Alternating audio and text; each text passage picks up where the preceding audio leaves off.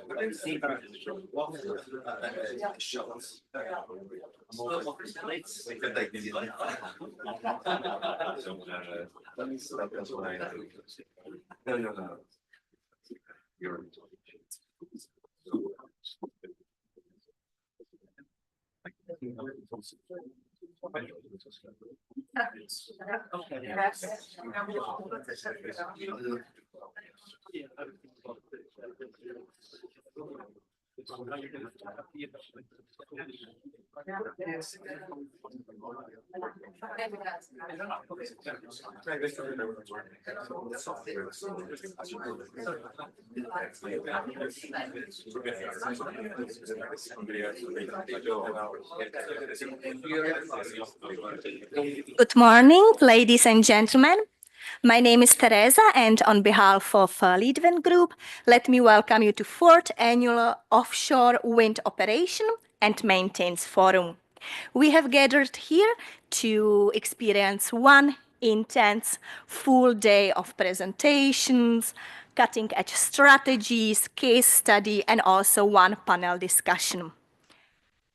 I would like to thank all our speakers for their commitment, submitting their presentations, and all our participants too for coming. We have both on-site participants and online ones, which will be joining us via Zoom. Each presentation will last 20 minutes and will be followed by 5 minutes Q&A. For the questions, please just raise your hand and I will hand you the microphone, and we will also monitor the online questions. In the agenda, which you have received from my colleagues, you have the latest agenda, delegate list, and evaluation form.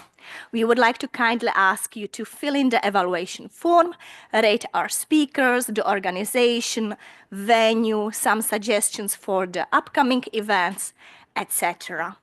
Also in the agendas and on your badges, you can see 2 QR codes. One is for the online platform, where you will later on find all the presentations, usually in 2 weeks' time, once our speakers finishes with some last-minute touches, updates, and so on. And the second QR code is for the photos. As you have seen, we have our photographer here, so she will be taking pictures of you, and then you can post on your social media. All the coffee breaks will take place in front of the conference room. And for the lunch, we will go upstairs in the restaurant. Also, you have received a token for the welcome drink from my colleagues. If not so, please come back to the registration desk for the token for the welcome drink after the conference. In case of emergency, just please follow the emergency exit signs and all the instruction of the staff. As our speakers have very important things to say, I would like to ask you to turn off your phones, be focused, and enjoy the conference. Lastly but not least, our chairman is Mr. Klim Stock Williams. The floor is yours. Thank you and enjoy the conference. All right. Good morning, ladies and gentlemen. Welcome from me. It's a great pleasure to be chairing this conference. First time I've been a chair of a conference, so yeah, looking forward to it. So my name's Klim. I work for Vattenfall, been in the industry since 2007. Starting to show grey hairs for that. Yeah, the rest of you can read about me. Today we're going to hear about lots of different topics: industry trends, vessels, technician health, decarbonization, robots, AI, life extension, maintenance planning, and apologies if I didn't cover anyone, but you'll hear from them. And I'll keep my comments short since we're already starting a few minutes late. But it's true we're gathered at a rather challenging time for the industry. More so perhaps than 1 year ago, last time this conference was held. Margins have disappeared across the entire supply chain, if they were ever there. Political forces are making building wind farms in some countries harder, and even questioning the entire basis on which this industry is based: energy transition, and solving climate change. And some of this came from last year's bumper round of elections. And there is popularity of more isolationist, nationalistic politics and narratives over the idea of common good, solving challenges together, global solutions. And of course, yeah, personal hardship. Personal hardship can easily drive more inward-looking, individualistic, zero-sum thinking. And that's not only in politics, that can also happen in business, in industry. So the fact that we're still meeting, and so many of you have shown up for this conference, is a great sign, I think. And I think there's still healthy signs of a different approach, of the approach that we need to solve the challenges that we still have, because climate change is not going away, no matter how much people deny it. So an approach where we use the lack of easy money to rethink how we work together as a supply chain, reduce waste, understand customer needs, understand supplier pressures. An approach where we have a long-term belief in the necessity of what we do. I think that drives most of us anyway. That's why we got into this industry and why we stay here. But together with a sort of healthy self-criticism, a lack of respect and belief in the status quo in the best possible way. So where the term industry standard is perhaps replaced by current industry standards and let's improve them. An approach where we don't seek to just compete with each other to produce the same thing, but seek to provide our own unique value. That is where true advantage and profitability lie. So I hope we're all looking for that. So I encourage you to listen to everybody who is speaking, taking the time to prepare some thoughts, and hope to find something of interest for you, something you can take away, and how it can help us together to build a better, stronger industry. So please ask questions. I don't want to be always the one asking questions, if at all possible. So come with a curious mind. Don't be afraid of asking the obvious question. It's probably in the minds of at least 3 or 4 other people here. Yeah, look, support us all to get better. And I want to finish with a very quick quote. I'm a great fan of Edward Deming. In 1982, at the end of another recession, he wrote a book called Out of the Crisis. And he said, short-term profits are not a reliable indicator of performance. Anybody can pay dividends by deferring maintenance, cutting out research, or acquiring another company. So let's hear some more about doing maintenance and doing research. Thank you. And let's hear from the first speaker, who is Manish Hadwar from Siemens Gamesa.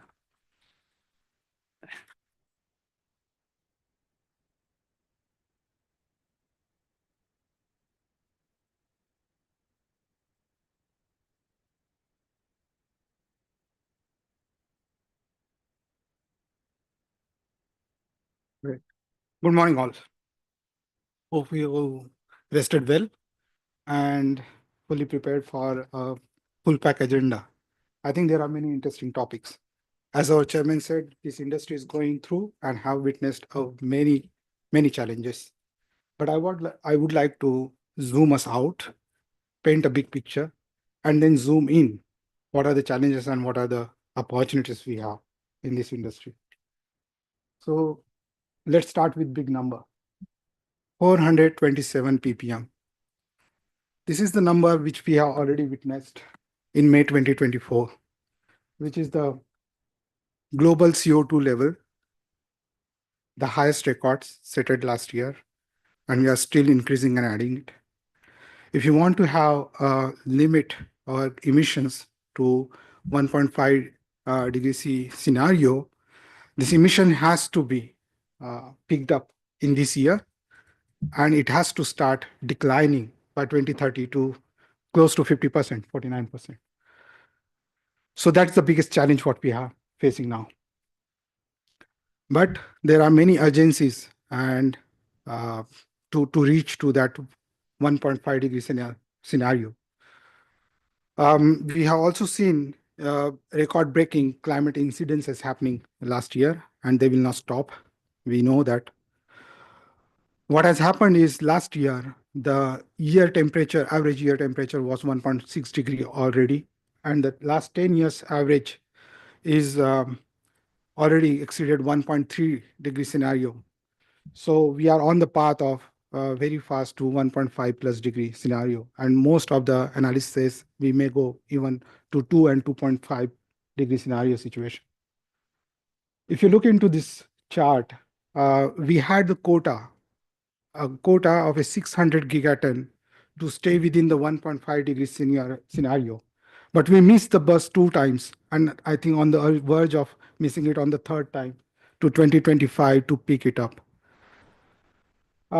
Looking at the most probable scenario, maybe we land up into 2 degree scenario, which would be another challenge. We have seen that the global greenhouse gas emissions are multifold increased.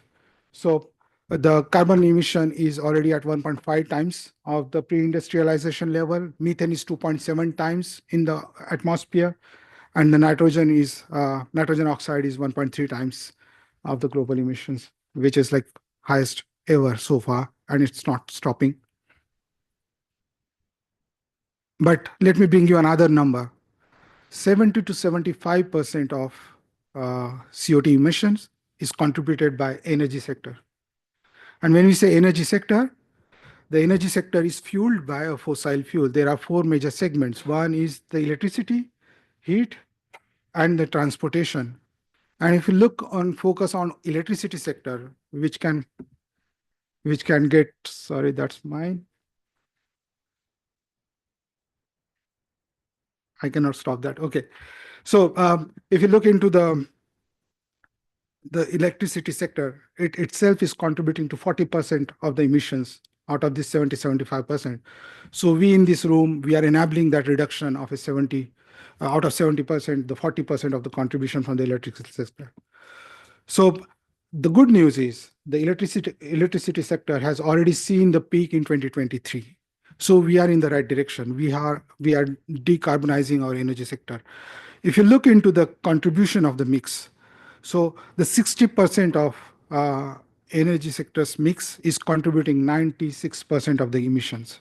So we are targeting the right 80-20 rule Pareto, right segment here in this room to address these global emissions. And we also seen that in 2024 itself, the 2% decline has happened because of the renewable transition happening.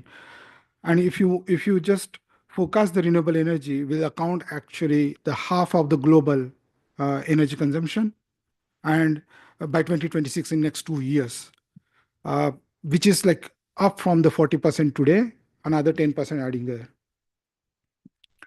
So let's focus on to the global onshore and offshore combined together wind energy. So far the 1 terawatt equivalent of the installation has happened. The target is to reach to 2.5 terawatt by 2023 or 33. So adding another 1.5 terawatts into it. So we have seen already in 23 that 120 gigawatt was installed, which was 40% up year on year. The major led by China. China was contributing to 75 gigawatt out of it. If you just follow that trajectory on the graph, if you want to achieve that additional 1.5 terawatt in another 8 to 9 years, it means the industry has to grow at 10% year on year. And this industry will grow across the globe, but there are major 5 markets which will be leading this energy transition and installation growth. China would be the leading one. US, Germany, India, UK will be the addition. They will be adding 70% of the whole installation in next 10 years. So they will be on the leading market. And the biggest opportunity what we see is out of this 1 terawatt installed capacity, so far the offshore has only 7% contribution, which is 74 gigawatt. It's a huge, tremendous potential lying behind the offshore industry to grow. So if you just look into that estimates, it shows that the next 10 years, the offshore industry will grow by 6-fold, trying to reach to 400 gigawatt by 2033. That means it would be growing at close to 20% of annual compounded growth rate. So that annual performance growth rate, we are already witnessed last year around 32% was grown year on year in 2023, adding 11 gigawatts of the installation. You will see that in next 10 years, these 3 continents will be leading it, and APAC will be adding the most because of the China being part of it, driving the installation race. Second would be EMEA and USA. USA, they are lagging behind. We will see that which are the challenges they are already facing, but we know that. So the ambitious target of growing 20% year on year is quite far to reach, but they are opportunistic. So what is important is the offshore industry is very important. When you look from the perspective why it is important, because in the offshore world, it's a stronger, steadier offshore wind provide a nice yield of the energy, and it does not have the challenges of fewer constraints of offshore compared to the onshore world, larger turbines and greater efficiency, and that's why more push to the offshore industry, and the challenges of land limitations are not there. So these are the quite some important aspects which will keep driving the offshore growth. Let's deep dive into the China specific thing. So now China has achieved close to 50% of its existing installed capacity, and they are adding another 65% in the next since 2010. So, but then this growth of a China is happening because of their favorable supply chain situation, where they have a domestic supply chain, strong manufacturing. They are a global supplier for all industries, any component you name it. They have good natural resources, rare earth materials, and the components at low cost because of the low labor cost. And added to that, their economic of scales, which is like a high local demand. So they have their own installations globally highest. And then that is driving the volumes. So with the volumes, they are getting a benefit of industrialization of the components and then the lower cost. They have a strong political support, so streamlined, centralized local government alignment and activities, red tapes removed, and speed of development process. They also have seen a good infrastructure investment happening into, say, state-owned companies adding huge investment into the grid, transmission, ports, and all. Also, they are supported well onto the financing mechanism, incentivizing the R&Ds. So you might hear them, they are putting lot many prototypes, and not only prototypes, but they also have a joint prototypes wind farms. Emerging trends, they are increasing cost competitiveness. They have very good competitive auction systems, which is supported by the state governments. And the technology enhancement, you might have already heard that they are launching bigger and bigger machines, 20 plus megawatt machines. They already announced and testing, driving the AI race, which will also be another topic into the offshore wind industry to drive the competitiveness. International expansion, the Chinese companies are also trying to get into expand their market outside the home market itself, because they are more heavily invested into one market within the China, so they want to grow more and bigger. If you look into the Europe, they are growing, but there are many challenges. The leading countries would be now Netherlands, UK, France, Denmark, Germany. They are the leaders in the Europe to drive the installation.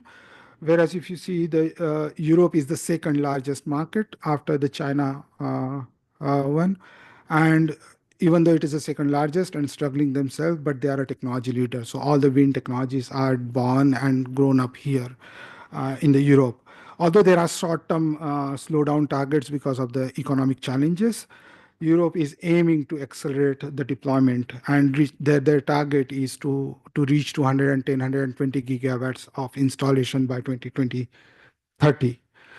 So, but they are facing a lot many challenges. So some of the challenges you might be already aware that the permitting delays, they are having sluggish permittings, which is taking long time to get the project approvals.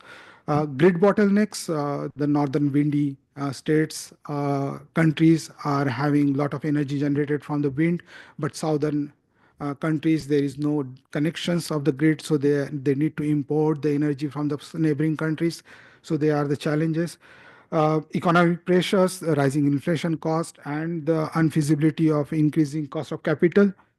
Then there is a challenge of supply chain issues and the infrastructure issues, which we discussed. But all they are not only the challenges around, but there are also opportunities. If you look into the opportunities, there are many opportunities within the Europe. We are in Europe driving the floating offshore industry. So we are leading that in development and deployment. So that would be enabling the deep water projects, which is important to grow the offshore industry. The hybrid, so power to X, hydrogen storage battery, that would be also a driving factor, which is early stage now, but still taking a good progress. Supply chain investment, there are huge investments happening around in the supply chain for the port infrastructure and grid, but not at the speed where we would like to have it. Cross-border offshore grids and the more auctions in 2024-25. That last year was a super fantabulous. It was like a 40 gigawatts of awards happening in the auction. So that was super good. So there are many good things happening with many challenges. Looking at the APAC, APAC excluding China, they are the emerging market. As we've seen, they will be the growth engine to major installation. They are 2.5 terawatts worth of potential, but they are just targeting to 160 gigawatt to be installed by 2040, which is quite low. Taiwan and Taiwan would be leading this. Australia, India, Philippines, they will be joining this race and transiting to add these targets by 2030, 2040.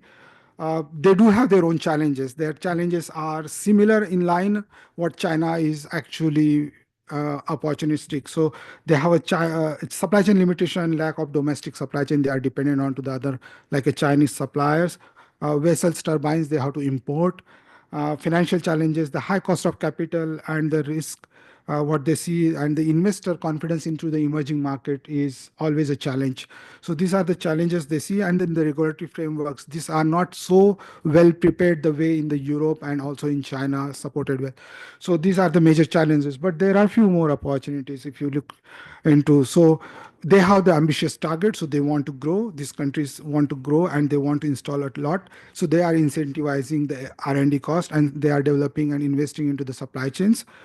Um, they are aligned interests and proximities of the countries, so they want to join together some of the countries like European countries and then have more cross-border grid integrations, and that will remove there some of the challenges. Looking into the US, they all the turmoils happening from the last elections, you all know that. So they have huge challenge. So in the last year they installed just 0.17 gigawatt of offshore.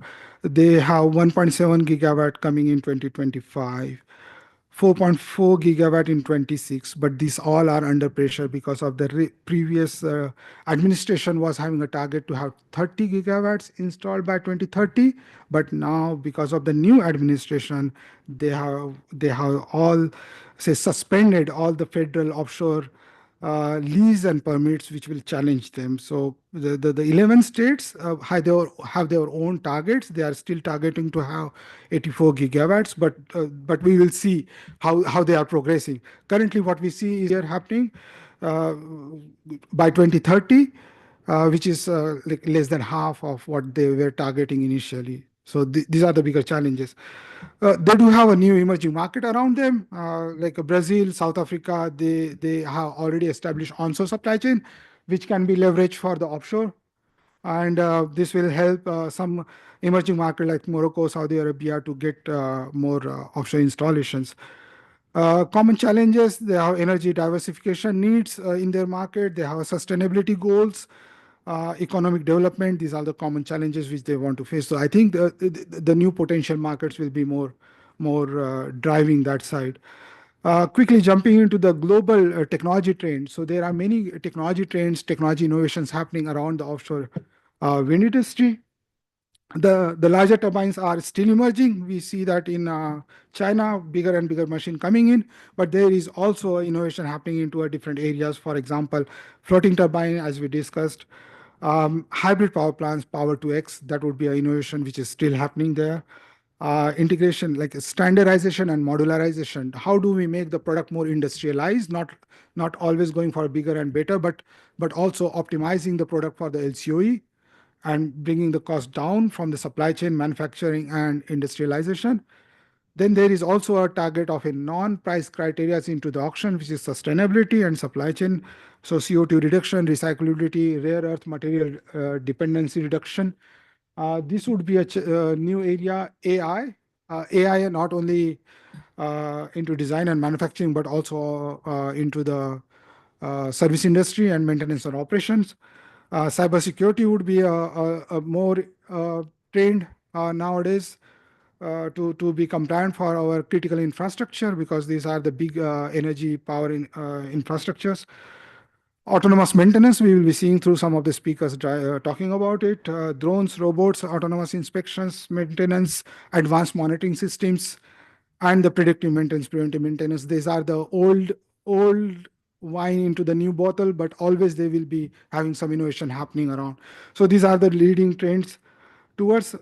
We are against the race of the time, meeting ambitious challenges. They are not enough.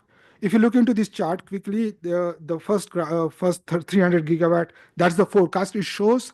But if you want to stay within 1.5 degrees Celsius scenario, then the installation has to happen around 500 gigawatts. So we are way behind. way behind.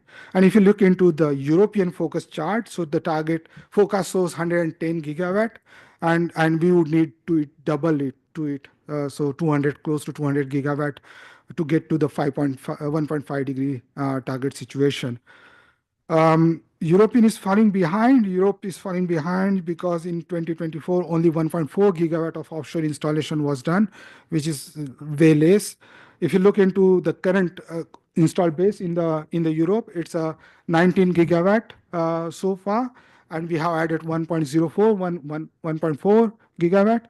But actually, we need 90 gigawatt getting installed in next 10 years, 6 years, 6 to 10 years. So like actually 5 years, 25 to 2030. So from today to 2030, we want to have 90 gigawatts. It means 15 gigawatt every year, year on year. And now we have only 1.4 gigawatt happening. So it's way beyond gap. The speed is low, but intention is there to move. Let's see how does it happens. How can we accelerate the European growth? There are many challenges which we discussed already, but these are the selected few which can be contributing to faster installations. Like for example, permitting time reduction. 50% of projects we see in the Europe are facing the permitting delays, and then there is an installation delay happening 30%. So volume reduction.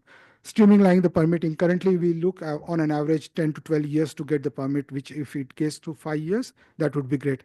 There is a new rule, a EU permitting rule is already in place, which will help us to reduce this timeline, but there countries are slowly adopting to it.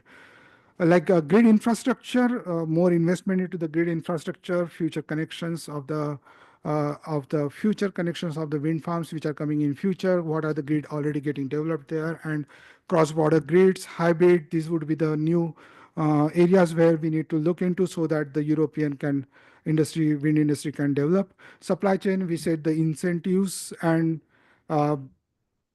promote public-private partnerships to increase more investments into these areas. And then the financing. The more policies which prioritize deployment or the cost reduction and expanding the CFD to ensure the strike better and higher strike price. So this would be the few areas. If you focus in the Europe, we will be seeing the increase in acceleration into the installation in the European market. I think I already ran out of the time, but I'm also on the last slide. Thank you very much. Any questions?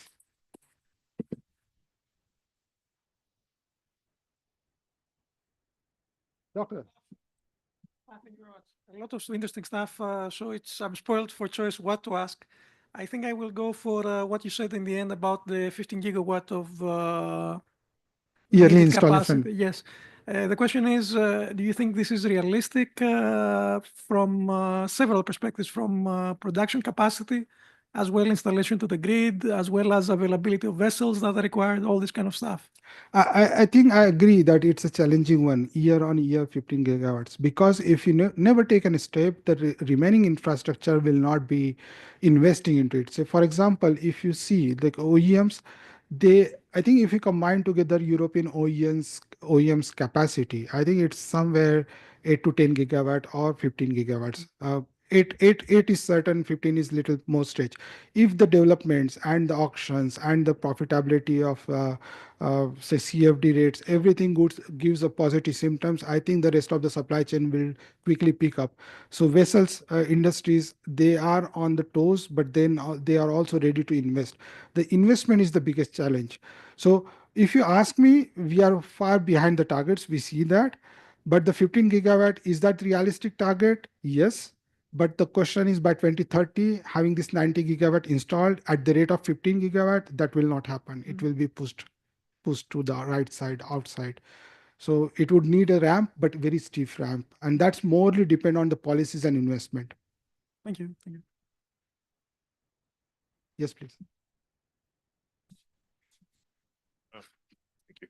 From Siemens Gamesa perspective, would you then be able to, if you go from 1.4 to 15 gigawatts and the share of Siemens Gamesa stays the same, would you be able to have your supply chain times 10 within a short period of time? So currently Siemens Gamesa is at least 3 to 4 gigawatt or 5 gigawatt capacity. It ranges, varies, depends on the project, and we are, as I said in this question's answer, like we are ready to bring that capacity more, but the market, so investments, auctions, and the project financing and profitability, if that all gives the positive symptoms, all the OEMs will ramp up their capacity, right? They want to grow, they want to have. So from Siemens Gamesa, we are not yet there, but we are ready to do that if the market demands it, and market have that. The market demand is more driver to the supply. And where would then be the biggest challenge in increasing the supply chain? Is it in the raw materials, or is it Yes. the people, or Yeah, I think all across the value chain there will be challenges. So in the raw materials, getting the materials rightly secured, then you have the inflation pressure because of the raw material cost. Then you have the installation vessels capacity challenge. Then you also have the technicians and trained technicians availability. That would be the challenge. If you think about the scenario of 15 gigawatt year on year, so all across the value chain there will be a ramp up needed. As of now, I think the supply chain is just ready for managing 8 gigawatts in a year within the Europe I'm talking about. thank you. Okay. If no more, one more question.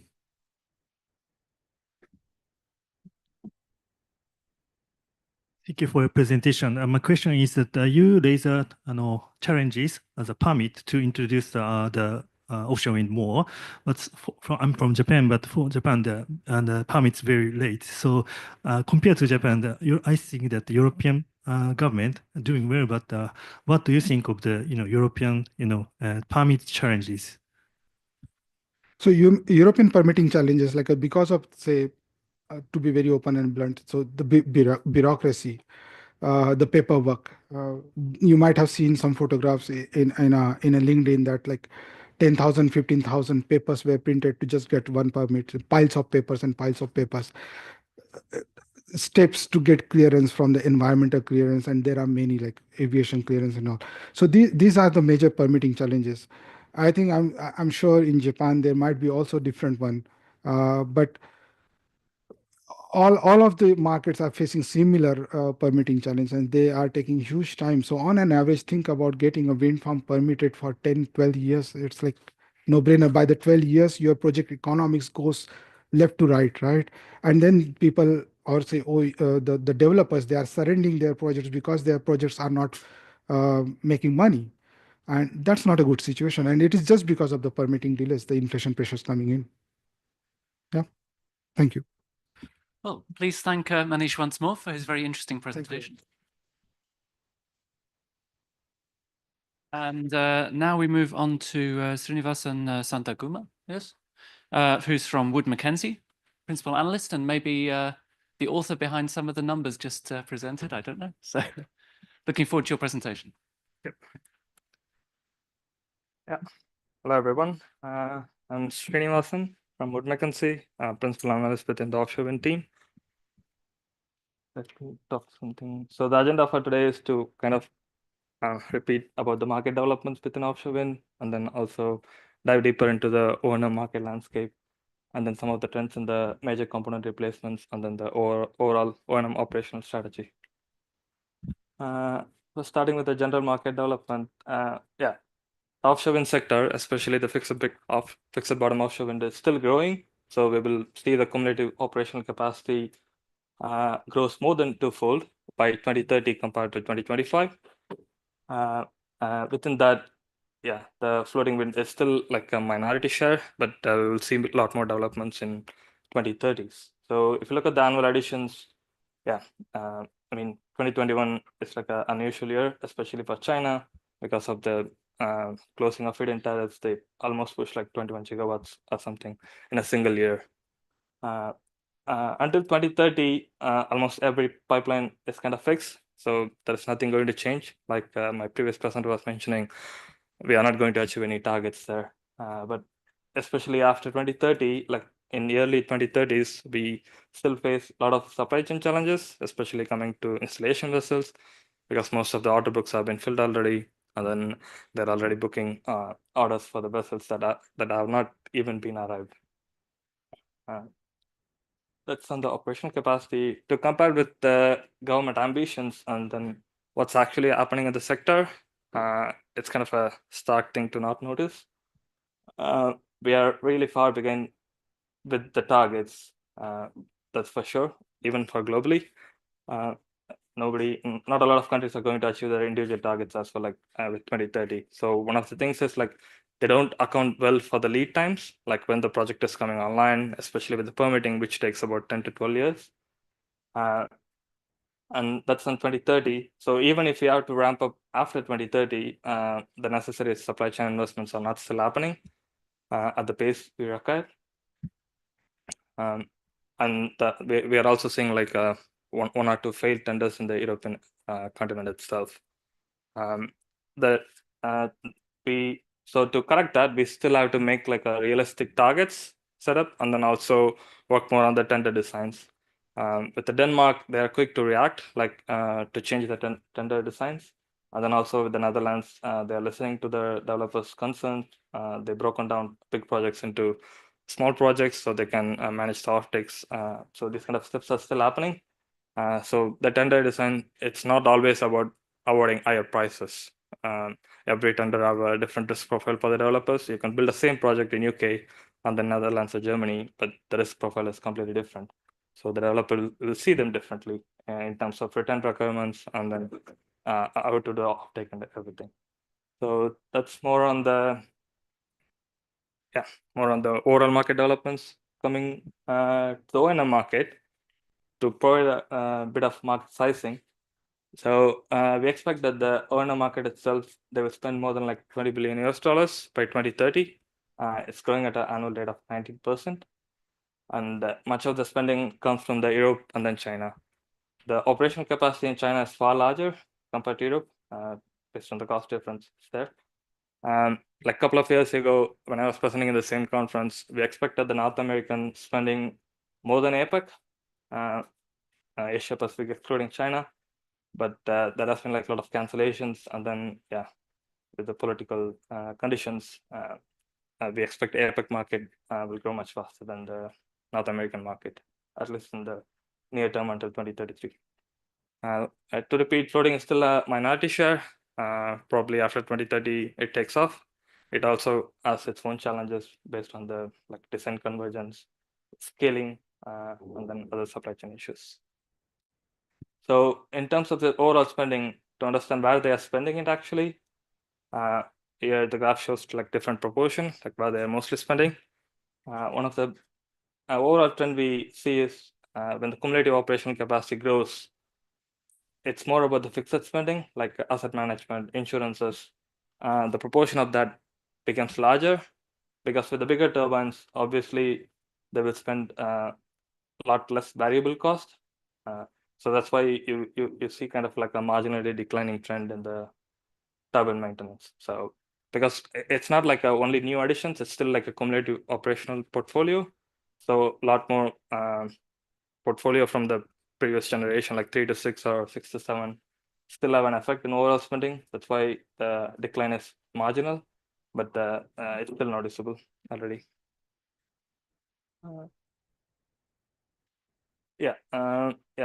Like previous presenter mentioned, due to the past financial performance of the turbine OEMs, there has been a little slower in ramping up turbine rated capacities.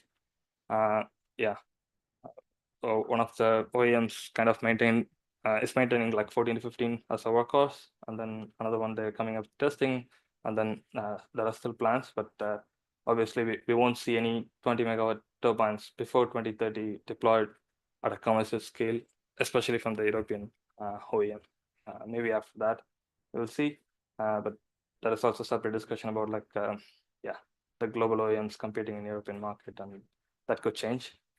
Especially in certain markets, they have already contracted those projects. Starting with the MCR market, major component replacements, it's one of the biggest spending part in the operational maintenance of offshore wind. Probably all of you are familiar with the events. So it's basically you have to switch off the turbines for a number of days to change either gearbox, blades, or nacelle components. So you will have like a lot of downtime there. So before understanding the trend, like how it's developing, we also have to see the operational portfolio, like the lifetime or the age of the different turbines segments. So for example, 0 to 6, most of the turbines are older than 10 years, particularly in the coming decades. Like they will see like 11 to 20, or some of them will be more than 20 years old. If you look at 6 to 11, a lot more will be coming out of their defect notification period, like which is 5 years within the turbine OEMs. And then we will see a lot more in this decade, especially in this segment. And we won't see anything on 11 megawatt until like 2026, 2027, and they will be still under the DNP. So most of their major component replacements will happen at the later period, like in the next decade. So based on this age, we also have a company called Vessel Tracker, where we track major component replacement events using AIS data and understanding those trends, and then also looking at how different turbines have failure rates, and across the lifetime, we project how many failures happen at the different segment. Here, it's not divided like 0 to 3 or 3 to 6, but you can see in the 0 to 11 megawatt segment, it kind of flatline after certain years, but that's morely towards 6 to 11 megawatts MCR failures increasing after 2027 because of the age, like after 5 years or 5 to 10 years. And then 0 to 3 megawatts entering more than 20 years, where they will have like a lot less failure, not for good reason, but for the economical reasons. So yeah, we expect it to grow about like 9% year on year for the operation portfolios, but that's for the European market. So yeah, when we talk about MCR, there is two sides to it. One is the revenue lost, which is essentially the operation cost, and also what is the cost to actually intervene. So let's start with the opportunity cost, which is revenue lost. So if you look at different turbine segments, even though they produce like similar capacity factor, the production per turbine for a 10-day period, roughly, it kind of scales up very quickly, like how much they can produce. And then in the right-hand graph, we are showing what is the revenue lost per turbine during a 10-day period. Even though, like, if you look at like 2010 and 2015, the revenue per megawatt for 3 to 6 megawatt turbines have higher number compared to 11 to 15 megawatts, which has been recently awarded. Even though the dollar per megawatt hour value is lower because of the production is so high for bigger turbines, the revenue loss scale ups quite quickly. Yeah, it's a simple trend to show 45%. So these are based on the actual projects in the European portfolio, not like some random numbers based on that. So this is on the revenue lost. To look at what is the cost for intervention. So the left-hand graph shows like, so obviously when you go for bigger turbines, you reduce the number of positions within the wind farm, which have an effect on your variable cost. And then to actually intervene, you still see a net positive impact on your cost to intervene on the major component replacement events. So the reason it's not stark because for the bigger turbines, obviously you need higher intervention periods and then also higher day rates because you have to use bigger vessels. Since the net positive impact is only like 9%, if you don't contract it in an optimal way, and if you have to procure like a jackup vessels in the spot market, obviously you won't even see this. So if you look at recent years, like a lot of companies are trying to do charters for longer periods, especially to minimize the day rate impacts like this. That's on the two sides of MCR events. My final part will be on the O&M strategy in the long term, what the developers are using. O&M essentially is a cost, and then any future revenues that's coming from market, especially after the subsidy periods, it has to compensate all the cost that is coming from the operational of the wind farm, whether it's just OPEX cost, you pay any royalties or any other costs and taxes. So this one is a trend showing how the lifetime revenue of projects in different turbine segments for the European portfolio actually works. So as you can see, like 3 to 6 megawatt projects, they have a higher cost base, especially because they were just ramping up the technology in the earlier years. So they had to contribute higher subsidy. And then their drop in revenues after the subsidy period is really high. But it's much smaller when looking at the recent turbines, like 11 plus megawatts. So it's almost at the same level as capture price. So this is just on the real value basis. Obviously, if you have to discount this thing, like after 20 years or something, and try to do the valuation, the future revenues are a lot less valuable than the first 10 years to 15 years, especially when you're considering the return requirements for the developers. So since it's a bigger cost component, we have seen like a lot more developers taking operational strategy in-house, effectively after the defect notification period, which is like 5 years. If the wind farm is non-critical, where the developers couldn't find a synergy between neighboring wind farms, or they couldn't cluster it, they will fully farm down. For those projects, we still see like the individual service providers taking up O&M contracts, but most of the big projects, the developers try to cluster them so they can reduce their cost base. I mean, most of the European players, like especially in the offshore wind, they have tried to become like an integrated energy company. So their strategy is usually build the project, farm down an asset to pension funds or investment bankers or these kind of players, while retaining the O&M service. So they provide the O&M service, and they also retain the offtake for the wind farm across the lifetime. So they can aggregate their offtake and then optimize in retail sales or PPAs, corporate PPAs, and then also there is also attribute revenues. Taking in-house doesn't mean developers are doing everything by themselves. They also have subcontractors do part of the work. So if you look at the activities across the offshore wind owner value chain, the left extreme, it's more towards the kind of the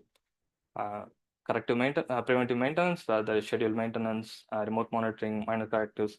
So the profit margin for those activities are low, and then the barriers of entry is also usually low, but it occurs more frequently. So these kind of activities, the developers try to find synergies between different wind farms and then kind of have a single common cost base. But if you look at the right-hand side, which is major correctives, which I was explaining in the previous thing, they are very capital intensive because buying a vessel is not a simple task, but the profit margin is high. So that's to optimize that. That's why also they are entering into long-term charter contracts across the entire region. They could go for 5 years, 8 years, in a way. So there's still like a mix of strategy there, like what they want to do and then what they want to kind of provide it to the market. Essentially, we have seen like developers are very prone to not do investments in the vessels. Instead, they are much more willing to do longer contracts to optimize their cost base. And also, if the asset is non-critical, and then if they couldn't find any synergies between different wind farms, either an OPEX or offtake, they obviously will fully farm down to different players and then move on to the different projects. I think that kind of concludes my presentation. If you have any questions, I would answer. Thank you very much. Yes.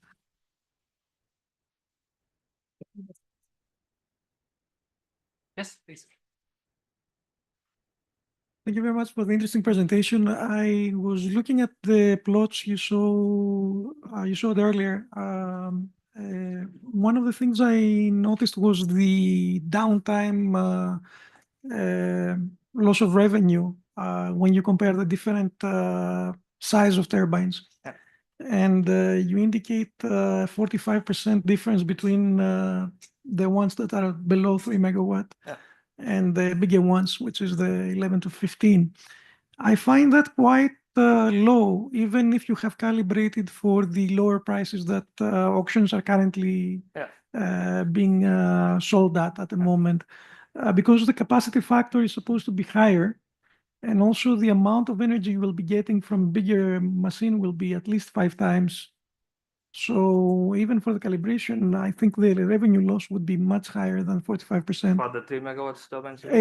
Between the 3 megawatt and the Yeah. 15 megawatt, let's say. Yeah. So these are not calibrated. So it's not like I was doing this for a single wind farm across all the things. Mhm. So these are operational projects. So for less than 3 megawatts, we looked at portfolio of Mhm. all the projects that are less than 3 megawatts. We Mhm. looked at the weighted average, Mhm. and then we also looked at the weighted average of revenue, and that's how we calculated it. Okay. Yeah. So Mhm. yeah, like I said, it's not like a single project across different places Mhm. to combine with it. So that's why we also see differences in capacity factor, because even if I have to normalize for capacity factor same, I'd still see this trend because the production in 10-year period per turbine Mhm. is much higher for bigger platforms Mhm. than the 3 megawatt platforms. Mhm. And then that effectively, yeah, I mean, if that curve is more than 45%, then the revenue lost will be also more than the 3 megawatt platform. That's the simple point I want to convey here. Thank you.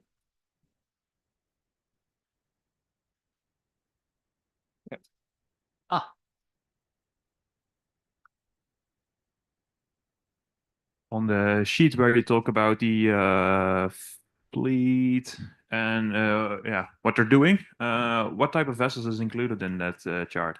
Is Yeah. it only jackups or is that also floating vessels? Yeah, I didn't understand your question. You have a sheet talking about how the maintenance fleet is occupied. So it's installation, it's maintenance. But what type of vessels are included in the chart? It's mostly jackup. Yeah. All right, and particular size, like the size that could install, or also smaller ones? It depends on the turbine platforms. So obviously, everything has like a hook height. So with the bigger platforms, you have to choose a bigger vessel category, and then their day rates are higher. So based on the turbine segments, we proportionate like which vessels can actually cater these turbine segments and which cannot. Yeah. Okay, thank you. Yeah. Hi, good morning. Thank you very much, Sri, for the presentation. One thing that I'm Guilherme from Twindo, by the way. You mentioned something interesting, which is a trend that I heard from other clients and prospects when in meetings, which is the asset owners transitioning to manage their own O&M plans and go themselves to the suppliers. There's three unfold questions on that. Like, is this trend here to stay? Because I hear from some of them that just a couple of companies like Ørsted, they wanted to do that by themselves, and they're being very competent on the cost efficiency. So I just want to hear from you if you think that this is here to stay, and other smaller asset owners are going to follow this trend. Then the main challenges that they might be facing, right? Because I guess that this is a new world for the asset owners we're comparing to the O&Ms or even, let's say, the biggest suppliers in the market. And what are the opportunities that is bringing to the market itself, if this is going to help freeing up the space for new installation for companies like Siemens and even the others. Yeah. So I still think the trend is here to stay. But the comparison between bigger players and smaller players is like, if you take Ørsted or the bigger companies, they already have like a huge operational portfolio. So they've already optimized all their cost base. So when they go to contract, they have much more power because the operational capacity is much larger. But if you look at smaller players, there will be a threshold, like they have to at least pass this gigawatts to actually start seeing the benefits. And then that has to be in the long-term strategy, right? You have to execute it well to get there. But if you have like 1 gigawatt, and then if you still follow the strategy, probably you're not going to see that effect like in another 2 or 3 years, like until you kind of grow your portfolio, you know. But that's also becoming challenge because there's a lot more competition now. And then it's not like you go into 2 auctions and then you win both of them, you know. So that's also a challenge there. But I still think the strategy is good because they are reducing the cost base and then farming down the assets to different players, because essentially they control the assets and then control the offtake, and then it reduces the cost base, and then it also provides them aggregated power with offtake, and then it's good strategy to expand their growth plans. Yeah, purely from the growth perspective. So I don't think that's changing. But also what I said, even if they take in-house, they're not trying to do everything by themselves, you know. So for example, this, the higher capital intensive parts, they're not going to touch it, at least in the near future. It might change, it might not change. But if you look at, the preventive maintenance, like remote monitoring or other kind of reporting and this stuff, obviously they will try to do themselves, or they will buy part of a company to kind of integrate them. But there is still a lot more opportunities there, because the market entry is lower. There is always someone going to be coming with a better solution. It's a software industry at the very best to say, there's going to be better solutions everywhere. So yeah, I think there will be a lot more competition there than this, because it's hugely capital intensive. Like even with the vessels that is already there, like I said, the order book for 2030 and 2033 is almost filled. So yeah, I mean, they could even buy an extra vessel by themselves rather than going for a different player. Yeah. Thank you very much for all that detail. And yes, okay, our next speaker, and I apologize, I didn't meet you beforehand, and my pronunciation of Belgian names is appalling. But I hope Thibault van Hegen is here. Yeah, okay. Welcome to the stage. Thibault is from Sea Impact, and will talk to us about vessel utilization. Yes, I'm actually French, by the way, but I have a Belgian last name. So it's fine. Yes. Yes. Hello, everyone. My name is Thibault. I'm from Sea Impact, and today I will be talking about the Sea/SOV market, so a service operation vessel.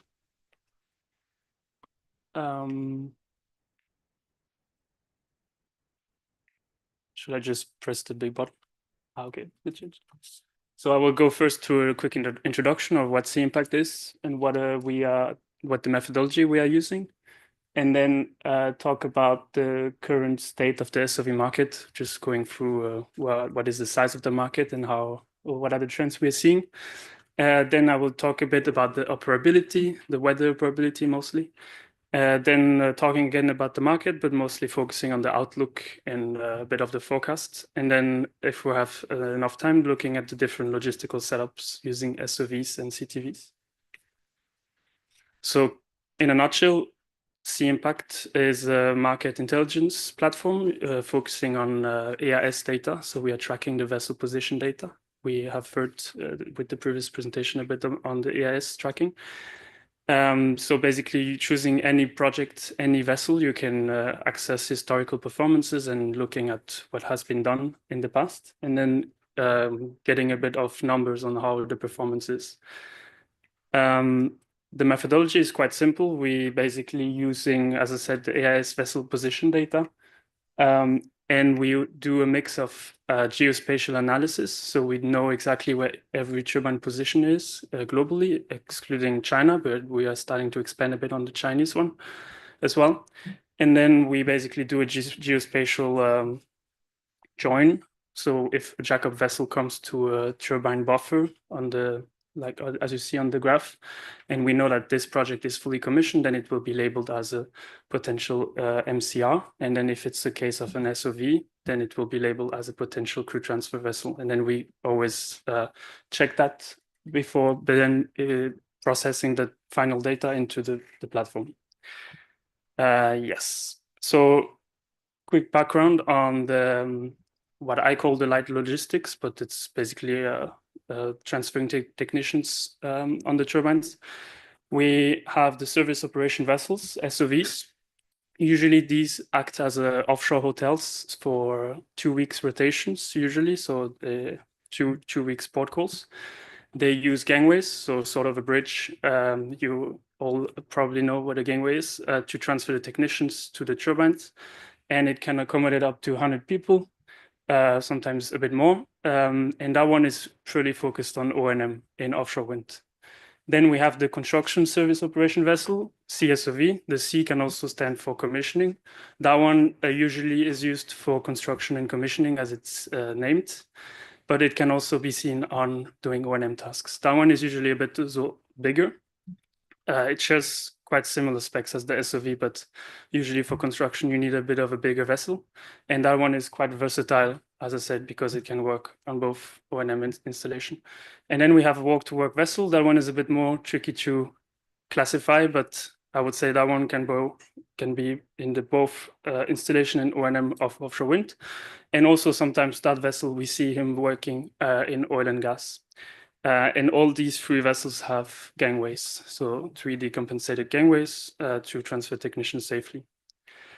Then we have smaller vessels, so the most famous one, the crew transfer vessels. So these three vessels here, you don't have gangways, but they bump to the turbine and have enough friction so that it stays still, and then the technicians can climb up the ladder. The CTV is usually used for daily transfers, so it goes back to port every evening or every morning, depending on the shifts. And then it can accommodate up to 15 people, and it's quite a small vessel, so then quite weather sensitive. Then we have a service access and transfer vessel. That one is mostly used right now in Formosa, in Taiwan. And that one is a bit of a crossover because it can accommodate up to 12 people for 1 week. It has a bedding, but it's not using gangways. So it's still using the approach of pushing on the ladder. And then we have other types of vessels. I just took one example, which is the last one you see. And that one is usually a bit kind of flying above the water, not flying, but a catamaran style. And it allows him to go faster. So then on the daily shifts, it can go faster back to port. Yes, so depending on the vessel you use, there is a clear indication that it is quite sensitive to the distance to shore if you need an SOV or CTV. Also the project size, but also the turbine model and the required maintenance you need to use. So here I created a chart where I basically assessed every project that are fully commissioned, and then I was trying to look at if it has a dedicated SOV. So in the orange point, that would be the one that has at least an SOV at least for its for more than half of its lifetime since it was fully commissioned. And looking at this data, the average distance to shore for projects that I've seen long-term visits by SOVs is 48 kilometers. The closest project that is seeing a long-term SOV is the Saint-Brieuc project in France, if we exclude the Shangfang-Qidao project in Taiwan, because that one just got fully commissioned recently, and it has a bit of a special deal with a local SOV, and I wouldn't call it a long-term one. So yeah, quite. So Saint-Brieuc is the closest one that has a long-term SOV. Then the largest project in terms of number of turbines, so that would be in the y-axis, is London Array. And that one doesn't have any SOV. So that one uses reportedly mostly CTVs and helicopters to transfer their technicians for their 175 turbines. The furthest project from shore that has no SOV is East Anglia 1. And that one is also reportedly using only CTVs and helicopters. So that means that the CTVs always go back to port after doing around 55 kilometers. So that can be quite long. But that also depends, as I said, on the project. If that one performs well, then maybe you don't need an SOV. Yes, and then the two projects that are the furthest from the shore and also the biggest are the Hornsea projects from Ørsted, and these ones have a dedicated SOV, and these ones are located more than 100 kilometers far from shore. Yes. Now let's talk about the current state of the market. So while also tracking the AIS positions, we also track the order books and what are the vessels out in the market. So I tried to identify which projects were delivered, which vessels. So in the basket of C/SOVs, we put them all into the basket since they are versatile. They can both work in O&M. So the current largest fleet of C/SOVs is operated by Edda Wind and ESVAGT. I identified 6 newcomers that will enter the market with deliveries by end of this year in 2026. As the case as Windcat or Windward Offshore. And if we then take the same numbers but look at what are the different vessel types, so SOV, CSOV, we have also an electric CSOV that has been ordered by BB Marine, and then work-to-work vessels. We see that the largest fleet of fully dedicated SOVs, so only focusing on O&M, is SVACT with 12 vessels, so with delivered and in order.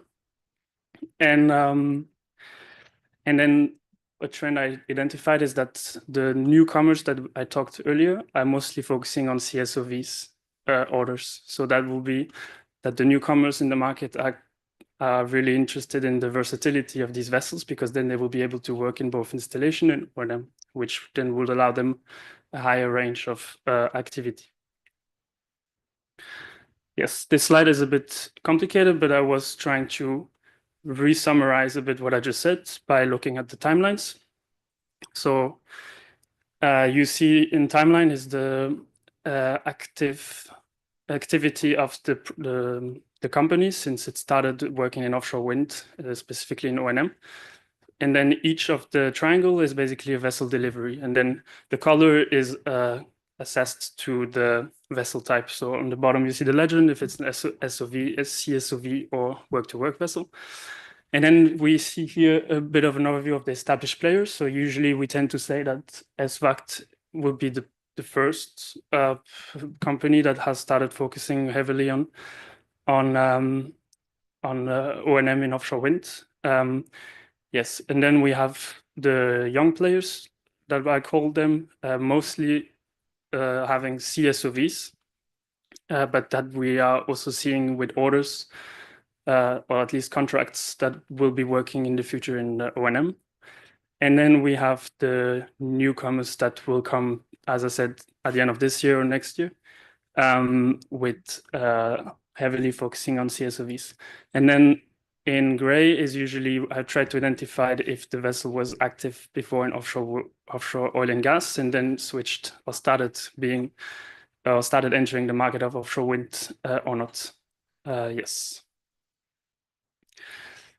If we look at the weather operability, we all know a bit the numbers, but if we look at the exact data, so on top of the AIS tracking that we do with the vessel position data, we also join that with the weather data that is a public source, ERA 5 data from Copernicus program, European program. And then we can know exactly what was the weather like at the moment where the SOV came into contact with the turbine. So these figures here show two projects. So the Gemini project, the Dutch project, and Merkur, the German project. And we have been tracking the CTVs and the SOVs on these two projects. And we were trying to see what was the wave height like when they came into a connection with the turbine, meaning they did a crew transfer or cargo transfer. And we clearly see that the range of CTVs usually tend to be between 0.2 and 1.4, or maybe in extreme events, 1.6 or more meters of wave heights, which is the x-axis. And that the SOV usually has a more flat line, and then can operate in higher wave ranges up to 2.6, even 2.8 in some extreme conditions. Yes.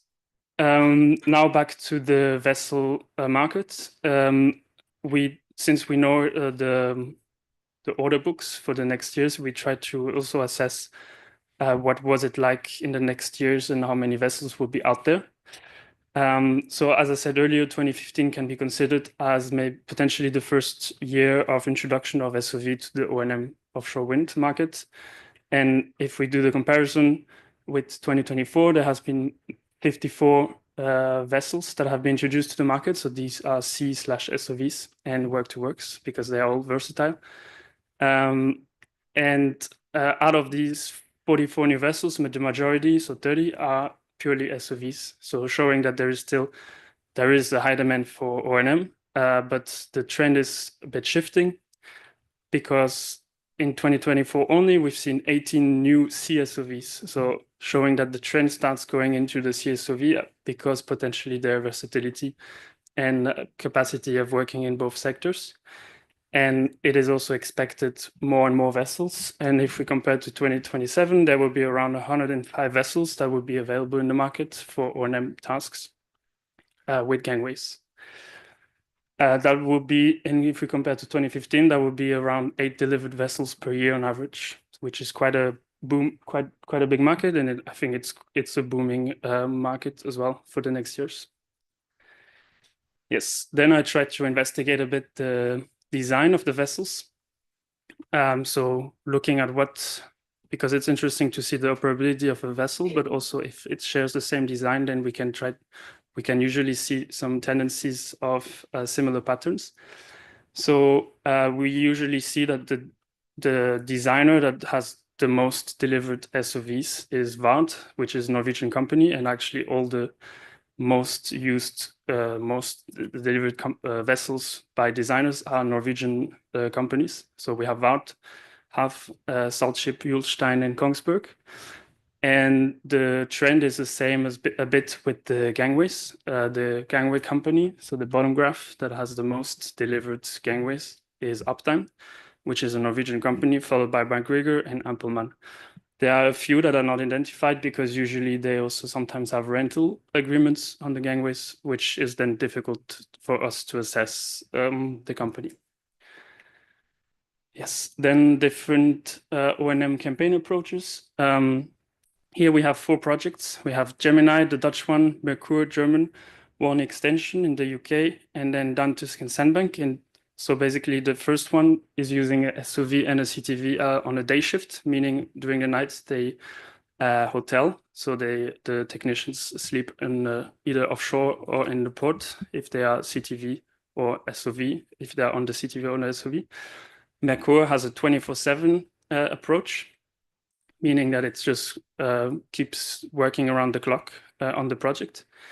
One extension has a CTV only approach because of their proximity to the O&M base, so they didn't require an SOV. And then Dantusk and Sandbank is quite a nice case because they have one SOV that is assigned on both projects, and then they share the utilization time between the two. And basically one takeaway here is that using the day shift, you of course have higher port durations with CTVs because it has to go back to port every night. Whereas in the 24/7 setup, the CTV has a smaller share of port and then can come back to the site in the evening to drop off the night shift technicians.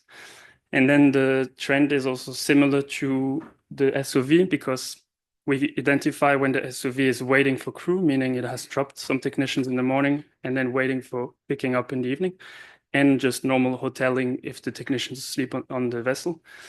And for the case of Merkur, the waiting for crew durations is higher than Gemini, which is of course expected as they are working 24/7. And then yes, then the SOV sharing the 2 projects, Dantusk and Sandbank, usually see similar utilization patterns.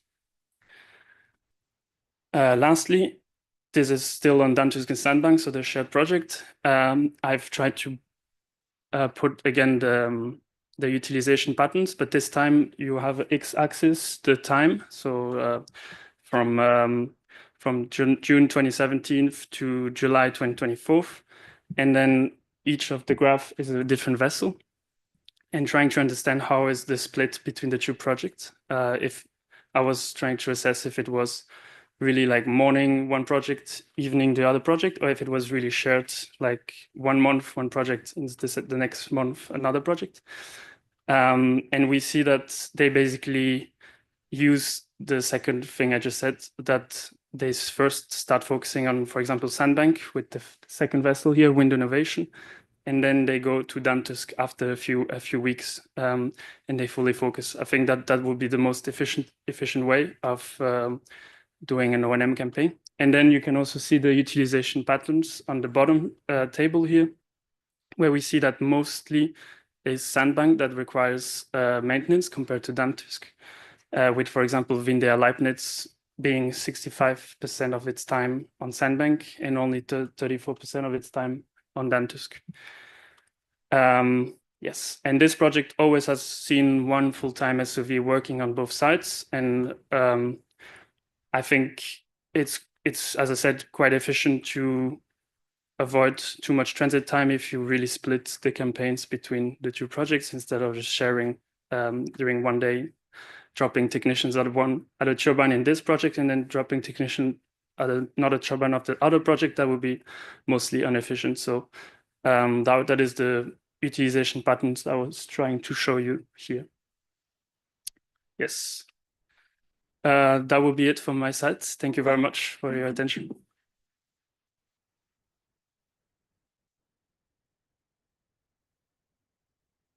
Very much. Yes.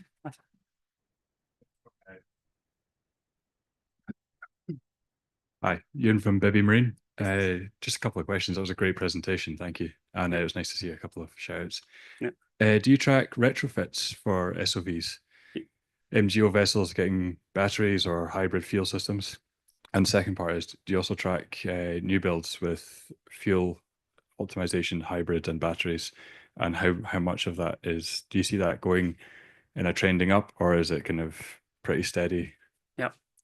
So since we track the AIS position data, we know when they stay a very long time in port. And then when this happens, it usually triggers an alarm on our system. And then we try to investigate why. And sometimes we understand that it has been in port for retrofit, for example, a gangway upgrade. That would be the first answer. And then we also continuously track the market. So if we see a oil and gas vessel that has been chosen to be converted into the offshore wind market, that's also the case. And that's also part of the vessel counts that I've been showing you. Because I don't know if you saw on the timeline, but some of the vessels were delivered before the company was active in offshore wind. That means that he has bought a retrofitted vessel or bought a vessel from another company. Yes, and then to answer your other question, yes, we do track as well the specific specifications of the vessels, knowing the engine type, if it can have specific green fuels. And also I was showing you the ECSOV that has been announced. And I think the tendency is that it's, at least for the ordered ones, it's quite growing. But yeah, I could also discuss with you the exact numbers, which I don't have in mind right now. But yeah, it's a tendency that we see, that more and more vessels are readiness, that we call readiness for green fuels. Yes. Yes. You had one slide where you centered like loads of different vessels, including some vessels from the oil and gas industry. Yes. And you mentioned that some of them were being repurposed to be used within the offshore wind industry. Yeah. Do you have an idea of the proportion of oil and gas vessels which are being converted versus the vessels which are actually being built for the offshore wind market? I think it's still very small proportion. I would say, I don't want to say wrong numbers, but I would say it's a pretty small number. We've also seen some vessels that have been active in offshore wind, and then they are now not active anymore. They are now switching to oil and gas, but that's very small, just a few exceptions. But a trend that we see is usually, I was talking about rental earlier, that we see like an offshore oil and gas specific vessel that gets specific contract for a specific campaign and gets like a gangway for a few months and then works on that project, and then it's active again back in oil and gas. So it's quite difficult for us to do the balance on which ones can we call true SOVs or true active vessels. I think that was the case with Hywind Tampen, that has seen a vessel, oil and gas vessel, fitted with a gangway to work on the commissioning of that's a floating project, and now it's back into oil and gas. But I would say it's still a small market share, but it's something that you should look at, because yeah, it competes with the pure SOV players. Yes. Is on? Now it is. So in the past, we've also been looking at SOVs, CSOVs, and PSVs to do maintenance with up tower cranes or major component replacements with up tower cranes. There, we've also looked at converted PSVs. Is that what you mean with vessels from oil and gas? Yes. All right. I wonder, do you see? No, one step back. So for us, it's important to basically get an SOV, gangway, a small crane, motion compensated crane, but also lots of deck space. And we have seen a little bit, basically two companies. I think it's Wagenborg and Golden Energy. They are doing converted PSVs. But do you see a trend of more companies going into PSVs, but still, or SOVs, but with larger deck spaces?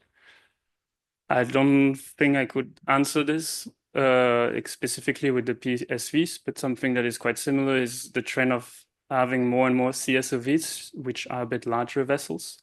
I've been on one CSOV, and it usually has quite a big deck space. I think that would be the trend you were maybe talking about, and that the companies are more and more ordering these kind of vessels because of their larger footprint. But then on terms of deck space, yeah, that would be something I need to investigate further. I cannot really answer fully yet, but yeah. Yeah, thank you. Yes. Hi, I'm Hilde Schonewille from Tenet. Yes. I'm curious, do you see any collaboration between wind farms to with regards to the rental of vessels? And the usage of vessels? So collaboration between wind farms and vessels. Yeah. I mean, like that multiple wind farms share a vessel or they hire it together and they collaborate. Yeah, so the example Dantuske Sandbank is one example. I think there are other few ones. And I think more and more projects are looking at these. So projects that are under construction. And I think mostly as well in Taiwan, because it's quite limited in terms of vessel availability. So whenever there is a vessel availability issue, then I think they are looking at this. I think in the US right now, there is one SOV as well that is working a bit on both South Fork Wind, and it also has been chartered for Revolution Wind and the other projects that will be fully commissioned. So that's the case. But Dantuske Sandbank is really a specific, unique case, I think, that maybe we'll see more. Yeah. Thank you. Maybe I can add to that because since as Vattenfall, we own and operate Dantuske Sandbank. Obviously, we own both of them. So it's. I think you were pointing more to collaboration between energy companies. Yes. We also have a slightly unusual situation. We have an offshore accommodation platform. Yeah. So a lot of the crews stay out there. The question, actually, if I can, which is, do you also track helicopters? No, but that would be very interesting because the data sometimes shows that some crews have been left behind, but I'm assuming it's not the case, assuming that they have been picked up by the helicopter. So there are some, if we had helicopter data access, that would be a more complete algorithm, I would say. Yeah. Well, thanks for another excellent presentation, Timo. Thank you. Okay, let's move on. Two more before the break. Now we have Jesse Bloothoofd from TNO. We were never colleagues, but I did used to work there, so I think I know some of what you're going to present. Yeah, and you're going to talk about motion sickness. Yes.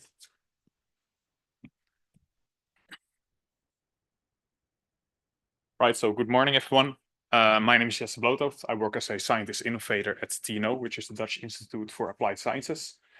Today, I want to share you a bit about a project that we've done, a small project, which is called HOPE, which is the human factor in offshore wind operations and maintenance planning. So just to summarize very quickly what I'm going to share with you today, we have a daily operations and maintenance scheduling tool, which we want to improve by including the quantification of motion sickness in this.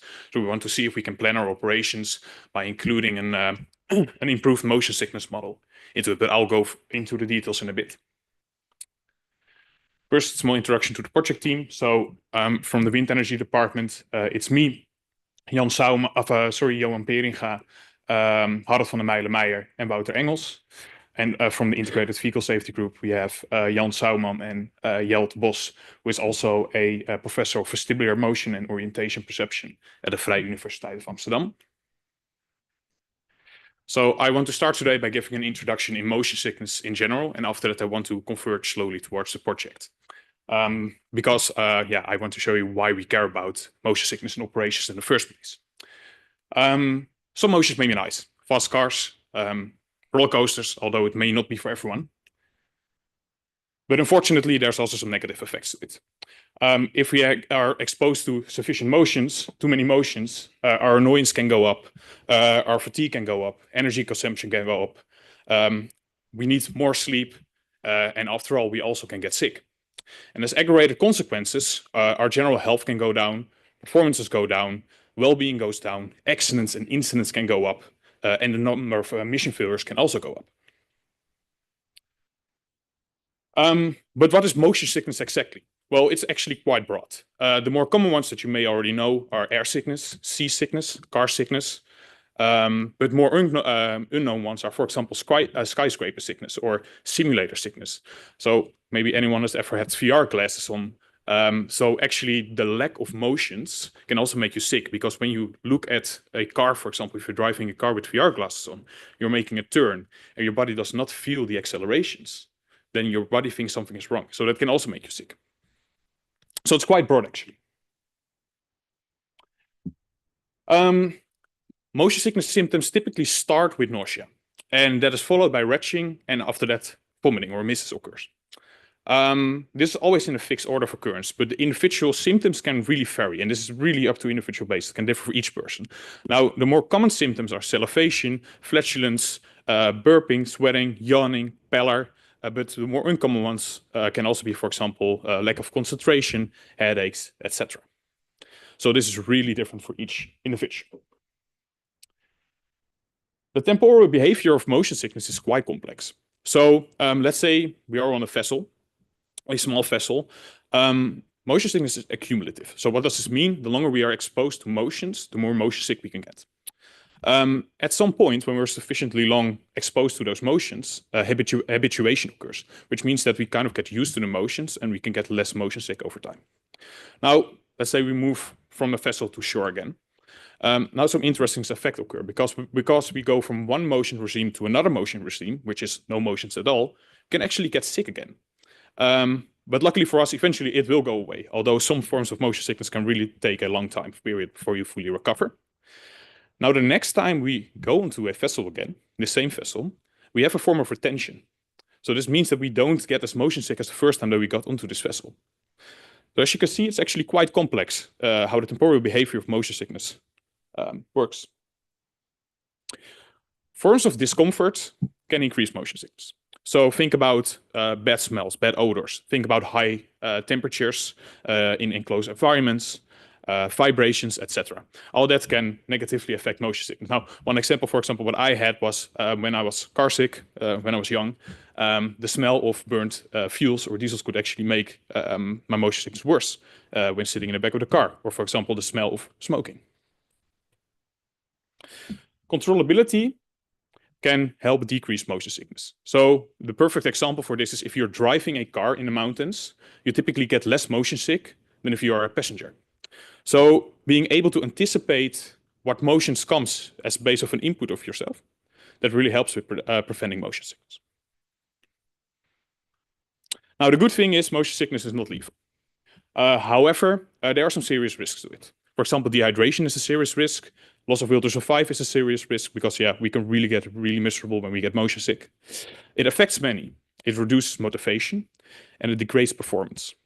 As a result of this, the time taken and the quality that we can perform our tasks also decreases. And this can indirectly translate to an increase in costs, but also an increase in safety risks. So, just to summarize so far. Motion sickness leads to a wide range of negative effects, and it can lower performance and well-being, more task failures and accidents can occur. Symptoms intensify per person, so it's really difficult to say what symptoms occur depending on each individual. There's a complex temporal behavior. We have habituation, recovery, we have retention. It's not lethal, but it reduces performance and motivation, and it can have an indirect effect on cost and safety. So, now we're going to jump to offshore wind applications. So when you think of motion sickness, what are the most common things you would think of. I would say CTVs, SOVs, vessels, right? So small vessels, since they are smaller vessels, typically they have a little bit of a lower frequency in motions. And for larger vessels, like an SOV, the motions can be a bit slower. So there's a low frequency of motions. Now, research has shown that the frequency of motions has a huge influence on whether you get motion sick or not. So there's this range of about 0.17 hertz, which makes the human body as the most sensitive to motions. Now, these are self-explanatory examples, but have you ever thought about wind axis technicians in a blade, for example? We now get longer blades, so we also get more movements in there, but also floating wind. So we have floating wind turbines. As a result, the nacelles, by the length of the arm, they move quite a bit. And this is also a relatively slow oscillation of the nacelle. Also, we're in a closed environment, and not having a view of the horizon, that can make our motion sickness even worse. So it's really pretty much a recipe for disaster. So can we predict motion sickness?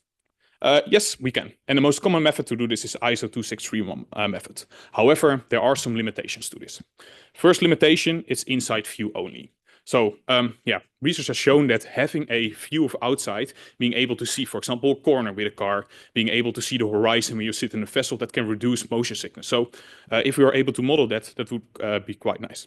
Second limitation, it only quantifies the probability of vomiting only, and it does not really consider the earlier stages of motion sickness.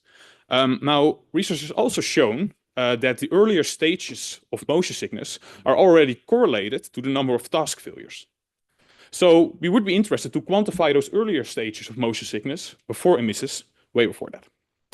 Third limitation, it only considers vertical accelerations. Now, for smaller vessels especially, there's also quite a bit of sideway motions and back and forth rocking of the vessel. So we would also be like to be able to see the impact of that towards the development of motion sickness.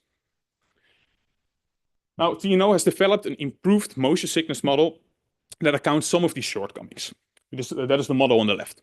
So first of all, it now considers longitudinal, lateral, and vertical accelerations.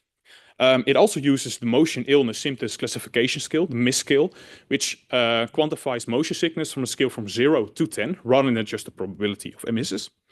It has a modified frequency weighting, and it also factors in population susceptibility, for example, age, gender, and also includes viewing conditions.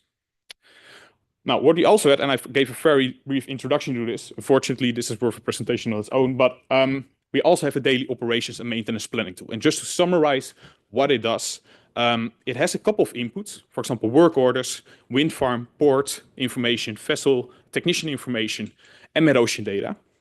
This goes into the scheduling tool, and based upon a genetic algorithm, we get a couple of optimized work plans based upon a set of KPIs, for example, revenue or electricity produced. Now, our question for this project was, can we combine both? Can we include motion sickness in our daily operations and maintenance decision making? Now, there's still one bit missing. We have a very nice scheduling tool. We have a very nice motion quantification model, but we still don't know how the vessel behaves. We still don't know if we transit from point A to point B, how the vessel moves. So we needed to develop a small, simple hydrodynamic model based on a set of inputs: vessel speed, incoming wave angle, start and end coordinates, and the positions on the boat. We can now determine, we do that in the model, and we can determine the frequency domain accelerations and the transit duration. So there was still a missing link. The outputs of our hydrodynamic model, we can put this into the motion sickness model. And out of this, we get the motion illness symptoms classification scale. So we now get a value for our motion sickness. Now, unfortunately, it's a small project. So the long-term goal would be to really include it in this patch, which is our daily operation maintenance scheduling tool, but we had to simplify it a little bit. We couldn't get the feedback loop completed. So instead, what we can do is we can manually provide the route and the vessel speed that we want to evaluate with, and we can get a motion sickness value out of that. So now I want to share you a couple of case studies. Now, I must admit, the case studies can be a bit confusing and arbitrary. So I'll walk you through it. When we look at the map, it makes it seem as if we have done analysis of multiple wind farms. this is really not the case. We had a little bit of a lack of data, and therefore we had to be really specific with which routes we wanted to analyze. So we can see, for example, the blue and the red lines. They go to different wind farms. That has not been done to compare one wind farm to the other. That has only been done to make sure that the lack of the data doesn't influence the results too much. Cannot really go into more detail than that. Hopefully it's not too confusing. I'll walk you through it. So let's first have a look at a transit for the straight blue line transit. I have a couple of plots here, and I'll share more plots to you in a bit. They're all more or less the same. On the x-axis, we have the duration of the transit in minutes. On the y-axis, for the left plot, we have the probability of nausea. So nausea is basically, that you get a bit of the feeling of getting sick. Now on the misquantification scale, the scale from 0 to 10, this is about a 5 out of 10. On the right-hand side plots, we have the probability of emisses. What is the probability of throwing up? Now this is about a 9 out of 10 on the MISC scale. Let's have a look at the top two plots first. What we have done is for the straight blue line is we have analyzed the effects of different positions on a vessel. Now what you can see is that the bow shows the highest motion sickness, the highest probability of motion sickness. And this makes sense because the bow is the furthest located away from the center of rotation from the vessel. As a result, due to rotational movements, we now get a larger translational acceleration as well. So it makes sense that on different positions, we get higher accelerations, more intense accelerations, so we get more motion sick. Second plot, different population susceptibilities. So, like I said, motion sickness is really dependent on individual basis, and some people get more motion sick than other people. So what we're able to do with this model is we can include the percentage of most persistent population in our quantification as well. So what we can see is that the 50th percentile and the 10th percentile, there's actually quite a large difference in the probability of getting motion sick by the end of the transit, depending on each person.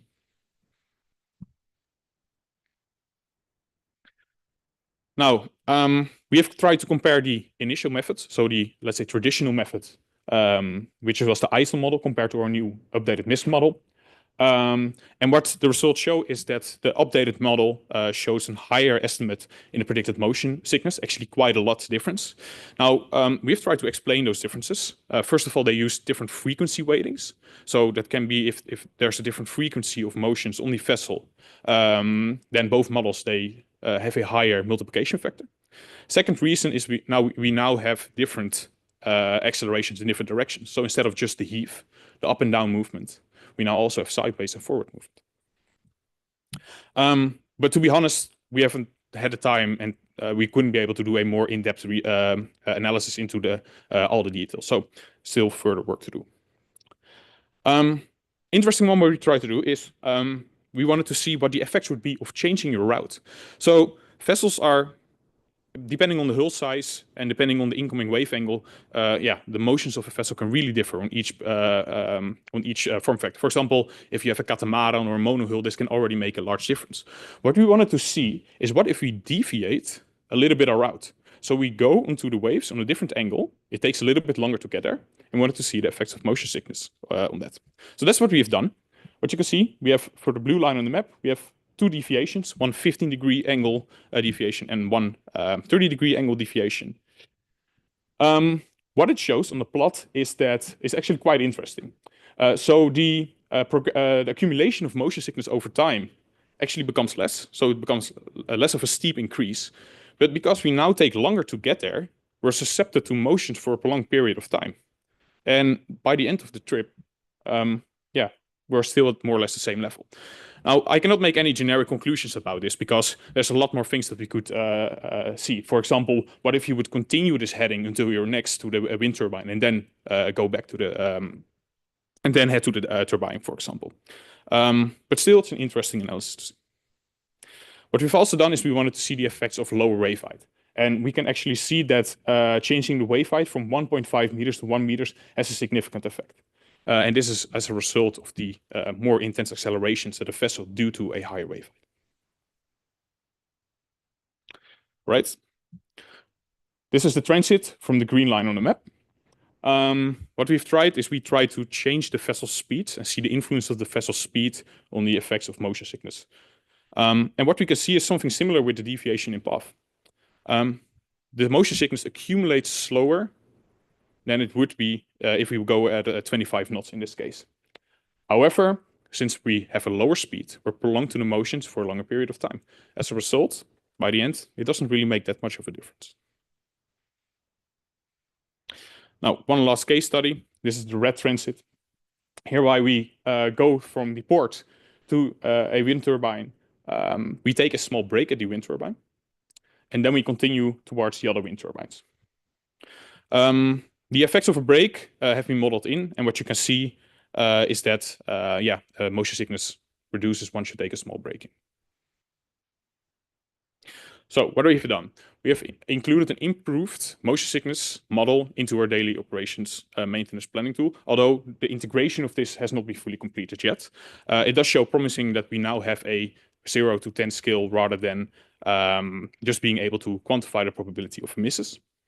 We've analyzed a couple of scenarios where we try to see the effects of significant wave height reduction, for example, which show to have a significant effect, and also breaks show to have a significant effect.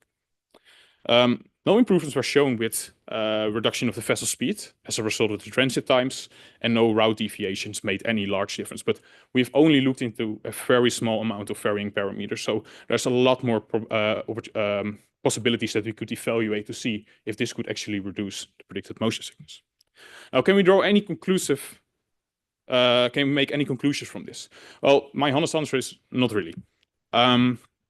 We still miss verification and validation of this model. It has been verified for other applications, such as the automotive industry. However, it hasn't for offshore applications. So I think this is merely just a demonstration of what we can do if we do further research with it. However, we cannot make any conclusions from the study that we've done so far. So for future directions, I would like to validate a model, integrate it into a daily operations maintenance planning tool, quantify motion sickness impact on technician performance to see how it correlates. For example, does it now take longer to complete a task? Does it increase safety, etc.? Explore the different effects of vessel designs. So, for example, are some vessel designs more susceptible to giving the technicians motion sickness than others? We want to improve the motion sickness model because a chain is only as strong as its weakest link. So if we have a very simplified hydrodynamic model, and we have a very elaborated motion sickness model, and of course, the results that need to go in need to be good as well. So we need to refine that a bit. That was my presentation. Are there any questions? Thank you very much.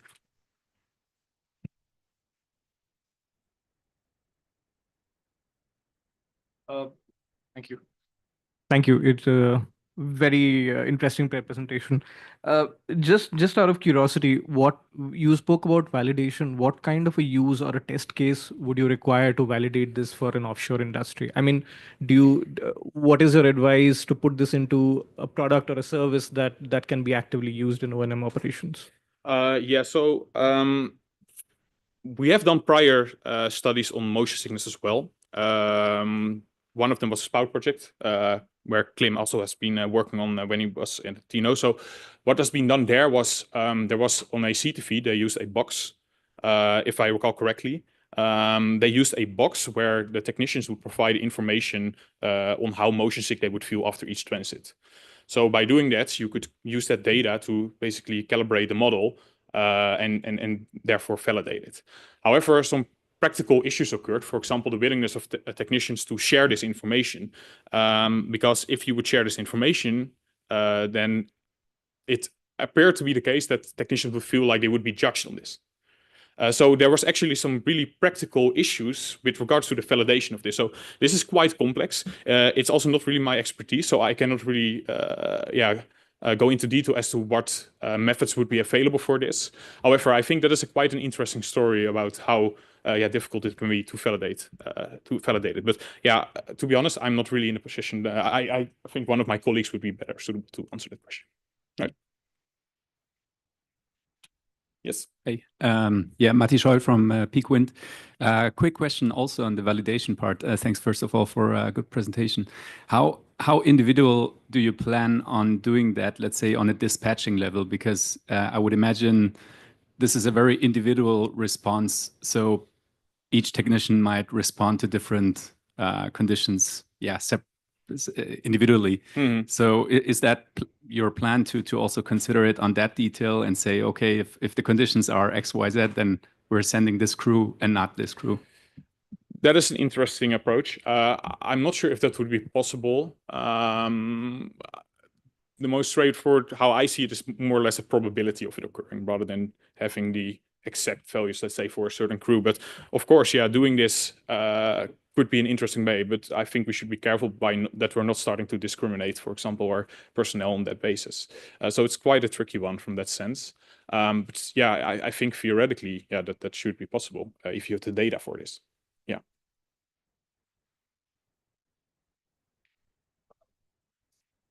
From my side.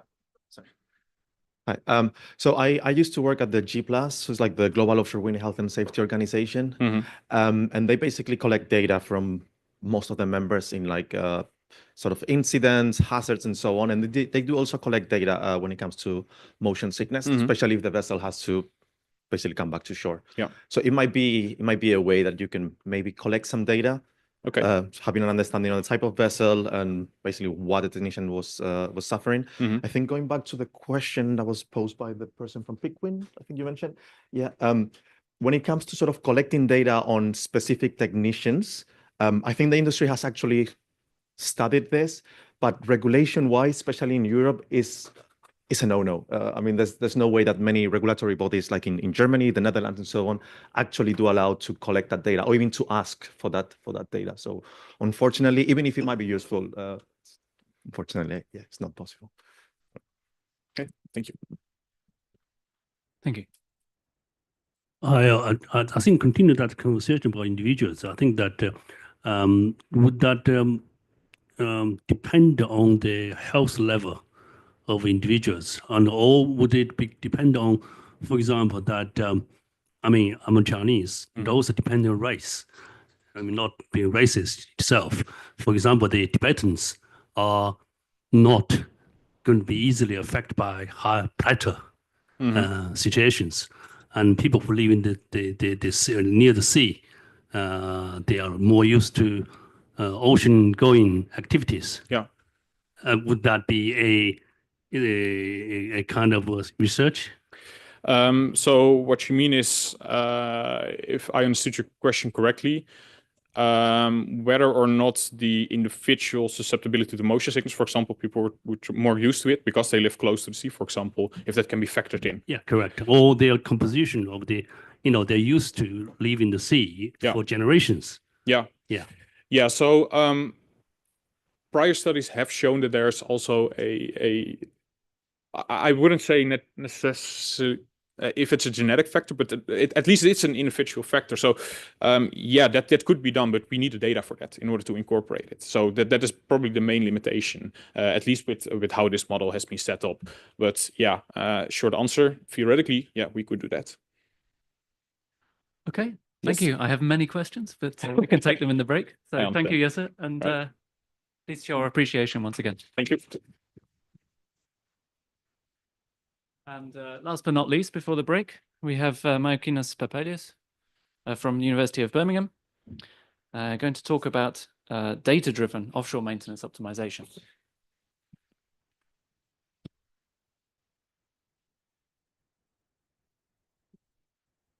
Right, good morning, everyone. So I will be presenting on optimization of maintenance and also taking into account the different risks that can affect the success of the project once they have been implemented.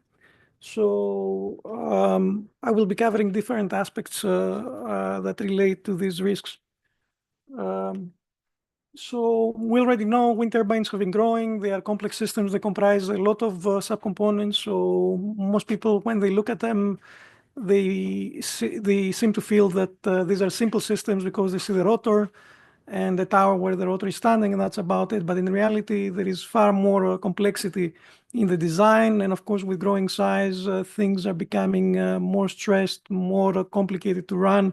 And of course, the maintenance becomes also more complex. So you have to deal with larger components. We have to deal with a different relationship between the various components that comprise the overall system.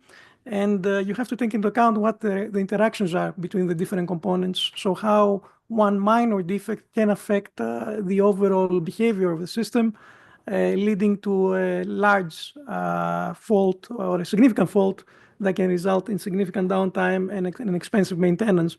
When we are operating in an offshore environment, of course, we have to take into account the additional risks, not just the ones that concern the wind turbine operation and the faults that can affect the wind turbine operation, but also what is our capacity to run maintenance when it's needed, and also specifically when we are aiming to reduce the maintenance cost in terms of the losses that will incur when we have a downtime to carry out this maintenance activity.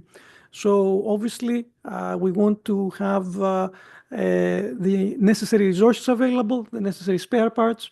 And of course, when you have larger wind turbines, having the necessary equipment, the necessary spare parts is not as straightforward as it used to be 20 years ago. So you cannot really keep in stock easily several components. So you need to be aware of impending problems, so you can aim to have the necessary resource available at the right time. And also, as I said, you need to aim to carry out the potential maintenance activity at the optimum time, which is during the low wind season.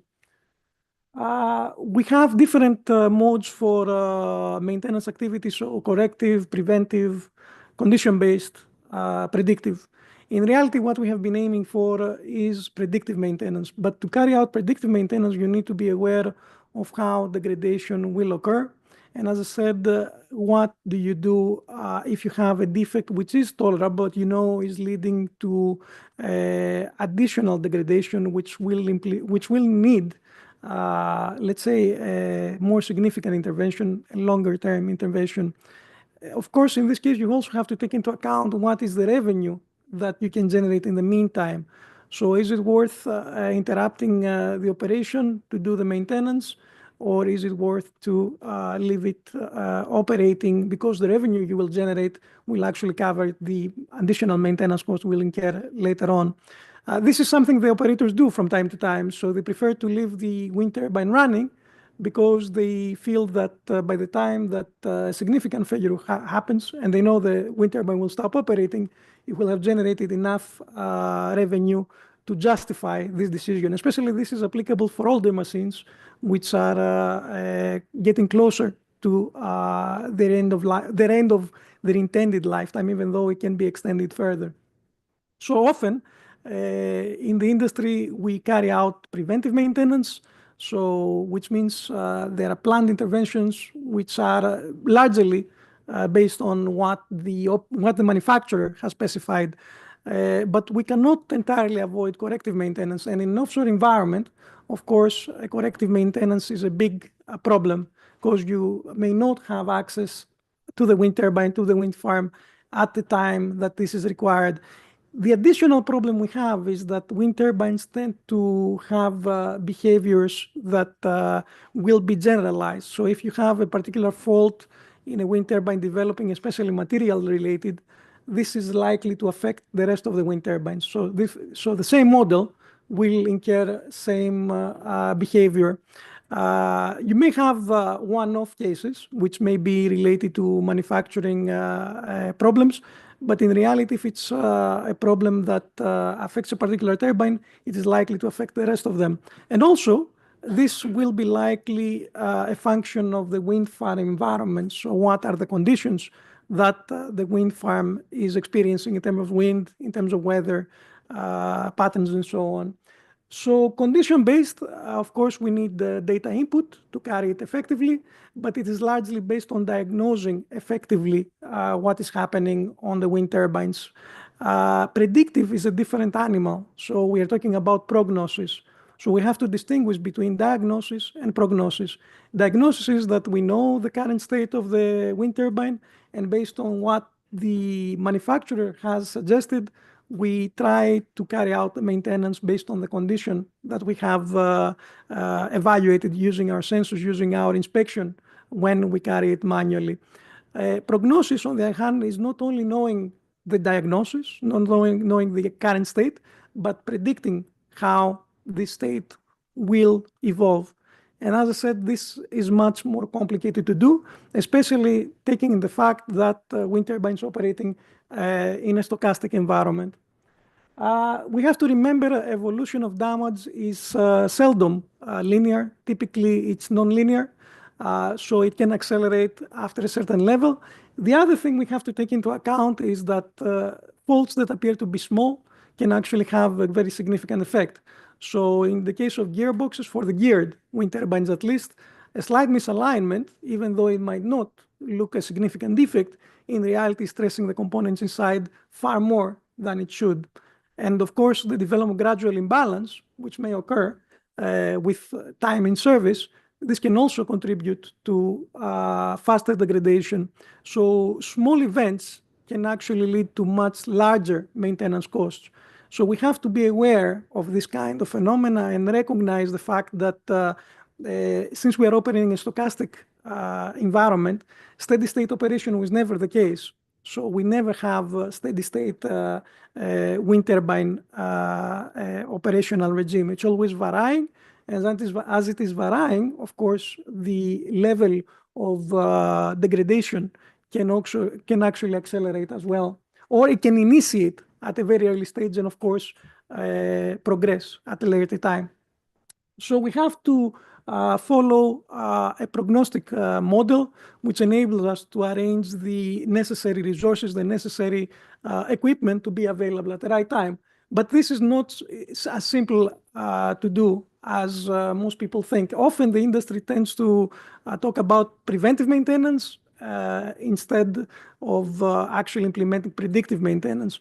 So in order to be effective in our predictive maintenance, we need to analyze the systems, we need to analyze the subcomponents, what they are, what are the interactions downstream and upstream, and then assess the risk that is applicable. So what type of damage, what type of fault can cause further degradation up to the point that it can degrade the operational regime of the wind turbine, and it can lead to a potential stop of the wind turbine. So this has to be then mitigated by establishing the appropriate methods, condition monitoring, appropriate maintenance regime, and also taking into account how fast the degradation might occur. So these are all things that are not as simple to do due to the stochastic environment that we are operating. We can take as an example the wind turbine rotor. So the wind turbine rotor is supposed to be the part of the wind turbine that actually harvests the wind energy. So we convert the wind energy to the motion, and this is transferred, then transmitted to the gearbox if there is one, or to the generator directly if it's a gearless design. So these turbines will suffer from variable loads, often above the rated speed of the wind turbine. So when the wind turbine is providing the rated power, typically the wind is fluctuating above that level, so above the 13 meters per second, which is typically the rated wind speed. So you will regularly have gusts which are influencing the loads that are affecting the structure of the wind turbines. On top of that, you can have erosion. You can have accumulation of ice if the environment is cold enough, and combined with the humidity can result in the accumulation of ice that will also result in additional problems.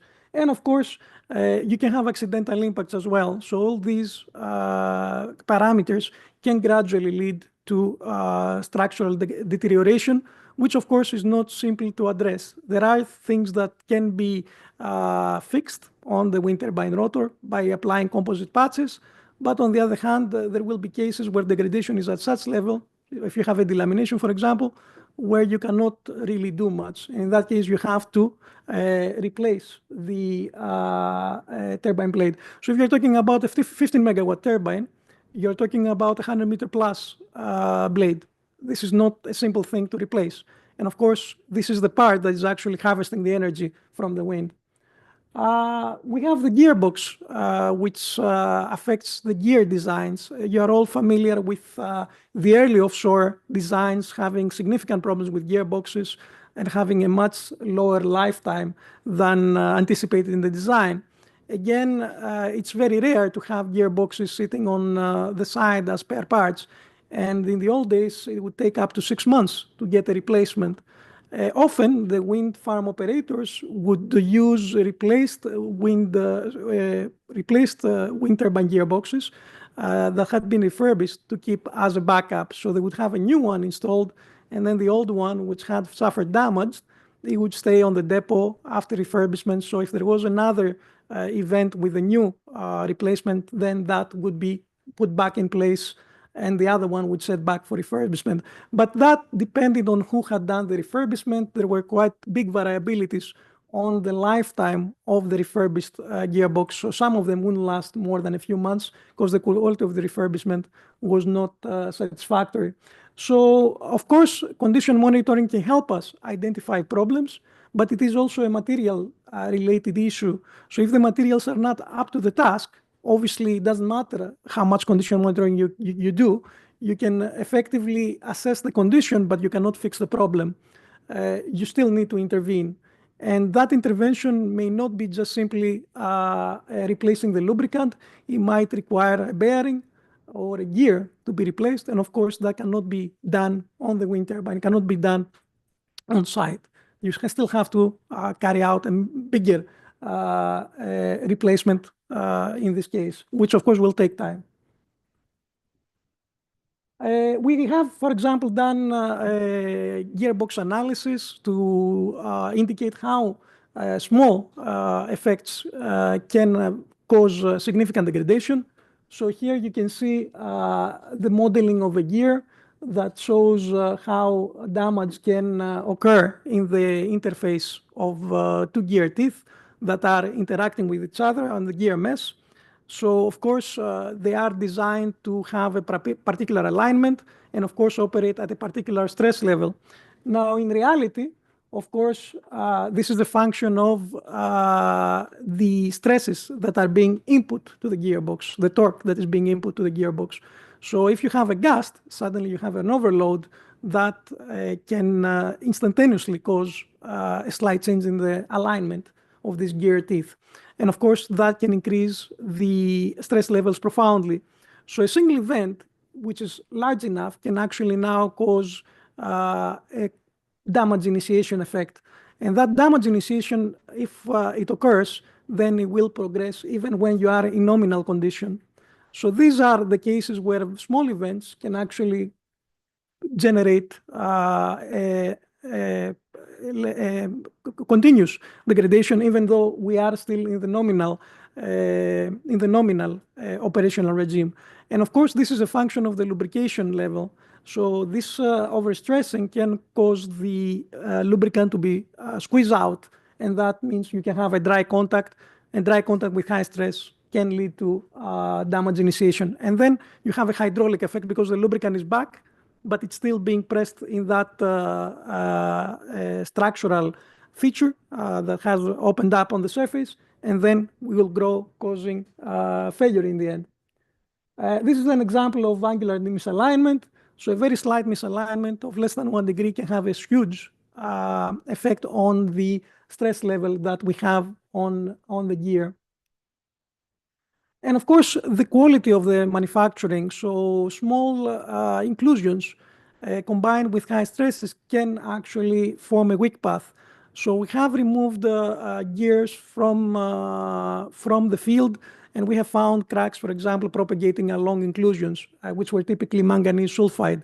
So manganese sulfides are quite soft, and once you have a crack initiating, typically from an inclusion already close to the surface, then it will propagate along the path where other inclusions are, because it's the easier path to propagate through. So this is an example of where the manufacturing quality comes into play as well. So we need to optimize the materials to make sure we have the maximum operational lifetime and the minimum need for early maintenance or extensive maintenance.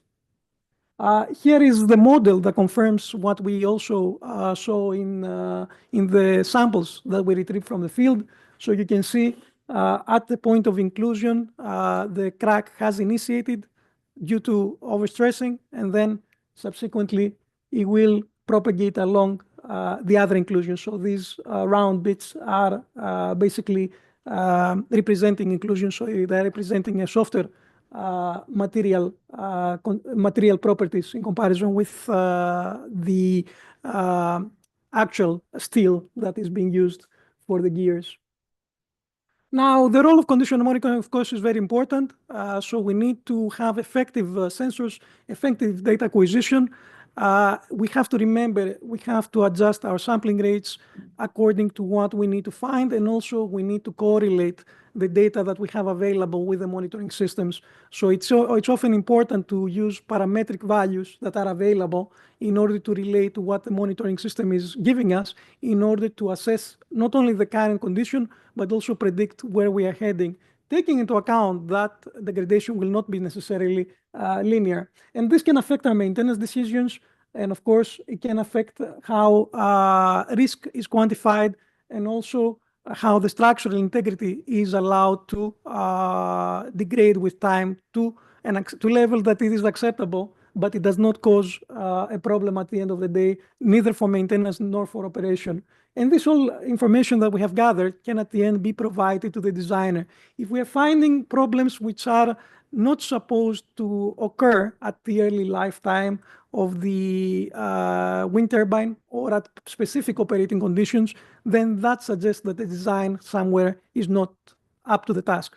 And this can be fed back to the designer in order to address the issues, which can be related to materials. It could be related to the overall design that has been used for a particular component. So integrated condition monitoring is quite important. So of course, as you add more sensors, you add more cost, and also the problems that you may incur is the amount of data that you're gathering. So you will have to have quite substantial capacity to analyze this data and also think about what do you do with this data. You keep the KPIs? Do you keep the raw data? Some of the sensors can generate huge amounts of data depending on how you are using the acquisition. And of course, as I said, what is your parametric input? What is the input you can relate to in order to make effective decisions?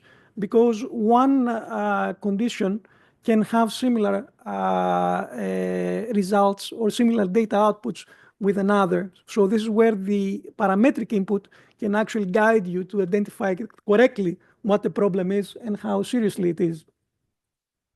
And of course, then we go to the prognosis, which, as I said, is a different kind of, it has a different kind of requirements. It is far more data intensive. And at this point, it depends how well you know the equipment that you're using, plus recognizing how the operational regime will change with time. So what will be happening in terms of wind conditions in a month from now, which is not, of course, possible to do. You rely on historic data in this case, which may partially hold true, okay? So it is very important to recognize what are the limitations of prognosis and what is the possibility of actually getting the decision wrong, which can affect the overall capability of the wind turbine to operate. So you may end up with a wind turbine not only inoperative, but quite worse, having it completely lost because of catastrophic damage. So that's the maximum case you can have, which of course would not result only in the wind turbine being lost, but also at the revenue that this wind turbine would be generating. And of course, you have to take into account what the insurance companies will say, because the insurance want to know what your decisions were based on what data you had. So it becomes even more complicated. This is an example of wind turbine blade monitoring using acoustic emission. So this was done on a blade that was manufactured with, let's say, new materials, more environmentally friendly. And during testing done in France, we could actually see damage initiating and propagating using this approach. So, of course, we could not stop the damage from propagating, but we could see when the problems begin.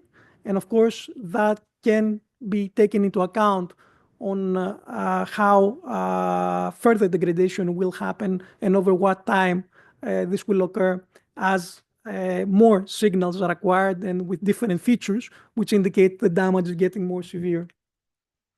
So, of course, to quantify degradation, we need to take into account the data from the monitoring system, how we analyze them, and of course, any modeling that we can do can be used to validate what we have gathered from the field. And of course, we have to take into consideration that existing monitoring systems can provide valuable information, but we also need to recognize the limitations that exist, and of course, the need to always take into account the stochastic operational regime that the wind turbines are operating and how maintenance may be possible to do or not possible to do due to the weather conditions that prevail. So in conclusion, we need to manage control at an optimum level, and this is something condition monitoring systems can help us with. They cannot help us improving the materials that are already in place, but they can feed us with information that can guide us on how to find alternative materials that can potentially operate more reliably and with longer lifetimes without the same problems. Some issues may not be easy to resolve or may not be possible to resolve due to the limitations of the design, the inherent limitations of the design. But there are things that we can improve. And of course, at the end of the day, we have to try and optimize the maintenance, take into account the capacities that we have from the monitoring systems that we use. And that's all from my side. Much.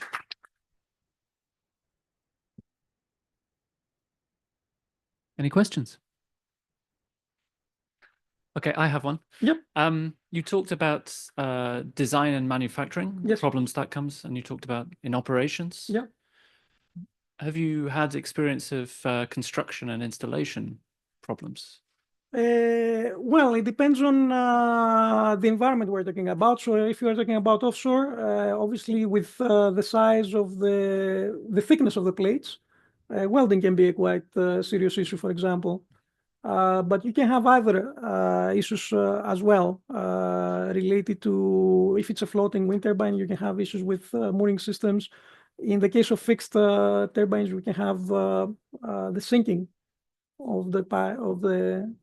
So there are things that can be related to construction. Yes. Okay, thank you.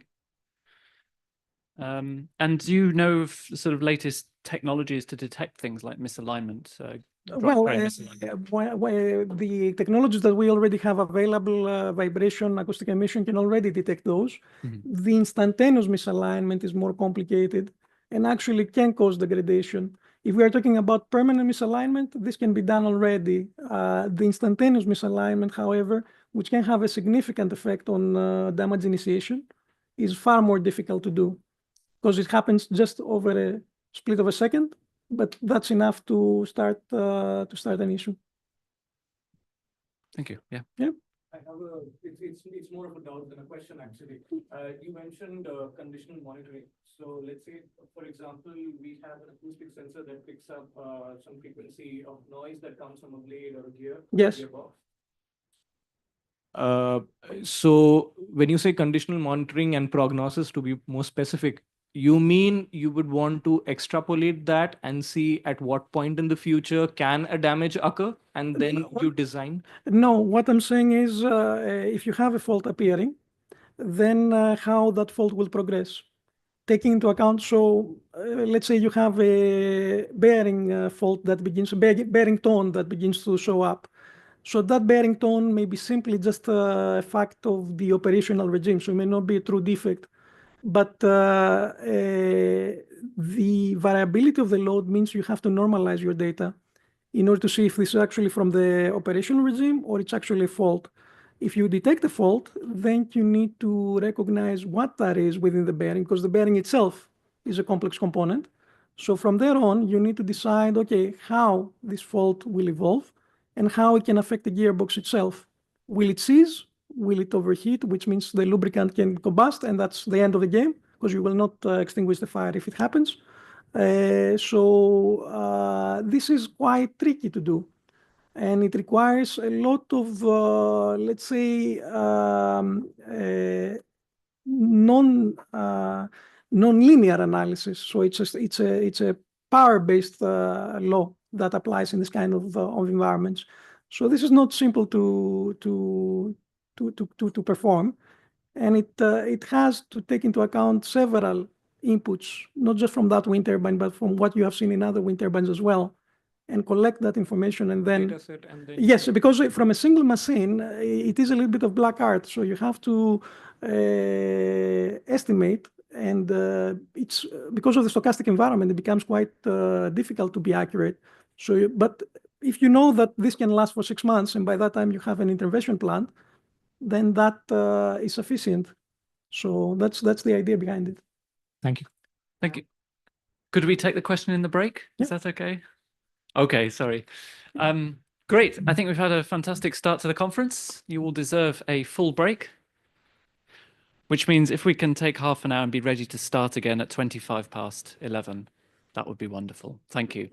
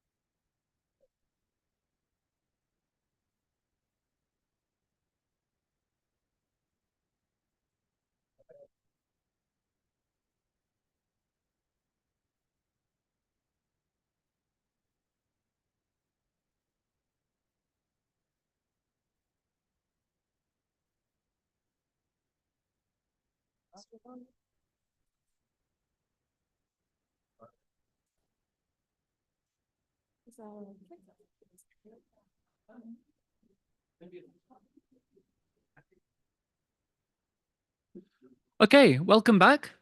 Hope you had a good coffee and so on and chats. We're going to continue straight away with, oh no, Molly, what's your surname? I apologize. Molly Isaacs, of course, sorry, from ORE Catapult in the UK. And yes, please inform us. Onto the screen.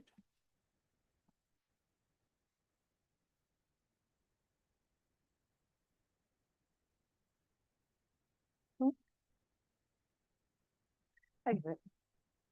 And hello, everyone. Thanks for coming along. And I hope you've enjoyed all the presentations so far. We've had some really interesting breadth, and I particularly liked the start, putting it all into the context of the targets and that 1.5 kind of urgency. My name's Molly. I'm a project engineer at the Offshore Renewable Energy Catapult, and I'd like to talk a bit about decarbonising operations within offshore wind.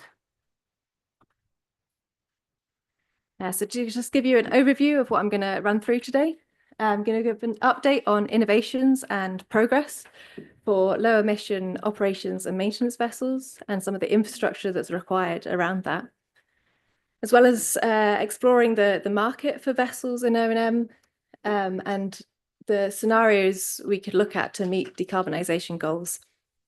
And finally, I'll provide a case study on a hydrogen electric CTV retrofit. But first, a bit of an introduction to myself and ORE Catapult. ORE Catapult is one of the UK's leading research and innovation centres for offshore wind. We're at a few of these events, but I found out recently that some people have a bit of confusion about what we do, and it's because we do a lot of different things. Predominantly, we work bringing together the industry, academia, and innovators to drive progress and to create technologies to meet the needs of the wind sector. So we do a lot of support for SMEs and startups, but we also have a lot of test and demonstration facilities. So up in Aberdeen, we have the Floating Offshore Wind Centre of Excellence, where they have test rigs for mooring lines. And in Blyth, we have all kinds of test and demonstration facilities for blade tests, electrical testing systems. And it's not just offshore wind that we work in. In Wales, we have a great breadth of knowledge and experience within tidal and marine energy. But myself and my team, we're based predominantly in Grimsby in the Humber, and we're focused on clean maritime and looking at zero emission maritime fuels and also the offshore wind support vessels and the way we operate them to reduce emissions. And we utilise some of the test assets from across our company, as well as engineering expertise and just the knowledge of operations and maintenance with wind, and bringing that to the innovators and the developers who are working on the technology we need to make vessels run emission-free.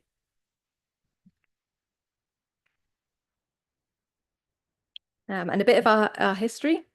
We were set up in 2001 in response to the offshore wind industry's ambitious targets. At COP26 in Glasgow, Operation Zero was signed, which was the target to have zero emission operations in North Sea offshore wind farms by 2025. So let's see what this year holds. We've been working with government and industry all along those years to now a point where we're seeing these technologies really getting into the water, which I'll come on to later.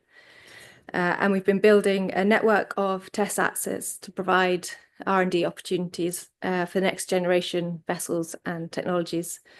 So in Grimsby, we have coming operational later this year, a fast charge port for vessels to come in and any other technology developments that might want to utilize that asset.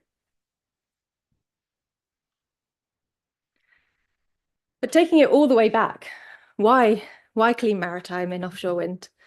And we're kind of a unique sector where our vessels are going in a fixed geography. They're coming back to the same port every day, generally operating in the same areas, which makes the really complex challenge of finding alternative fuels for vessels somewhat simpler compared to transporting vessels that have to go across global markets. We're also a growing sector at the forefront of decarbonisation, as we saw earlier with that 2% reduction coming from this sector.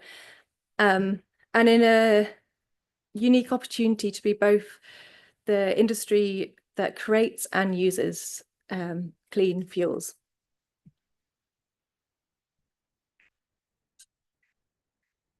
So what's been happening? I've been working with innovators in this sector for 3 years now, and it's quite amazing when you look back to see what progress we've made in those 3 years. So I'll start with the vessel in the middle at the top there. That's Artemis fully electric hydrofoiling vessel. Back 3 years ago, they had a demonstration vessel operating in Belfast. And they are now at the point this year where they're trialing within offshore wind farms, and they have contracts to have them in as pilot vessels in ports and as ferries in Sweden. So this is great progress. We're now seeing fully electric vessels in operations commercialized.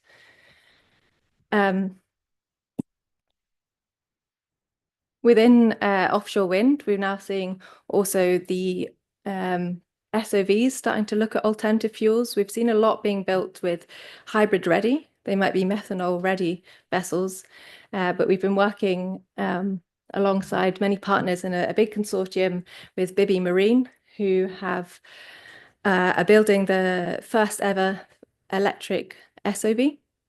And it's great to have a representative for Bibi Marine here today. So this vessel is not just an idea, it's not just in theory, but the steel is being cut as we speak, I believe, and that's coming to the market. There's 3 more of these vessels out for tender, so we're really seeing big moves now. But all of this change towards electric vessels requires charging as well, and we're seeing similar kind of challenges when it comes to the electric vehicle market of needing the charging infrastructure. I've got 2 examples here of MJR and Oasis Marine. Again, 3 years ago, these were ideas. These were going through the initial stages of development. And over the past year, I can think of 4 or 5 offshore charging developers who have reached that high TRL level where they have demonstrated at sea charging from wind turbines and connecting up to vessels and really bringing that picture together. So it's going to be exciting looking over the next 3 years to come and seeing these in wind farms. And I kind of wanted to just give it inspiration and a point of optimism that we are making a change now. We're not just talking about it, but these are in the water.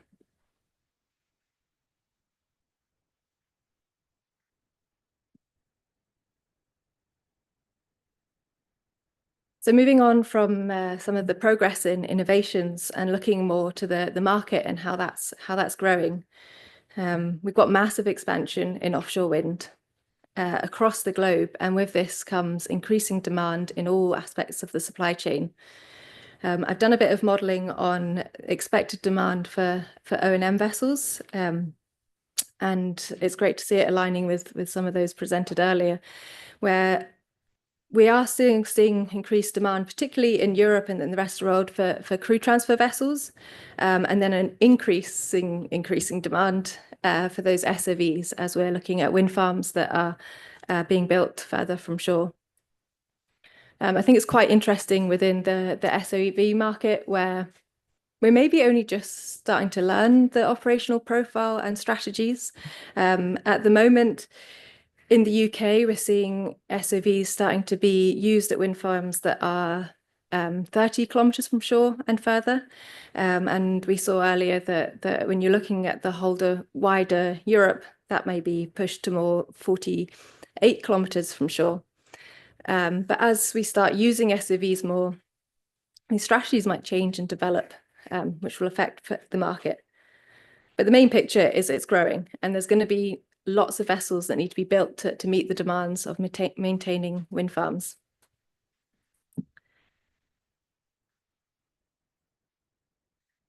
Some of these vessels are going to be built with green technology. And it's exciting to see Bibi and others come along with vessels coming into the market. But if we really want to have completely zero emission operations in wind farms, we need to look at how future growth will play out. So in this graph here, I've taken that market demand for vessels and applied some assumptions on the infiltration of new technologies. So if we take a hopefully not too optimistic assumption of 10% of vessels from 2025 being built with zero emission technology, 50% from 2030 and 100% from 2035, by 2050, we still have a lot of diesel vessels within the market. So to meet goals of trying to have decarbonized operations by 2040, 2045 and 2050, we're going to have to look at other solutions as well. And that will be retrofitting some older vessels in the market with new technology, as well as looking at the way that we use vessels to reduce the demand or reduce the emissions from the vessels that are there.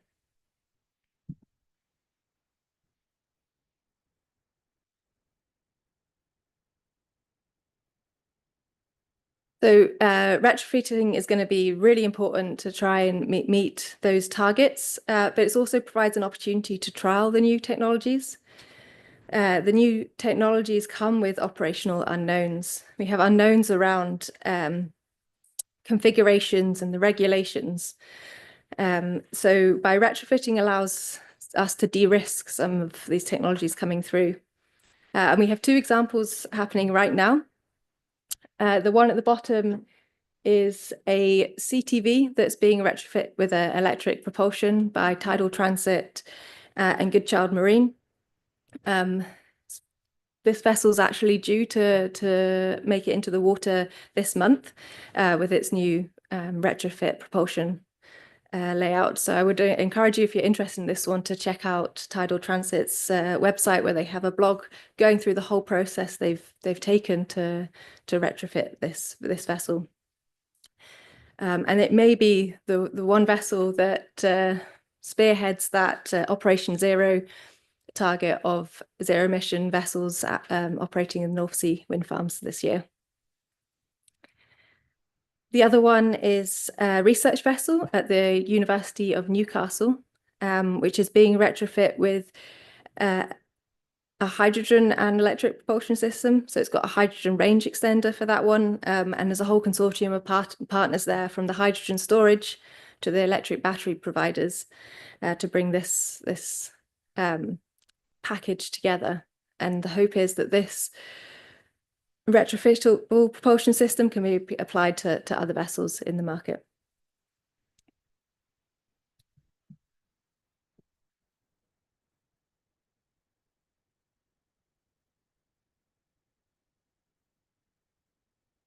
I appreciate this is a bit of a whistle-stop tour through all the innovations and all the changes.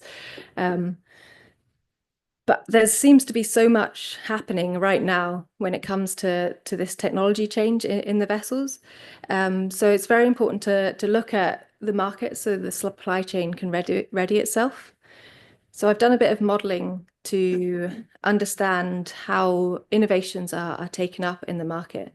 And the diffusion of innovation theory is quite widely accepted mathematical model, where you have a kind of S-curve of adoption, taking into account the innovators, those companies that are eager to take the risk and take up these new technologies.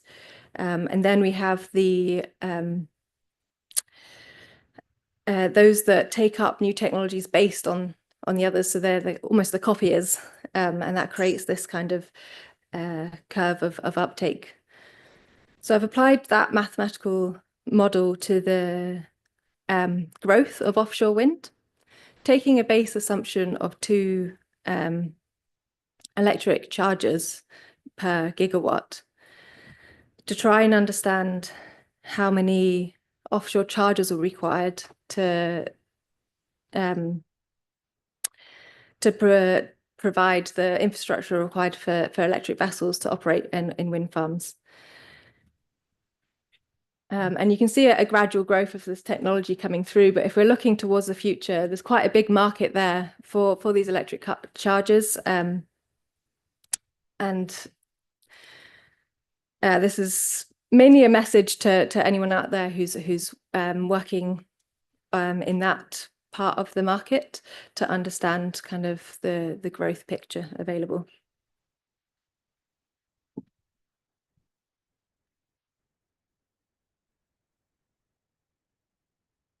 But the final piece of the picture, and what I think is most important, is we have the technology, we have the forecasts of what the market could look like, but how do we actually integrate these technologies into the market? Now we've demonstrated it. This is a work in progress, so I'd appreciate not to have any pictures taken of this graph at the moment. But I'm looking at kind of all the considerations that we need to think about in terms of getting offshore charging into wind farms. So if you think about wind farms in the operational phase, electric charging, bringing that into the wind farms in the operational phase comes with challenges around space. If you're putting a charger onto a transition piece, it requires a transformer to bring the electrical supply down to what's needed for the vessels. And the TPs are not designed to take the weight and the size of that area. There's also the option of creating a dedicated monopile to host these as a kind of docking and charging station for vessels, but that requires marine licenses. And once you get into the operational stage, it may be more challenging to get those in place. So I've kind of picked out a few different points here to understand the picture. In the earliest point that we can start having these discussions of bringing the technology in is the best point. It gives us most flexibility to change the design or consider the design of these platforms to bring the technology into the future.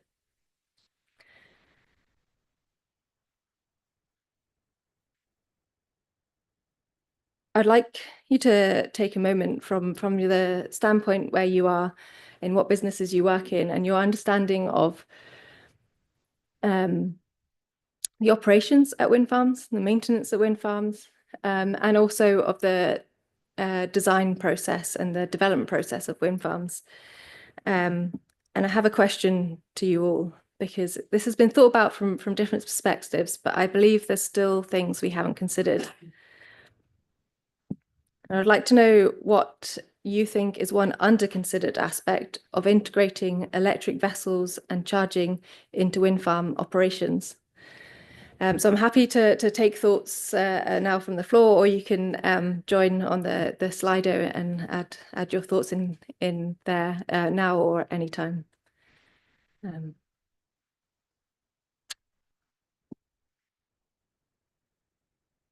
I'll leave that one up actually, so you can take the QR code there.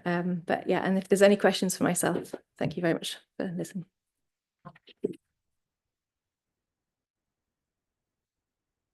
Thank you very much, Molly, and good to get some audience participation. Appreciate that. Any questions or thoughts on the question? Yes. Hi. So I have been looking into electric vessels for some time now. Offshore charging is quite appealing. The problem that you have, though, is how do you do the connection once you are offshore? It's not possible to automate it at the moment. And of course, there is a need to have appropriate connectors which are not available yet for this kind of environment. So that needs to be developed, but that's one problem. The question is, how do we get them to connect?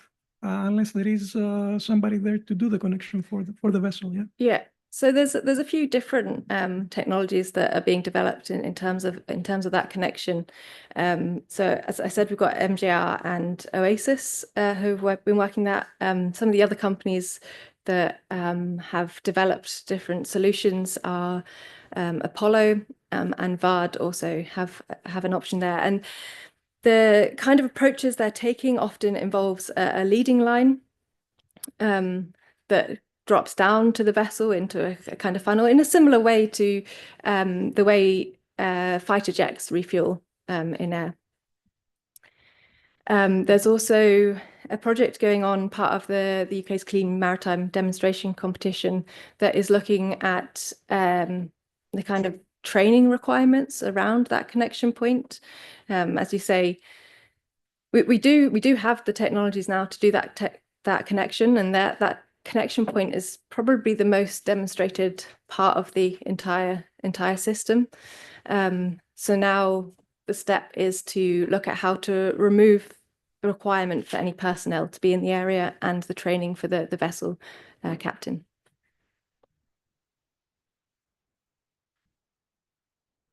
Any further?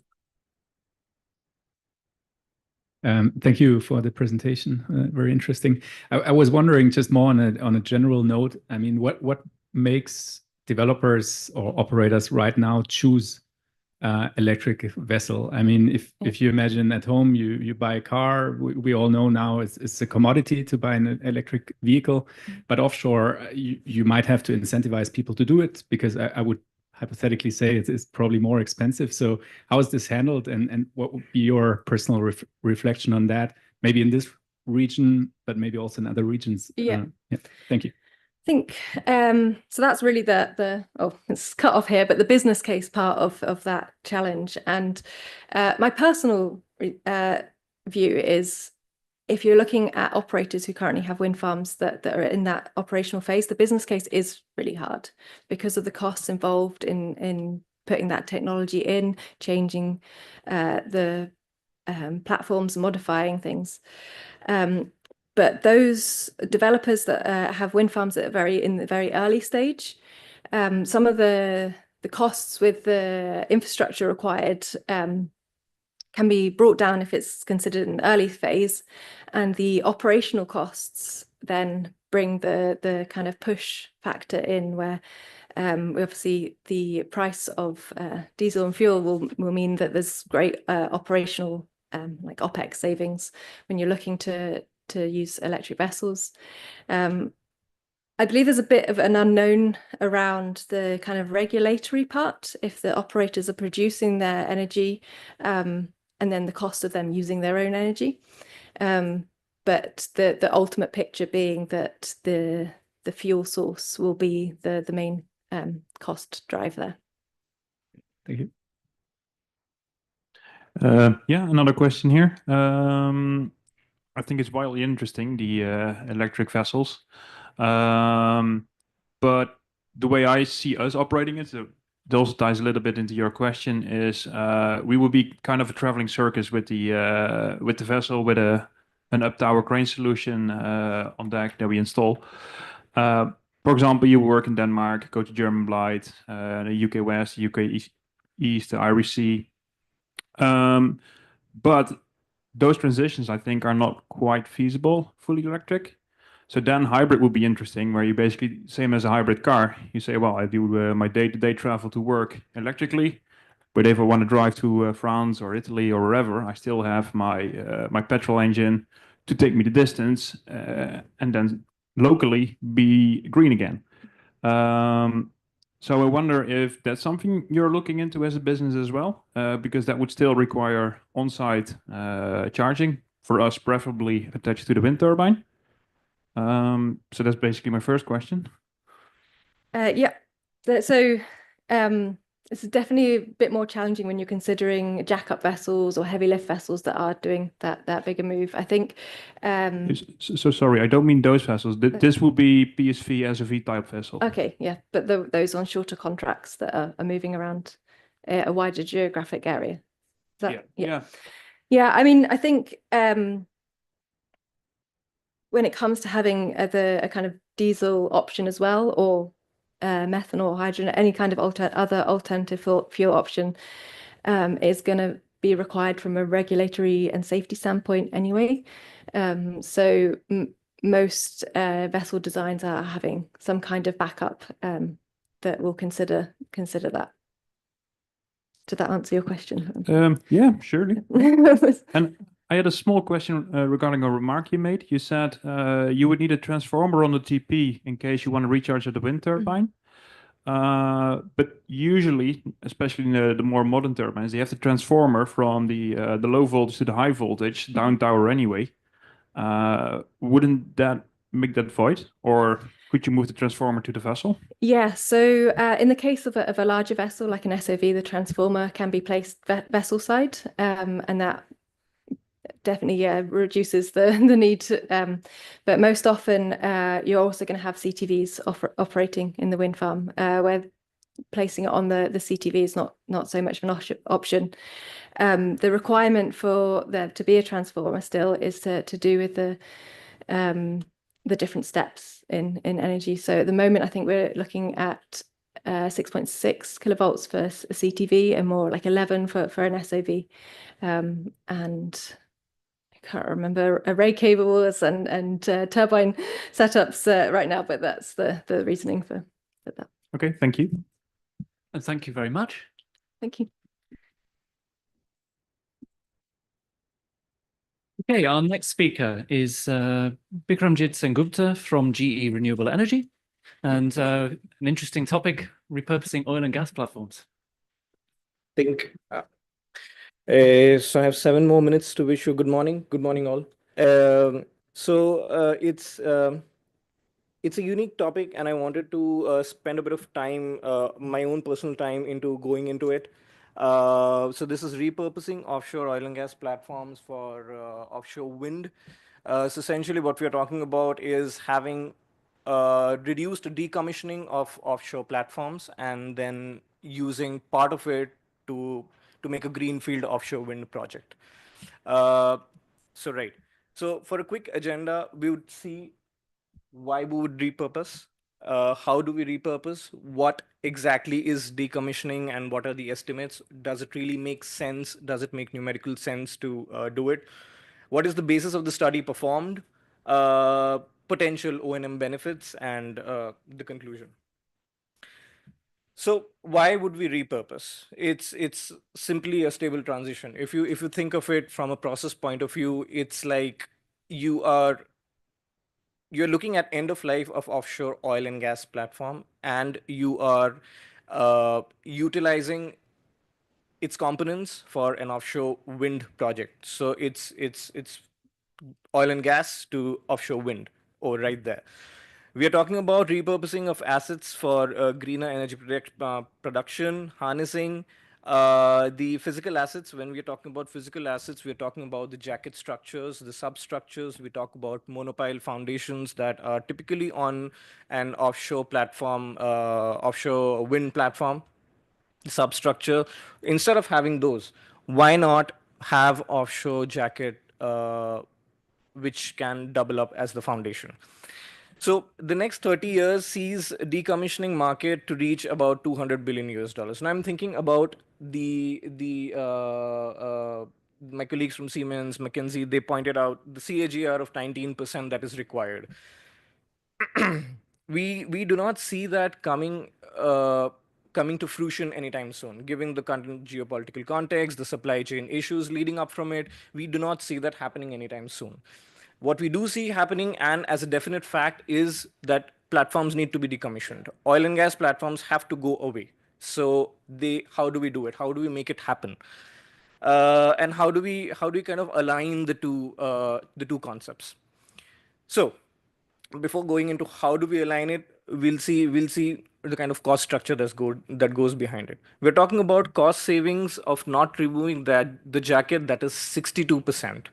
Now, if I quickly go towards one slide here, when I'm saying 62%, if you look at the table to your right, the points in green are essentially the costs that any decommissioning activity would require to have for the jacket specifically. So 40%, 48% is 38% is essentially just topside removal. It has to be done. The topside is basically the part that is over the surface of the water, that is essentially when you install the offshore platform, it's a plug and play system. The jacket is there, you have leg meeting units, the top side sits on it. The decommissioning is exactly the opposite. You remove the top side, the leg meeting unit goes away, the jacket goes away. Instead of removing the jackets and the leg meeting units, you just remove the top sides. So 62% is the green part that goes into making that happen for a jacket. Now, I'm not sure if I can go. All right. So now how do we are done with this. How do we repurpose? So what do we see as the process for this? The process starts from the very beginning. It does not start after the decommissioning decision has been made. It starts from year zero. The study here performed talks about the initial design of the layout for the jacket platform to have fixed points. So if a jacket is like this, it needs to have a layout which is specifically made for oil and gas, for appurtenances, for compressors, so on and so forth, but also it has the fixture to get it removed at the end of the design life, 25, 30 years. It gets removed. The fixtures are then placed for the offshore tower to sit on it. Now, the structure underneath it has to have the stability, the integrity to take on the additional loads from the offshore wind turbine. When I'm talking about additional loads, I'm talking about the moment that gets generated from the offshore, the movement of the blades, the generator that's on top, the vibrations, so on and so forth, which comes directly onto the jacket that is already 30 years old at this point. So how do we factor that in while designing the structure right from the beginning, right at year zero?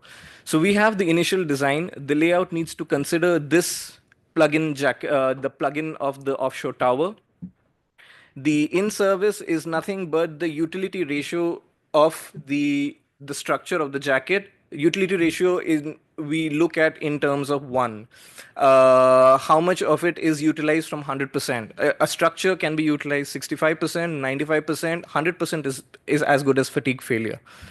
So we do this failure analysis with damage conditions to see the life that it can withstand till 30 years and then 20 more years, which is typically the life of any offshore wind tower. At year 30, the second damage analysis considers that the topside that is to be removed and the dynamic loading that is now going to be introduced, which is the offshore wind tower, is going to be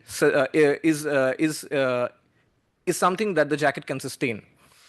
So a second damage analysis is done to further reduce the structural diameters to replicate the wear and tear due to corrosion.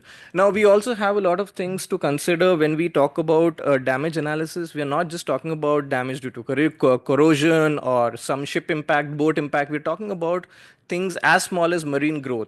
Marine growth adds extra weight to a structure, which at some point we don't even think about. But this analysis considers the reduced integrity of the structure due to the marine growth, the reduced diameter of the jacket structure because of corrosion. When we are talking about corrosion, because we have anodes because of cathodic protection, those got eaten away at some point in 30 years, and now it's exposed to corrosion, and some of it has already corroded away. So that is basically the study that needs to see if it's still viable.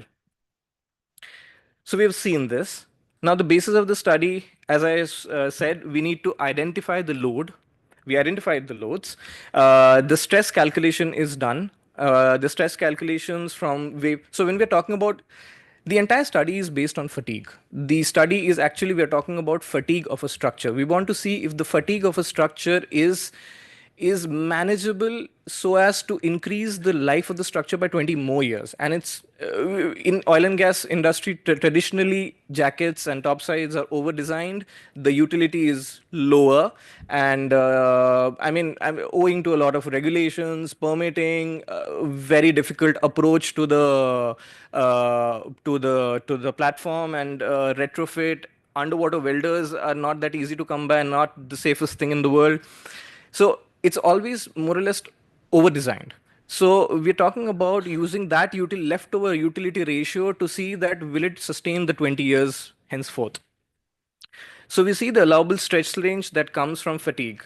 Now fatigue is susceptible to wave loading, current, marine growth, any cyclic loading that can come to a structure will make it susceptible to fatigue.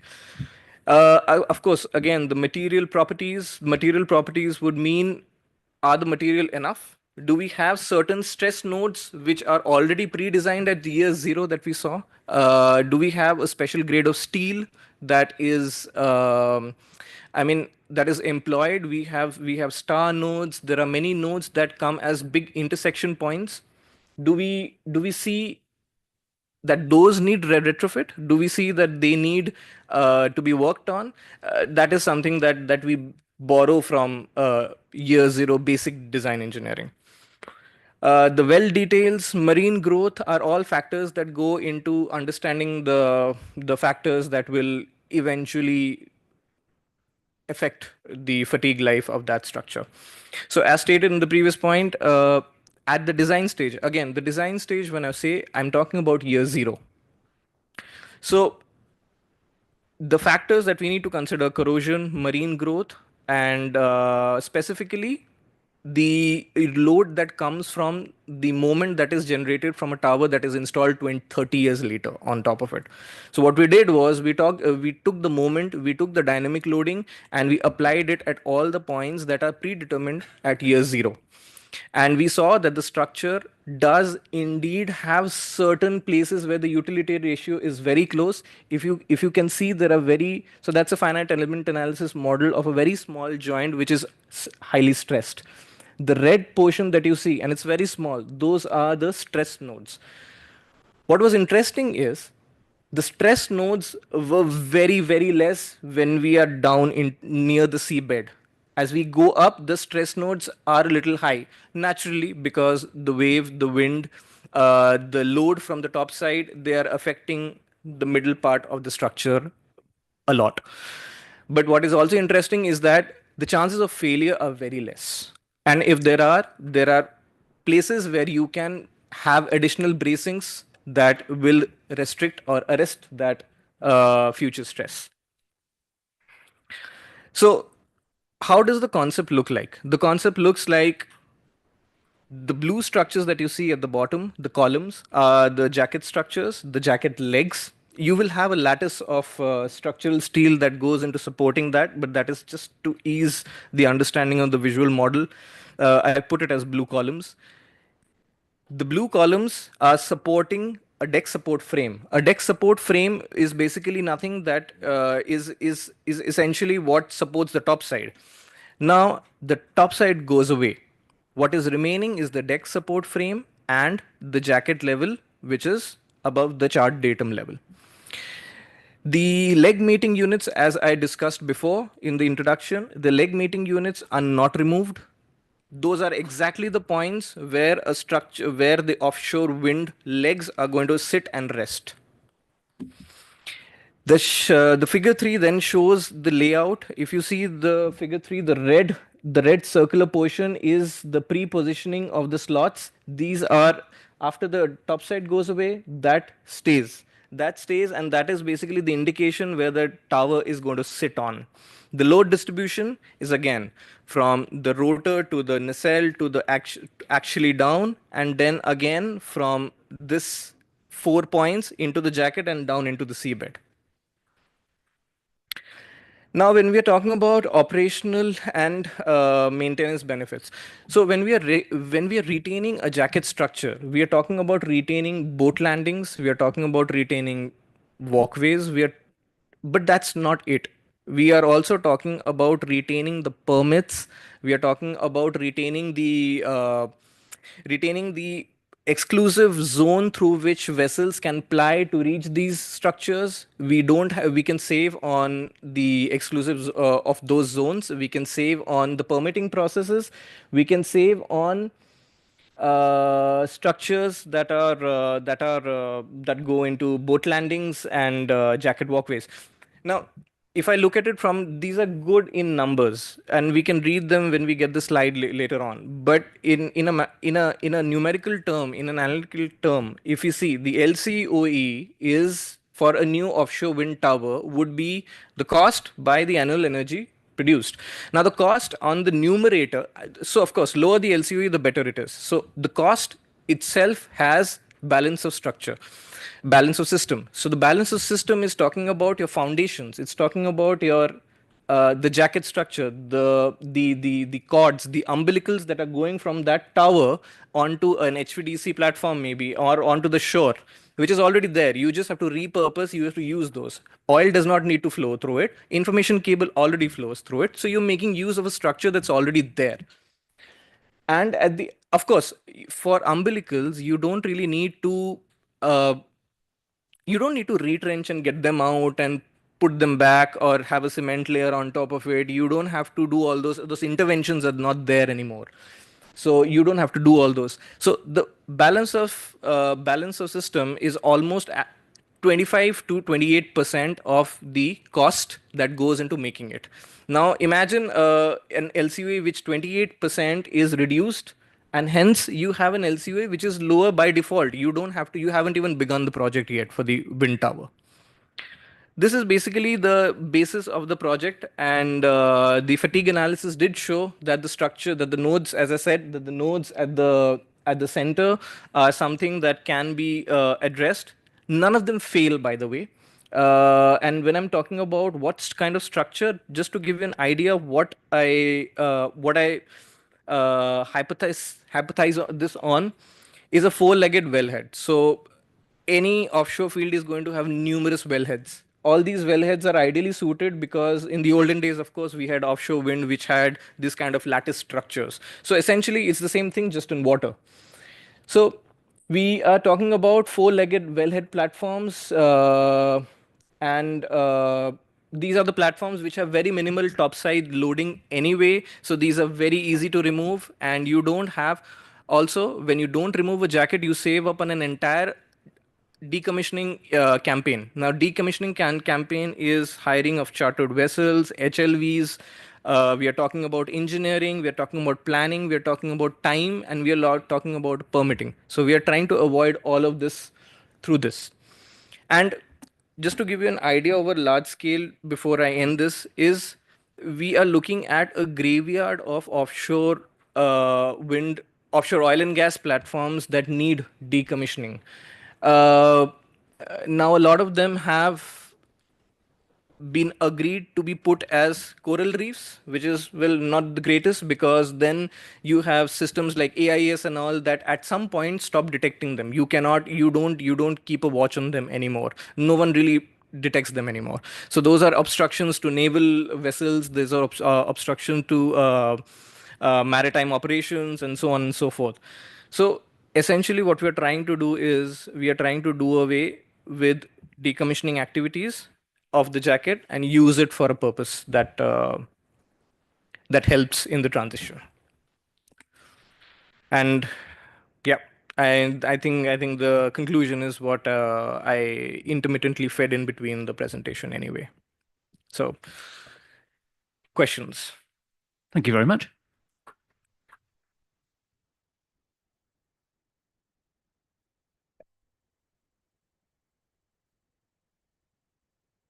Thank you very much. An interesting concept. It has been around for a number of years to repurpose oil and gas platforms that have been have reached the end of life of the well exploitation effectively, because this is when they are effectively decommissioned.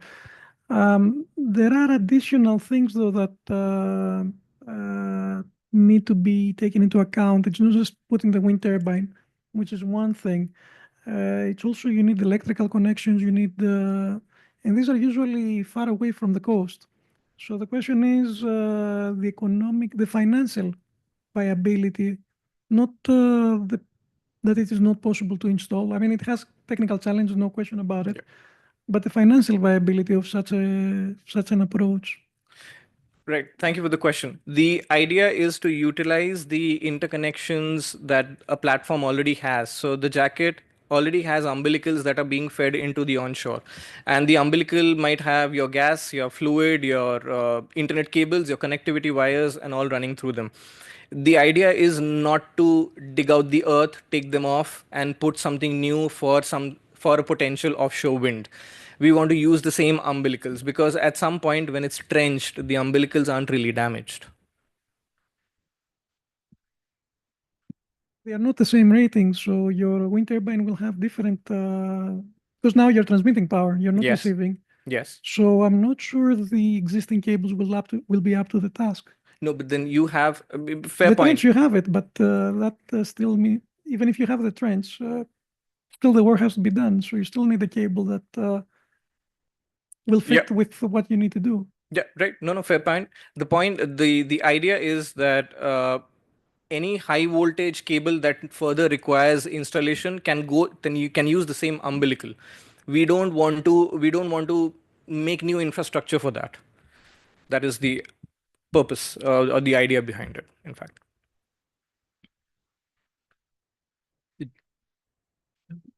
Yeah, thank you for the presentation. Like, are we anywhere close to realizing any prototype project? Because I mean, there are a lot of issues in the first place, especially with the permitting.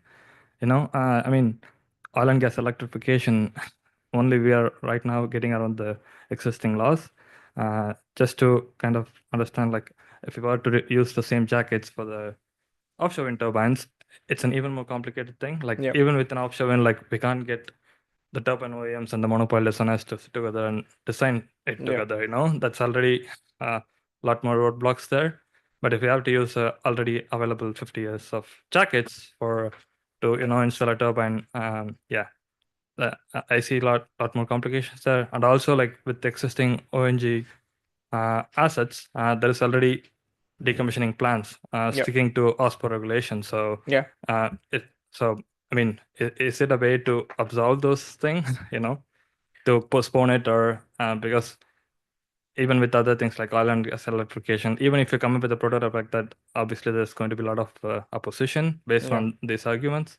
So you mentioned OSPA regulations. If I'm not mistaken, OSPA talks about Northeast Atlantic countries. We are also talking about the end of life of structures which are down South America, which are down towards South America. They don't fall under OSPA. And OSPA is it's like a big net that wants to talk about greener decommissioning methods, less damage, less use of explosives, because if you want to remove a jacket, you also have to use explosives, and that's not something that's really good for the environment. But when you're talking about if this is put into practical use, no, it is far from realization, but there's a fair amount of interest in this, because then again, we spend a lot of money on making those small wellheads. They don't really help in production unless the oil wells are unless you put in gas and water to increase the pressure and so on and so forth, which is a project in itself. You don't really want to use that. It's of no use. So the interest lies in how do we want to go ahead with it. Do we want to, a field might have 6-7 wellheads. So do we want to go up in decommissioning campaigns and pick them up and remove them all to put explosive? It doesn't really make sense. So the question was, can we put some electricity generation on top of it?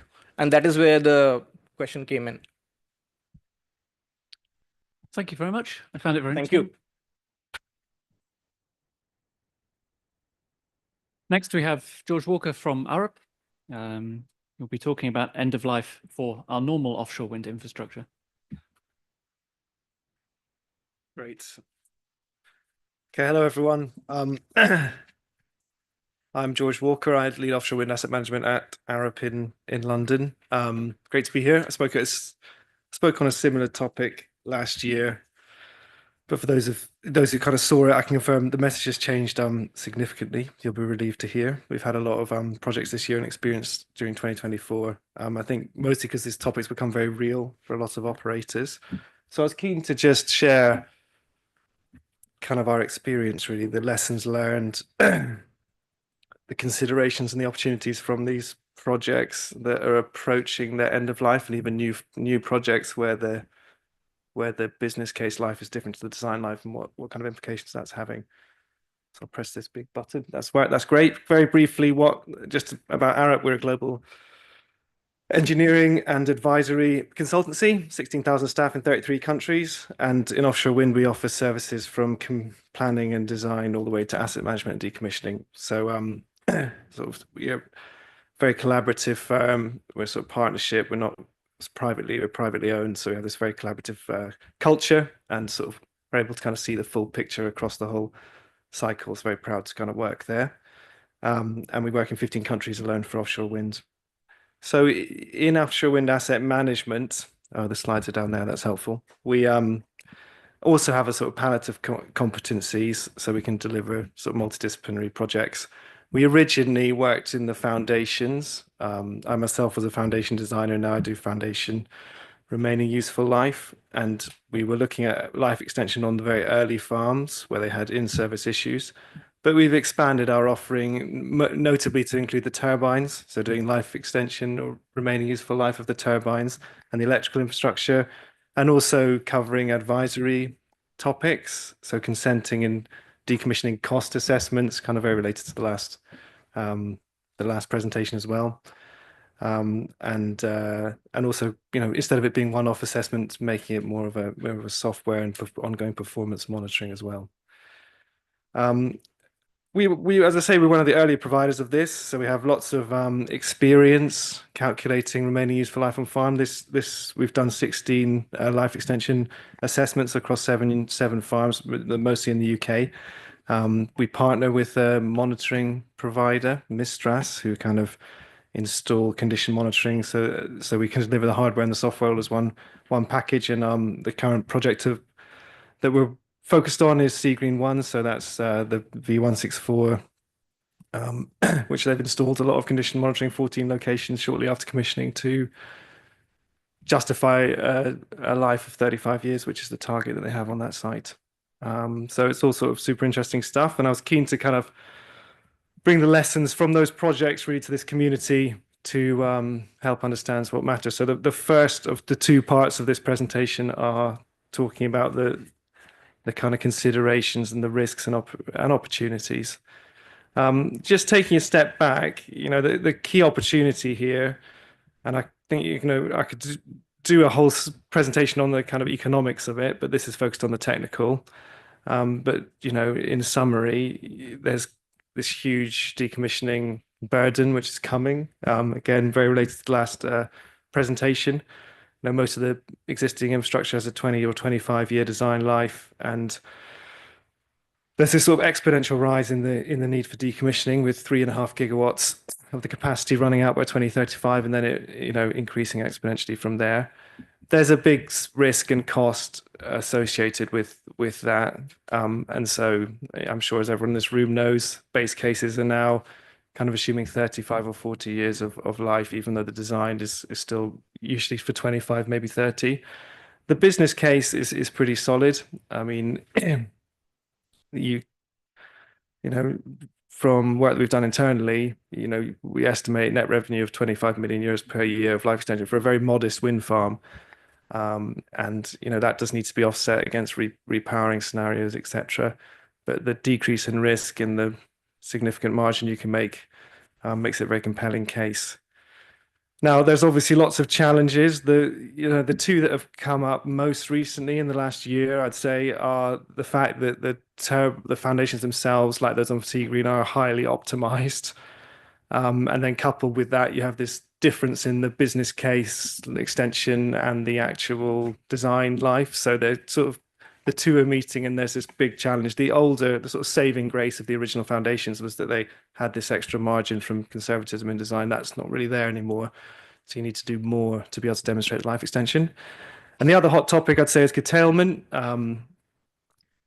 Curtailment exceeds design assumptions massively now, as wind farms are used as more dynamic power plants, and especially in the UK, the grid enforces these shutdowns. You sort of invalidate your design assumption immediately, and you need to understand what that's doing to the life of your infrastructure. So that's kind of moving on from the sort of operations and challenges. Kind of the question one that all the operators ask when looking at life extension is kind of what component actually governs. Is it the turbine? Is it the foundation? Is it the electrical infrastructure? Again, I'm sure it's no surprise to anyone here, but the towers and the foundations are typically governed because of their site-specific design. So the RNA is designed under a generic type certificate. So that's typically significantly more arduous than the site conditions themselves.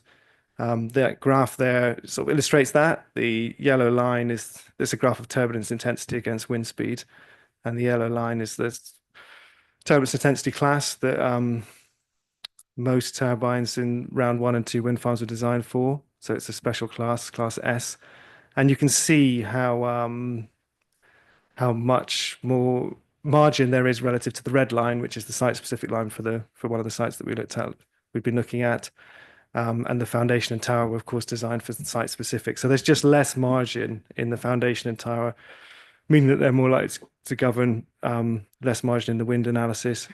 There is still some benefit when you look at site conditions like directionality. That's what all the other lines on that graph are. But certainly, we've recently completed a project, and we're able to show that you've got 30 plus years in the WTG components when you just consider the site-specific turbulence alone. Consideration 2, as I mentioned, is this idea of what is the with the farms acting as dynamic power plants, what's that doing to my towers and my foundations and the WTG? This SCADA data shown here is just showing a typical curtailment strategy where something like, the turbines were operated at 50% of their rated power for something like 20% at the time, and the idling downtime was kind of adding up into months but they were getting CFD money, so they still, they weren't losing out on the money, but still they needed to understand what was actually happening to their foundations. So the question is, what's this doing to my foundations? What's this doing to my towers? There's not one answer. The effect is highly sensitive to the substructure type and the water depth and the site-specific met-ocean conditions. So kind of in light of this, we've processed the data on the farms that we've monitored, and we're publishing a study which is looking at the fatigue damage rate for towers and foundations for various operational conditions for various types of farm. So that's what's summarized in that table there. For an operating condition, an idling condition, or a curtailed condition, what is the fatigue damage rate for deep water monopiles, shallow water monopiles, and deep water jackets?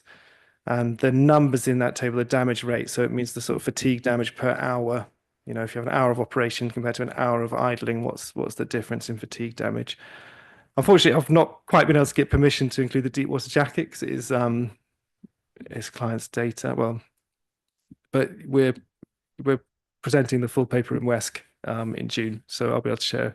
We'll hopefully be able to share all the information then. Quite confident we will. But just in summary, again, as I'm sure is not sort of news to anyone, but the implications of idling for deep water monopiles are very significant in the context of fatigue. It's highly sensitive. You're talking about 4 times the damage for an hour of idling compared to operation, and this is from measured data. And that's also shown in this graph on the right-hand side, which is wind speed against the damage rate. It's a logarithmic graph, and the operating is shown by the the dark line, and then the red line is showing an idling condition, and it's kind of, you know, hundreds of hours of idling in that data. So we're very confident in these results. When it comes to wind-dominated structures like deep water jackets and shallow monopiles, they're less sensitive to idling as you'd expect. So kind of when you're trying to balance your energy yield against fatigue life, which kind of operators are trying to do, it's a direct trade-off. You know, if you run your turbines, then you're consuming fatigue life, and your towers and foundations are doing the same, but you're generating more energy. For certain structures like deep water monopiles, it's a more complex relationship. So you may be sort of saving your turbines by idling them, but you're using up the fatigue life of the foundation. So you do need to kind of keep track of that. That's been a driver for a lot of the work that we've been doing. And finally, I wanted to just touch on corrosion. This is probably the oldest topic that we're talking about today. But it's been an issue on all of the projects we've worked on, all 16 of them. So I was keen to just sort of share that here. You know, obviously life extension requires your corrosion protection strategy to be reinstated. But I think it's fair to say it's very easy to underestimate the effect that corrosion has on fatigue life. And, you know, corrosion increases for these structures with the loading that they see, corrosion increases the fatigue damage rate by a factor between 10 and 30. So, you know, compared to idling, it's absolutely catastrophic. You know, that was maybe a factor of 5, but this is much bigger than that. So, you know, if your weld was designed for 30 years and your corrosion fails, it basically becomes 1 year overnight. Well, that's at least what the code says. I mean, it is more gradual, and the latest version of the code does have some provision for that. But it's, you know, in order to certify it, you do need to stick to the code. So, you know, welds which would ground during construction are particularly challenging, because as soon as you've got corrosion, then that ground weld gets pitted and you start to get all these stress concentrations, and so it loses its ground sort of status. And then also there's any welds you have in the splash zone, which are typically coating protected.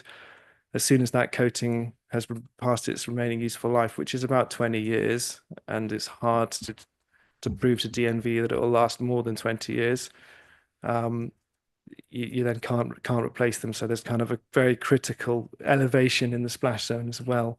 So as I say, very old topic, but I just think it's worth sharing with this community, given kind of on every farm that we've worked on, this has kind of been quite a driving factor. There's certain welds which really need a very detailed inspection strategies to get them over the line just because of this effect.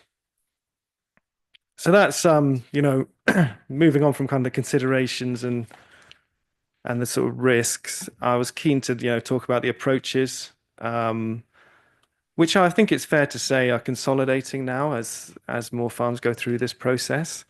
You know, the first thing to talk about is kind of how you approach it at a high level and how you get it certified.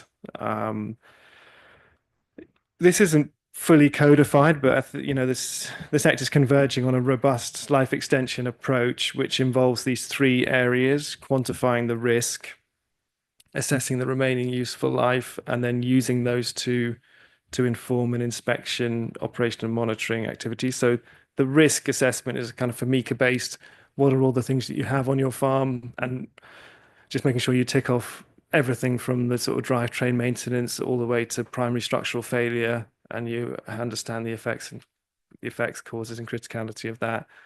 The remaining useful life is a quantitative reassessment of the fatigue governed structures, which enables you to go into more detail with your inspection and monitoring, kind of down to the weld level. But if you pull both those together, the big risk matrix and then also the quantitative analysis, you can come up with a very detailed inspection and maintenance plan. And that's how we approach it. And a lot of our clients approach it that way too.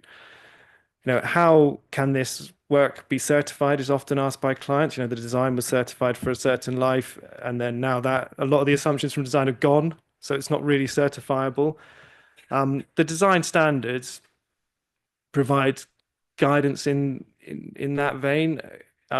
It's not clear whether we'll have to recertify the structures for life extension. I don't think we will, but the design standards kind of tie any work that you do back to the original certified life. So you kind of are doing it in a certifiable way. That's the way forward that we've seen. The remaining useful life, that sort of quantitative analysis, which enables you to reassess the life in service, is really the crux of any life extension assessment. And there's two main methods. You can either rerun the design loads, rerun the integrated loads analysis, or you can put on condition monitoring and measure the loads directly, or sort of hybrid of both. Rerunning the ILA does give good benefit relative design, particularly for the older farms, because there were simple, design methods have moved on. The hydrodynamic loading and the soil assumptions have moved on, and that graph, the blue, sorry for the sort of not very clear colors, but the blue line is showing, for a farm that we worked on recently, the design stage integrated load analysis results. The green line, which looks very blue to the left of it, is showing if you rerun that assessment with modern methods and correcting natural frequency, etc. And then the dashed line is showing what you get using structural health monitoring. So there's this kind of very significant benefit from going to structural health monitoring, which you may need depending on the age of the farm.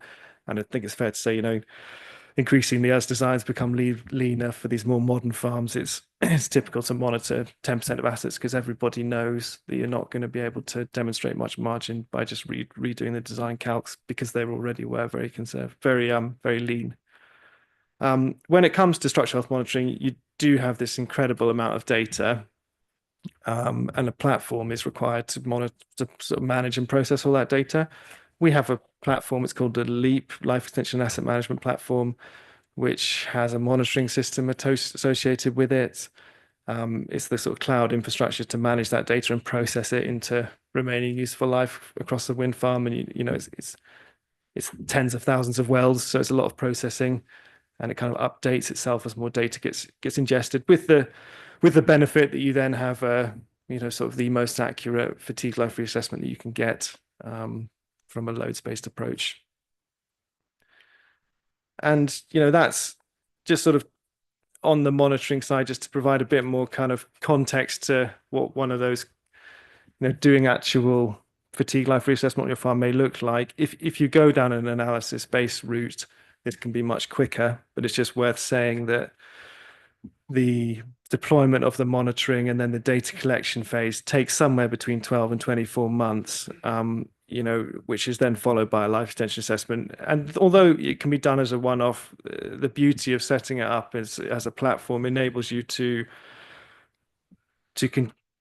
continue to rerun assessments as further things change, like curtailment changes, scour on the site, corrosion assumptions, and as you collect more data, you kind of don't know what's coming up. So we kind of advocate this approach where you collect the data, do a one-off assessment, but then have it set up in a way that enables periodic reassessment as you go through the life.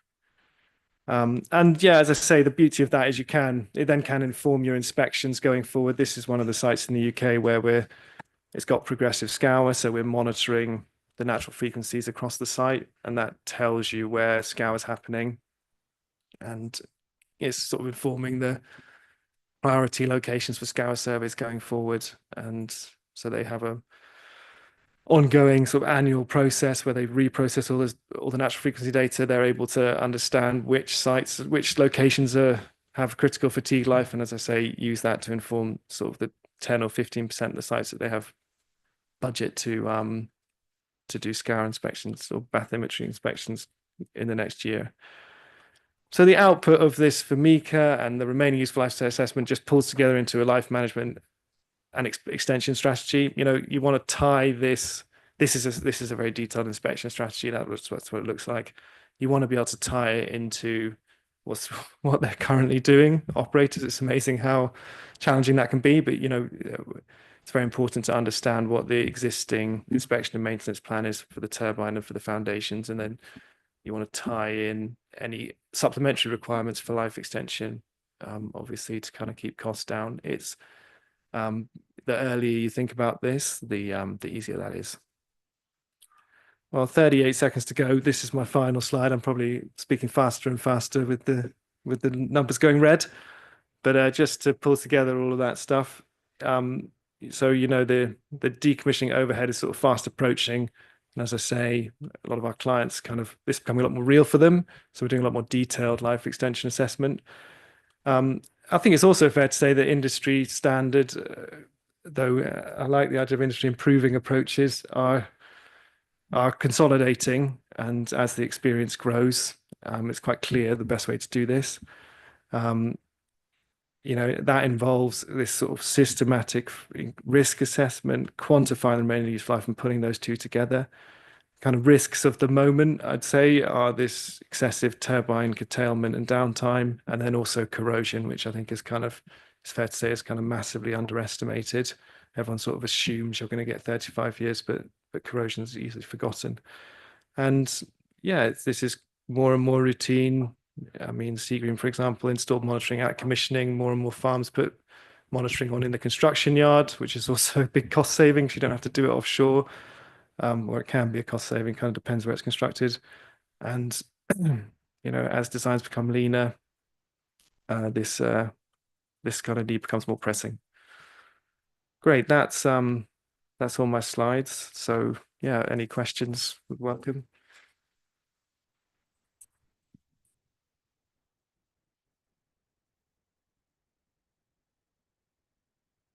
Welcome first. Hi. So interesting presentation. So a question from our end. So from Otter, you also assessing impact of curtailments, as indeed we see quite more and also more varying curtailment patterns. But I wondered if you mentioned exceeds design assumptions. Yeah, whilst for idling you do have clear references on what were the design assumptions. So back towards the load cases from the original design. For curtailment, that's quite different. So it's not that you have a clear reference point. This is what has been accounted for in the design. So whether it exceeds yes or no. So whilst we do see what has a relatively higher impacts on those various curtailment patterns, for example, IVR or more stable curtailments, it's still hard to make some absolute conclusions towards, how much exceeds the design assumptions, whilst there were actually is inherent into the design somehow, but it's not explicitly mentioned as a load case so far. Yeah, and then the rationale there is that the curtailed power curve is less damaging than the full operational power curve because the thrust is lower. So if you curtailed your farm forever, you be loading the structures less. But with the numbers we're seeing, then you need to be able to balance it across the farm. So you do need to understand, because you'll end up with very big discrepancies in the fatigue life because of the extent of curtailment. So yeah, I think that actually, indeed, so it's not that the curtailment stays stable, and indeed, would it be constant the same lower level? Then no, it varies agree, a but lot. it's exactly in the variance that we see actually curtailments at the fast varying nature is imposing higher fatigue towards normal operation states. Yeah. So exactly. It's kind of, I think a design, if it gets curtailed, that's great. We'll get a few more years. But now there's so much curtailment, and people do really need to achieve life extension that there's more demand to measure what the curtailment's actually doing to your turbine and your foundation, so you can inform the grid to switch off certain BMUs strategically to make sure you're sort of managing the life on the farm.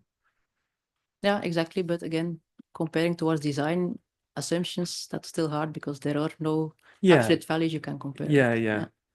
The absolute value was 0. Yeah. Okay. Thanks. Thank you. Okay. One last. So thanks very much for the interesting presentation. I was looking at the plot where you were showing the damage over a 10-minute period. That's effectively the Paris law you were talking about, right? For every 10 minutes. It's this is just fatigue load, that plot. And you talk about damage rate, so you're talking about yes, it's an SN-based approach. So Paris law. Well, yes, in Paris law. theory. So, yeah. And you spoke about structural integrity consumption. You're talking about Miner's rule, right? Yeah. So linear hypothesis, yeah? Yes. So you understand, of course, that there are huge limitations in your calculations then.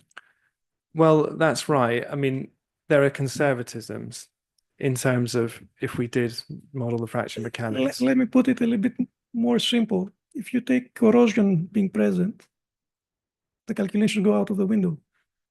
Yeah, this is a debate we have with Well, many a client.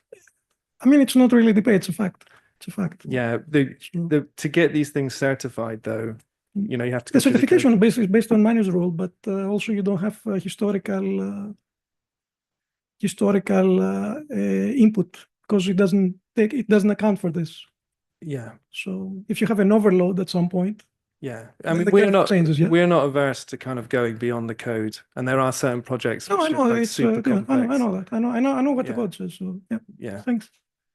No, but it's a good point, and I mean, the amount of kind of awkward conversations we've had to have with specifically on corrosion, and we are working on nonlinear corrosion models, and coupling the loading with fraction mechanics, so you can kind of go beyond the SN curves.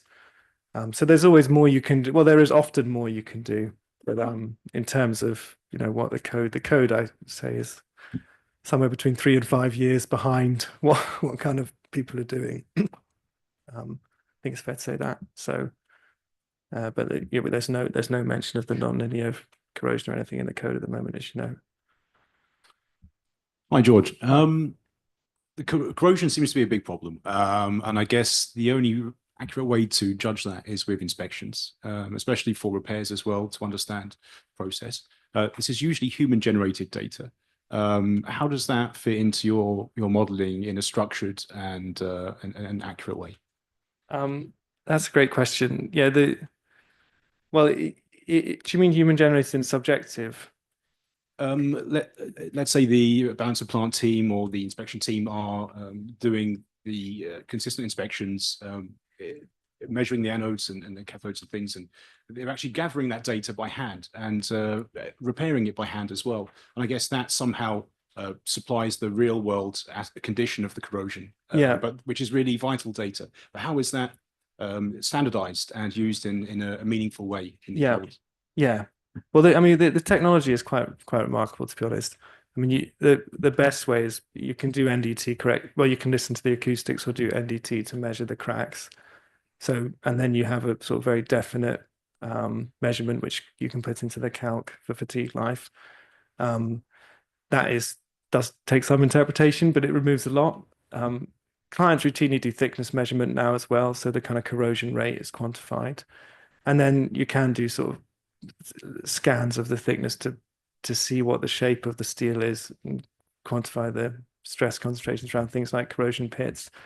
So as soon as you get inspection, expensive as it is, the calculation becomes a lot more robust. The problem is when it's just anecdotal. It's like we've gone and done a visual inspection and the corrosion's fine or the corrosion's moderate. It's very hard to turn that into real numbers, and our recommendation often is kind of a sort of very targeted but kind of very detailed measurement of the cracks, measurement of the thickness, measurement of the profile. And how important is the anecdotal data? Because presumably that's the majority of the data that's actually gathered. Well, it's important in terms of quantifying the risk, and so it can flag there's corrosion happening, therefore your lives are this. But if you want to be less conservative, it needs more data. So it's kind of the first stage, I'd say. So if that data was more accurate and it was more meaningful, then it would actually provide a much more bigger value proposition for Totally. yeah. I think coating life, corrosion, proper quantification of what the corrosion is doing, and the nonlinear corrosion models, that is definitely should be a big area of research for like the sector and aging assets in general. Such an old topic, everyone sort of doesn't care anymore, but sounds like you have a lot to discuss over lunch. So thank you very much, George. I want to hand over to the last speaker for today. Yes, is it just you or is it your whole team coming from? Okay, so Wang Wangzhao from Atkins Realis will take us into lunch with a discussion also of life extension. Thank you very much. My name is Wang Wenzhao. I'm the Offshore Wind Engineering Director for Atkins Realis. For people who attended last year's conference, I present a innovative design of a rotatable offshore wind farm, offshore wind tower And that in that way, probably some of the questions about the curtailment, actually when the curtailment, the wind load actually reduced dramatically in that kind of tower. I know that there's lots of presentation already by Professor Papalis and also Dr. Walker. I hope my presentation can add more dimension to this very interesting topic of asset management and life extension. Next one, please. Do I have a controller? Oh, yes, sorry. Yeah.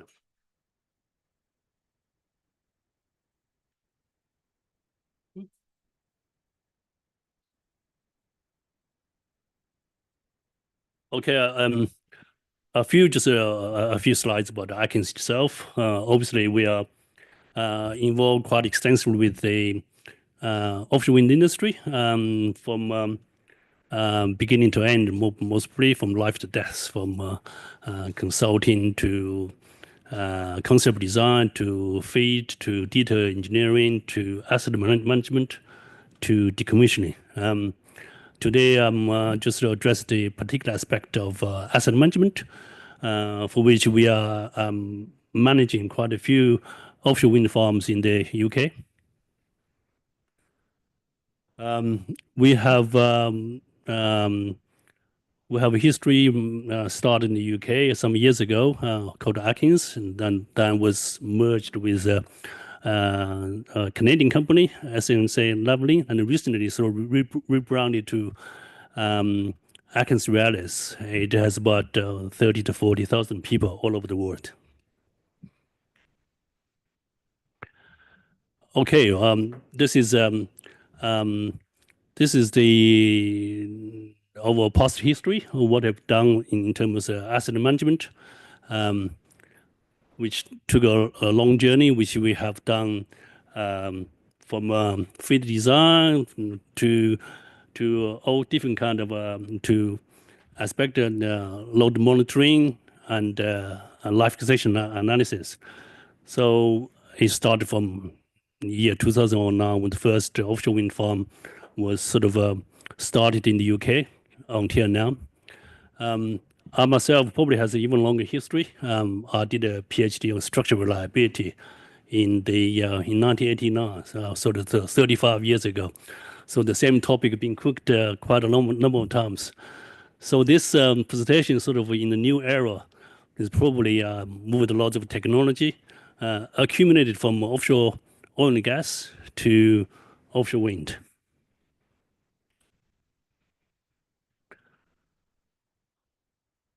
So what we have is a lot of case studies, a lot of engineering analysis, engineering expertise, like, for example, the discussion between you guys just now. But do they effectively address the asset management or just piecemeals? So all the information would fit into the overall fatigue life assessment or life extension. So you go test, you go different test and analysis, measure the load. So this is always sort of a one-way street to, according to the latest code, DNV 2C, you have all different kind of approaches from preliminary, and then detailed engineering, and then probabilistic. And then we also have done sort of using measured data to justify life extension. Typically, this is a one-way street. It has an increased complexity to the problem we are addressing. So what we have now is build a system which we call risk-based asset management system to do to start from load monitoring, different type of monitoring, not just load monitoring, any type of inspection monitoring, and on one side, and the other data is design data on the other side, which could include hazard, FMACA, or design, and feed all the information to a risk model. The risk model itself can contain any statistic variation, any data treatment, and data technology. Some of that being presented by other colleagues this morning. And then feed to a risk-based cost analysis model. Based on that model, we can take a soft actions or hard actions. Soft action means that risk-based inspection strategy, life extension without doing a lot of work, and turbine upgrade. Hard action means that we do change of design, repair, and increasing corrosion management system, and so on. So that again would feed back to your monitoring or design modules, and this goes on and on, which we can use it to address the whole issue, the whole life extension or asset management in a holistic way.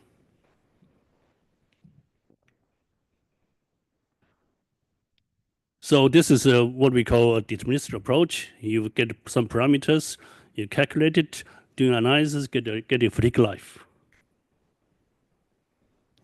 So you have input, load input, and hydrodynamic factors, and you get a turbine, you get the soil conditions, you have a fatigue life.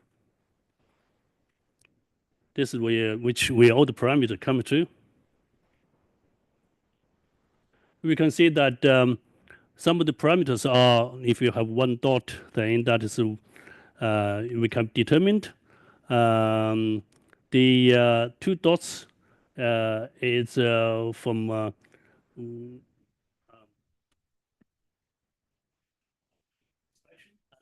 the 3 dots are sort of continuous inspections. It's including all the aspects of what happens in a system.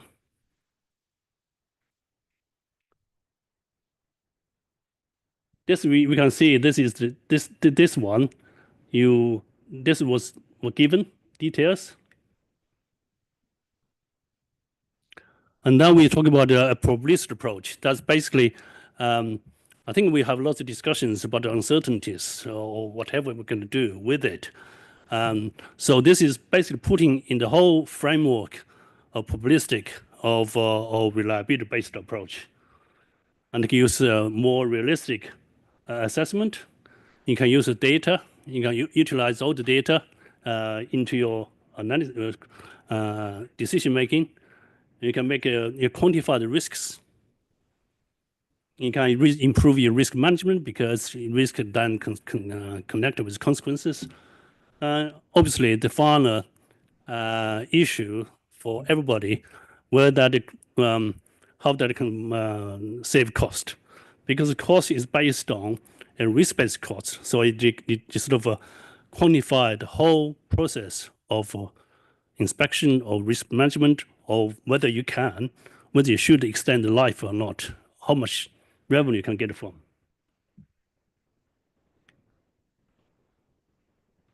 So we have a lot of different methods to quantify the uncertainties.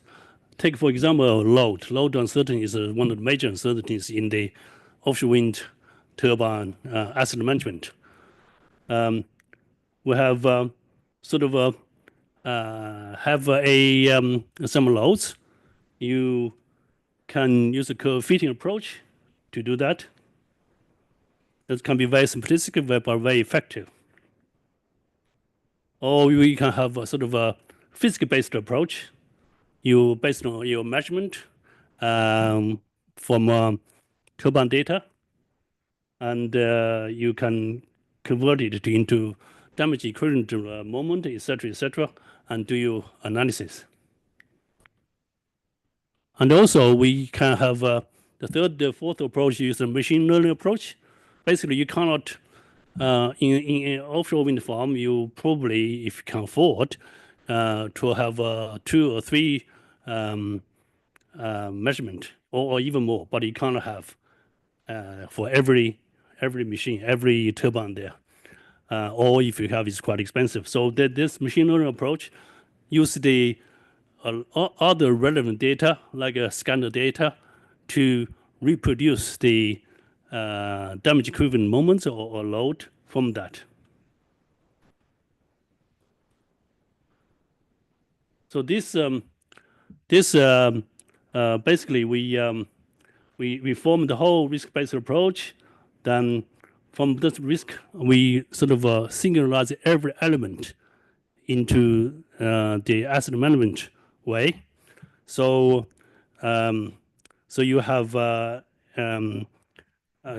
everything input into the risk approach to get the risk matrix. This is the risk matrix we have formed for there. This is just some examples of how we have looked through all the issues, almost all the issues in the asset management, from hazard to identification to hazard initiator, and then look at the evaluation criteria, and then preliminary risk analysis.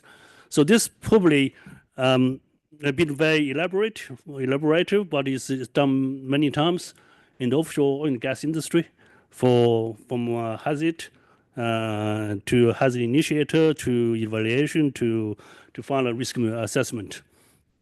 So we just basically repeated similar approaches for offshore wind.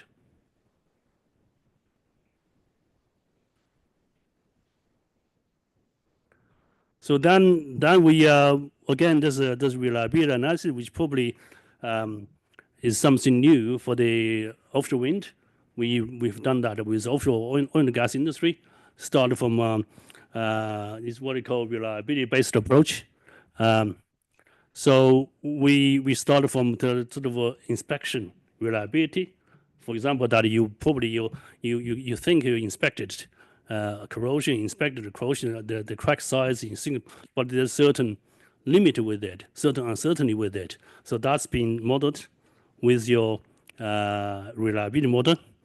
And then with that, we have previously, sorry, what that?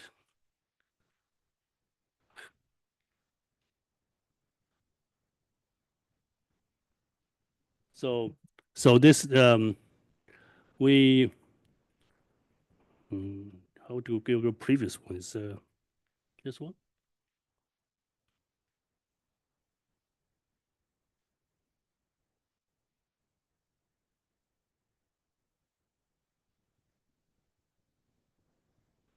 So this one, for example, that we can see that some of the details, like well-detailed corrosion, operation environment, are modeled probabilistically using a probabilistic model, and also turbine loads, natural frequency, scale, etc., etc. They're modeled probabilistic in all this input, and then you can use a probabilistic approach, so you could get everything expressed in terms of probabilistic output in terms of risk.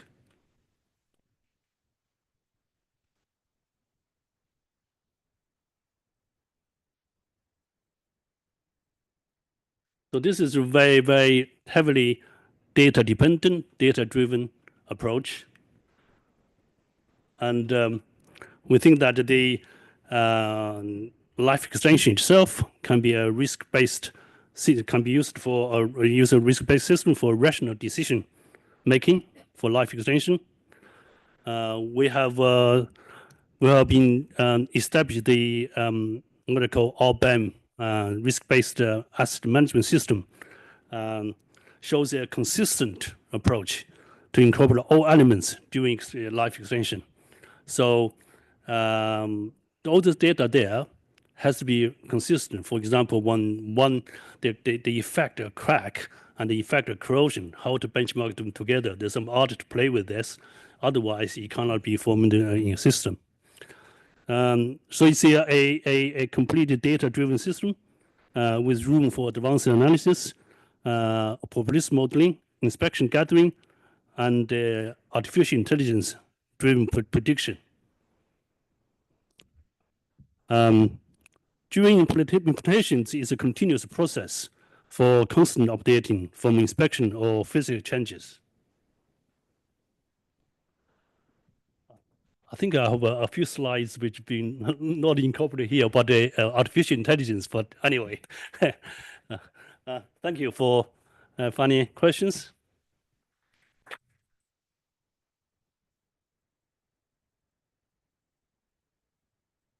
Thank you for the interesting presentation. Again, I will raise the same, let's say, issue that I raised in the previous presentation. You mentioned that you follow the oil and gas approach for the analysis at some point. Is that correct? Well, we don't. Well, it's an oil and gas approach, but it's a scientific approach used in the oil and gas industry. Yes, we yes. had an experience for from that. platforms, yeah, for platforms. Yes, that's right. But the platforms do not have wind turbine rotor, which is a completely different case. Yes, exactly. I mean, we don't say it's a completely different case. Is the scientifically it's the uncertainty of modeling of loading, which is completely different that we are addressed. Yes, and in your analysis, like in the previous presentation, you mentioned 10-minute intervals, but in reality, the load changed more or less at 1 hertz. So 10 minutes is a very crude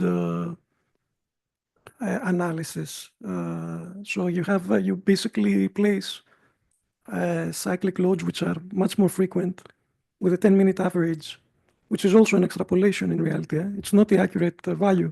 And it depends who the wind turbine manufacturer is, because there are different algorithms they use to actually calculate the actual wind speed. Because the wind speed is an extrapolation from the top of the nacelle and the middle of the tower. So if you're using 10-minute intervals, then you're throwing away a lot of information about what the actual loads are. And again, the problem is that you don't have a historical account, so you don't account for the history of the loads.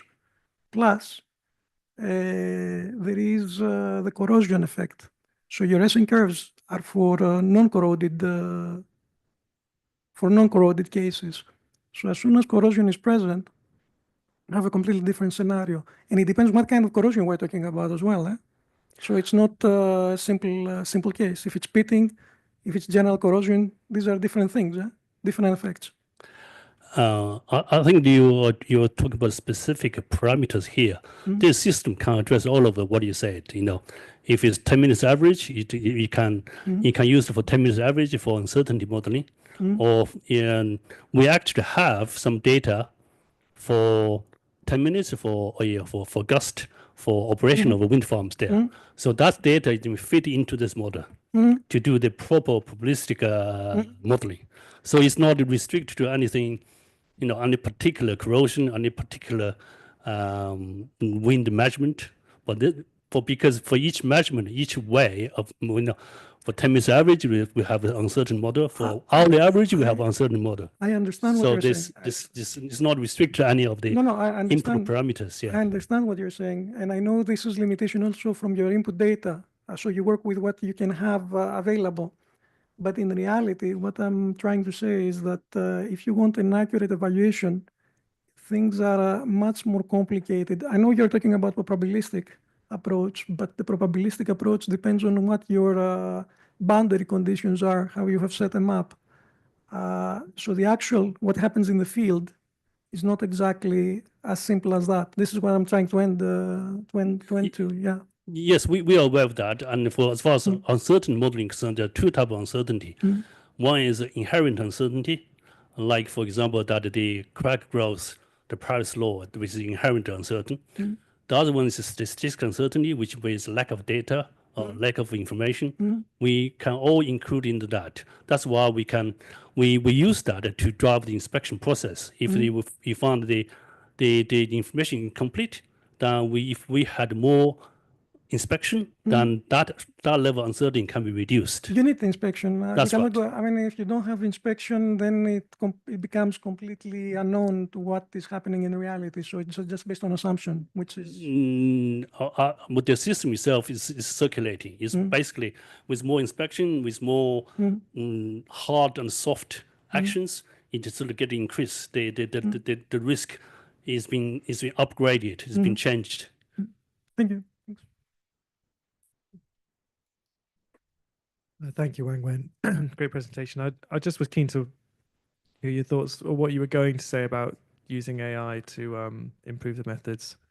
Yeah, I mean, we actually have one slide, well, top couple slides there, but somehow it probably just somehow we have some a couple project to basically use the scatter data to couple with to train a system so that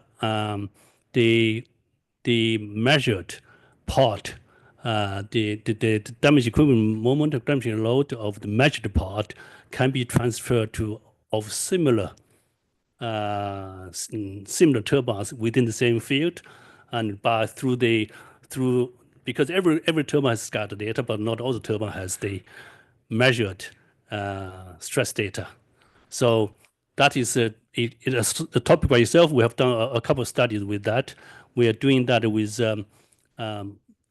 one client is particularly interested in that. They have their own PhD. They have their own sort of AI method. So we are actually implementing to one of the offshore wind farm right now. But this is I mean, this is not really this is not really being fully implemented. So it's sort of slightly ahead of its time, but that's being used for the nuclear industry, being used for a couple other industry in Atkins. So hopefully that has been taken on and sort of fully integrated into the system. Yeah. Thank you very much. Thank you. Great.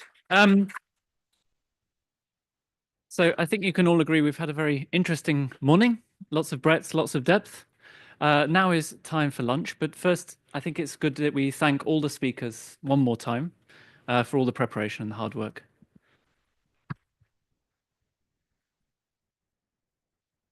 Do you want to tell us where lunch is? It's upstairs in the restaurant. My colleagues will also navigate you there. Thank you and bon appetit. And please be back to start again at 5 minutes past 2.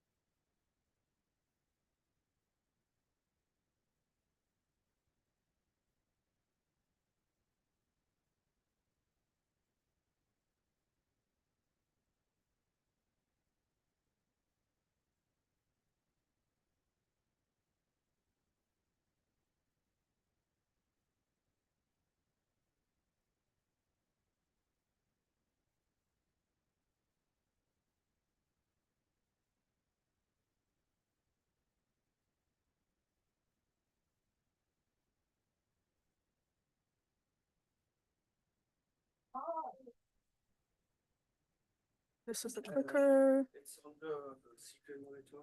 I don't think we need. I can put it on the screen. So No, this is perfect. Thank you. straightforward. Oh. Brilliant.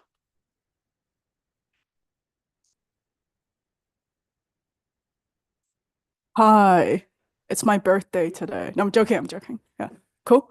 Sound. I don't think so. I think I'll be speaking like this.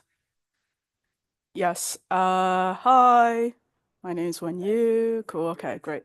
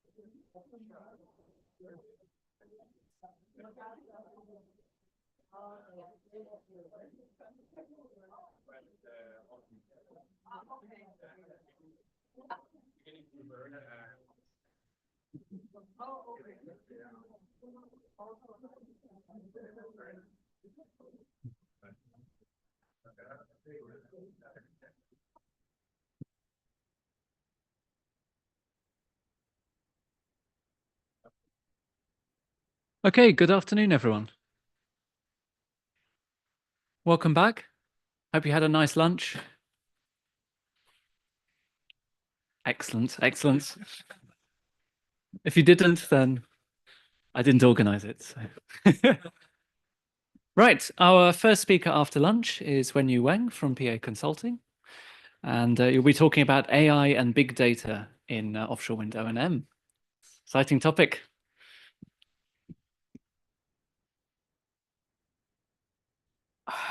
Hi. So I have the slight unenviable task of keeping you entertained after you just had a very, very nice lunch. I know how that feels like, so I'll do my best. So I was thinking a little bit about the kind of stuff I can talk about today, and I'm aware, I was a little bit late this morning, but I'm aware by this point, you probably had 2.5 talks that referenced to big data and AI, and there's going to be a couple more excellent case studies coming out as well. And if you're sticking around, there's 2 more days of digital and data in wind power. So I was thinking, what can I talk about to a group like yourself that I think may be interesting, insightful, and hopefully, most of all, ask interesting questions. So what I thought I'll do today is talk a little bit about some of the lessons learned from AI deployment adoption from other industries, but also give some potentially slightly new angles of looking at the why AI and O&M argument, because I think everyone in this room, or quite a lot of people in this room, are extremely technically fluent in the usual arguments about predictive maintenance and so on and so forth, digital twins. I'm not going to go through all of that stuff. Just to keep the boss happy, just a few slides about my company, and I'll go over this as quickly as possible. If you want to take a picture, do it now on this slide, so the boss will be happy. But I represent a firm called PA Consulting. We're 4,000 people globally. I work in the energy team. I work predominantly in offshore wind, but increasingly also in storage and hydrogen and derivatives because of the business cases that are coming about with the synergies with offshore wind. We work in a lot of different areas and have a lot of different capabilities. We are a classic strategy consulting, but what makes us a little bit different is, as you can see on the screen there, we have people who work in applied sciences, applied engineering, we have DevOps people, we have people who create databases and software. So we like to think of ourselves as a front office of management strategy consultants backed by really, really smart, nerdy people that are much better at like doing stuff than I am at doing the technical stuff. In offshore wind specifically, we work across many different areas. I'm not going to go into this in detail, but specifically my work focuses on strategy, including organizational and auction strategy. We also have a big team that does AI just to keep them happy, but they do a lot of corporate enterprise AI. They talk about things like how do you implement an AI blueprint, but also how do you make better decisions as an organization using AI. That's it from me, and now onto the actual topic. So I want to look at offshore wind and the argument for AI in a few different ways. I think firstly, just look at the market. There's a lot of people in this room that does forecasting for a living. But if you look at the market for cumulative installed offshore wind capacity globally by 2050, it's anywhere between like 1,000 gigawatt to 2,000 gigawatt, depending on who you listen to or who you decided to buy information from, right?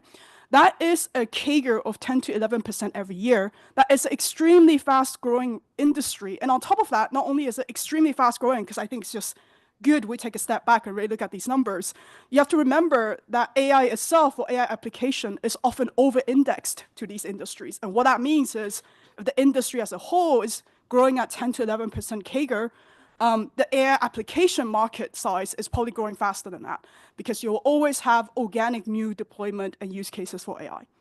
The second thing is to look at the challenges, and you would be very, very familiar with this, the challenges in the supply chain, the challenges with specific spikes and shortages, especially for skilled labor.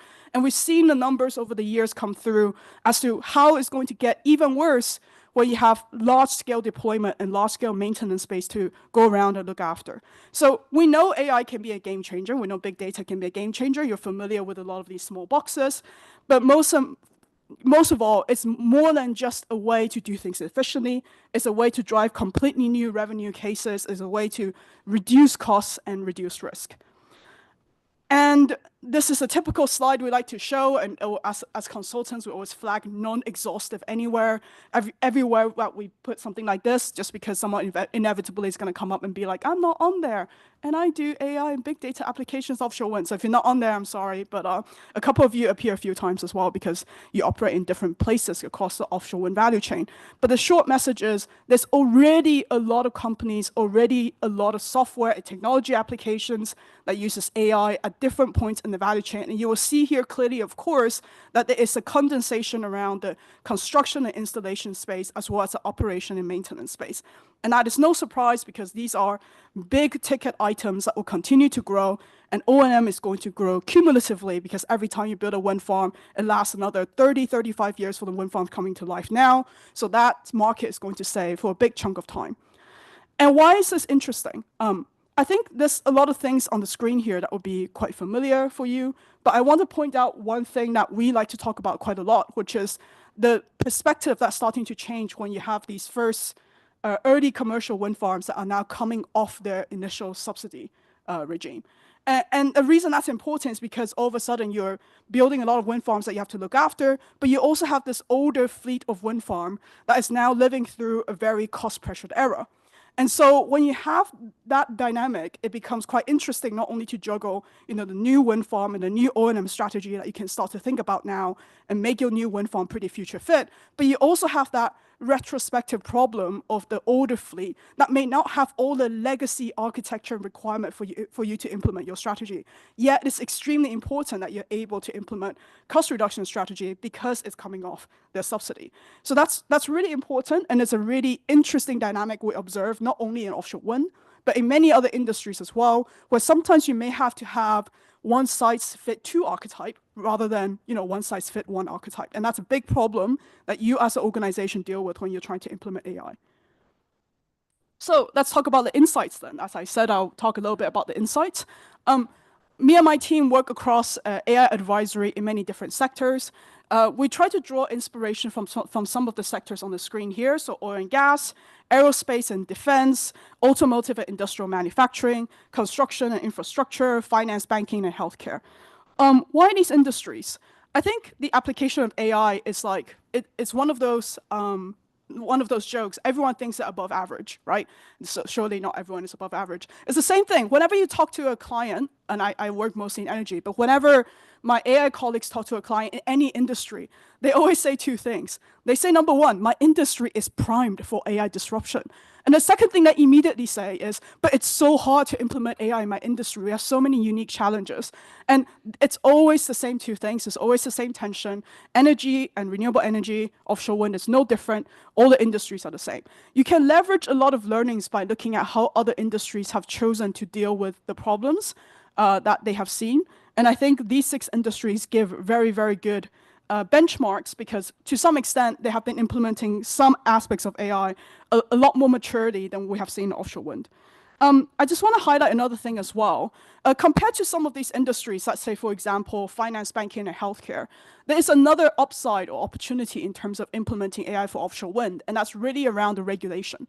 So if you work, or some of our clients work in finance and banking and healthcare, there is a huge degree of regulation over what to do with data, how you can treat data, and so on and so forth. You have a problem in offshore wind, but that's mostly about commercial sensitivity, getting data into the right format, making sure data is clean and consistent so you're able to use it. But it's not quite the same problem in that you have a lot more regulatory autonomy.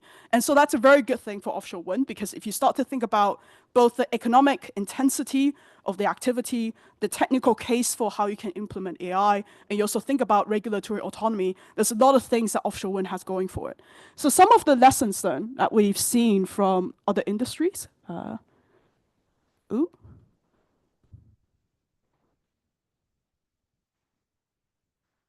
It's just the suspense before, like, obviously the most important part.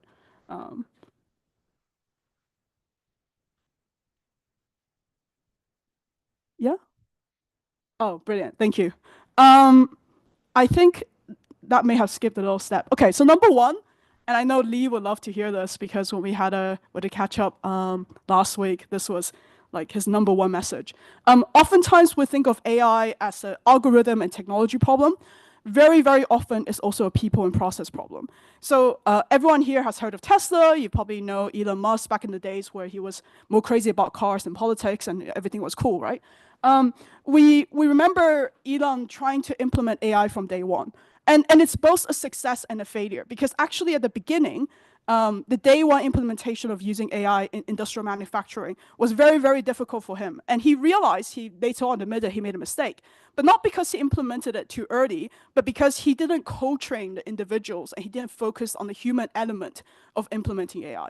So this is a very good example of, you can be as aggressive as you want, but really at the end of the day, there's a lot of problems with assuming that you can displace a lot of human efforts rather than augment and supplement human efforts. We see this in a lot of other industries as well, in construction, in healthcare, and a lot of times you get the best of both worlds if you're able to implement a clear process for co-training your human resources. You may have heard this already before, it may be obvious to some of you, but really when we come to the case studies in defense, in industrial manufacturing, it's the same story over and over again. The second clear story is thinking about data as a strategic corporate asset. I'm going to come back to this later in the end when we talk about some of the industry challenges in offshore wind.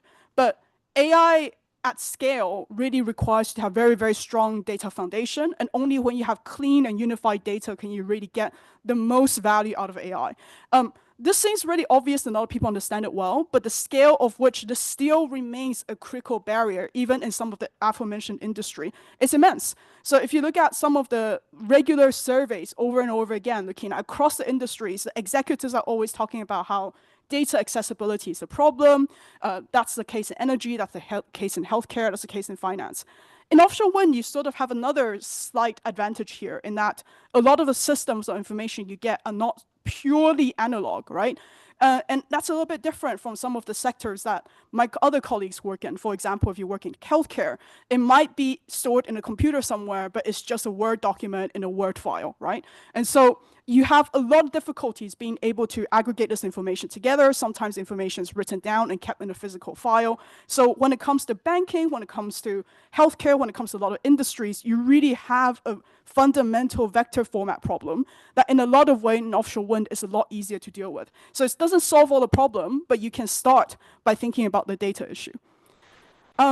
The third lesson we learned is about the importance of developing a very strong ecosystem for partnerships. So a lot of times you have, in the case of energy and renewable energy, you have big investments are being made by utility companies, integrated energy companies into the AI innovation. But oftentimes AI that occurs on the corporate organizational level comes down to a combination of two expertise.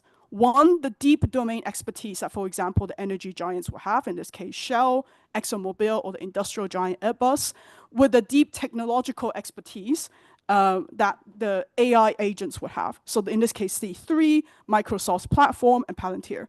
So you get these kind of classic partnership archetypes over and over again.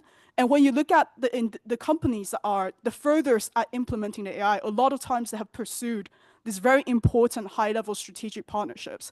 So in the case of Shell, for example, I think there were in their collaboration with C3, I think there were numbers around the millions, I think it was like something like 20 million sensors that they were able to collect data from this collaboration with C3, and something like a few tens billions of data generated per day, right? And so they need that domain expertise to understand what to pursue and to get out there, and they have a huge geographical presence, so that's very natural. But they also really need the technical advice of someone like C3, which brings the understanding of how to create these important delta lakes for the information.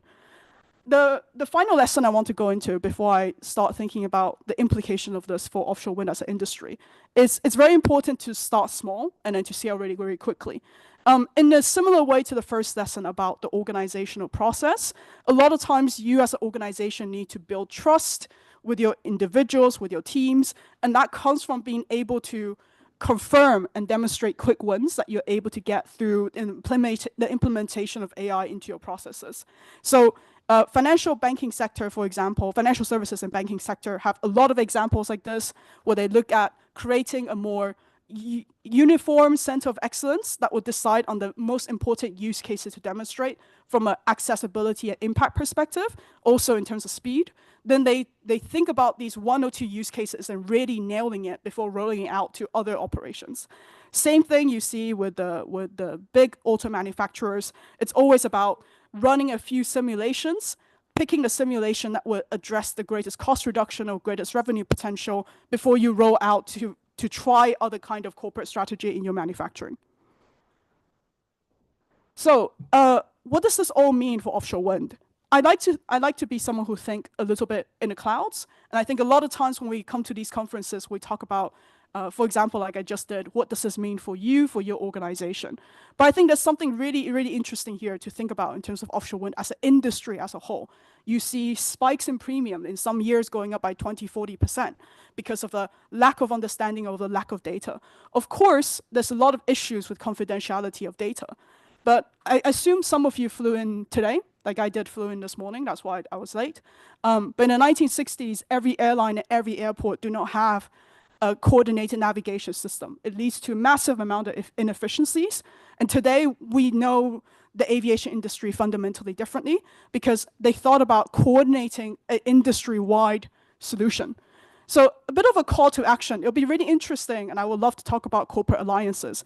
But how can we use some of the digital infrastructure and, for example, using the federated learning models of different AI models to introduce a way where we can learn more from each other's data while respecting commercial sensitivities? Because that means we can address a lot of important questions, like the rising hikes in insurance premiums, like the massive supply chain bottlenecks and the massive labor shortages that we're going to face, like the issue that was talked about earlier in another session where we're seeing increasingly renewable integration cost, and therefore that's also going to be a challenge facing offshore wind.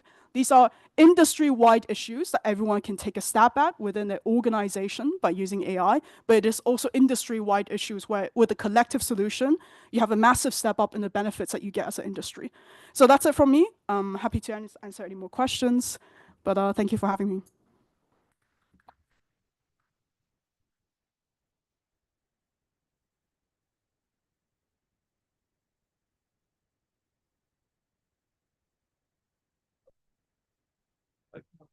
Okay, that was an awesome presentation. Thank you, Wenyu. You mentioned using federated learning to basically access anonymous data at a high level with ML tree. We're a company that creates AI for wind energy as well, but we have just a single product. It's a field service management product, everybody, by the way. The trouble with federated learning we found is that people are quite sensitive about their data, and quite often so they should be. So even though it's anonymous, you can still drill into the data and find out regional differences or specific differences, models of assets. All kinds of things can actually identify the specific user case. How have you found the customers that you work with to be opting in or happy to opt in to federated learning? Yeah, so great question, and I think that's a very good challenge, right? I suppose my intention today is to be a little bit provocative and open up this idea that as an industry, you can overcome some sort of a competitive challenge to arrive at a common solution, right? And you're absolutely right. The technical solution of having a federated learning model doesn't solve the commercial or legal problems, right? And a lot of times when we looked at the same solution in other industries, I have to be careful what I say because we're now working with a few different industries with very similar issues. There is a theoretical price at the end of the day for collaborating, but there are very real legal and commercial concerns to get to that place in the first place. And what we often find is you need an alliance that's coalesced around someone with a lot of market power in determining whatever that issue is. So in this case, it could be an insurance firm or it could be the insurance industry. So I, as a consultant, have no power of any kind. We just sit there and listen and try to be a good friend. But in the case of offshore wind, I think it'll be quite interesting to explore the potential role for insurance firms. But I think it depends on the exact industry. In some of the other industries, there has been other players for other challenges. Thanks. Again, fantastic presentation. My question would be, so in large organizations, there's a lot of data that goes into feeding an AI or an LLM that can help in optimizing its operations. But there's also a bit of resistance in uploading or kind of securing that LLM in order to publish those data first and to get back reports, dashboards, so on and so forth. You mentioned partnership ecosystem. Is that something that you're proposing to, hypothetically, you'd propose to a client to employ this LLM and to trust it better and to make the incorporation easier? Because right now it takes a lot of, there's a lot of hesitation in employing it. Yeah, yeah. So I don't know how, maybe this wasn't super obvious earlier, but just to answer it very quickly, I think it takes many, many, many steps. You very rarely see use cases of the ExxonMobil Microsoft partnership or the Airbus partnership jumping overnight. And I think I'm saying the obvious. And the reason is because a lot of times it comes down to knowing the P&Ls, knowing what incentivizes them, what the KPIs are. This is all very obvious stuff, but you're not really going to get a bunch of extremely busy people, smart engineers to commit to something without being able to show them, hey, here's one use case of how we implemented this, and at least leads to like 20% optimization of your staff, which leads to XX percentage of cost reduction. So it's really, really important, and we found it's almost near impossible to have any sort of organizational AI implementation or blueprint without being very clear upfront what the most powerful use cases are likely going to be and going after that first.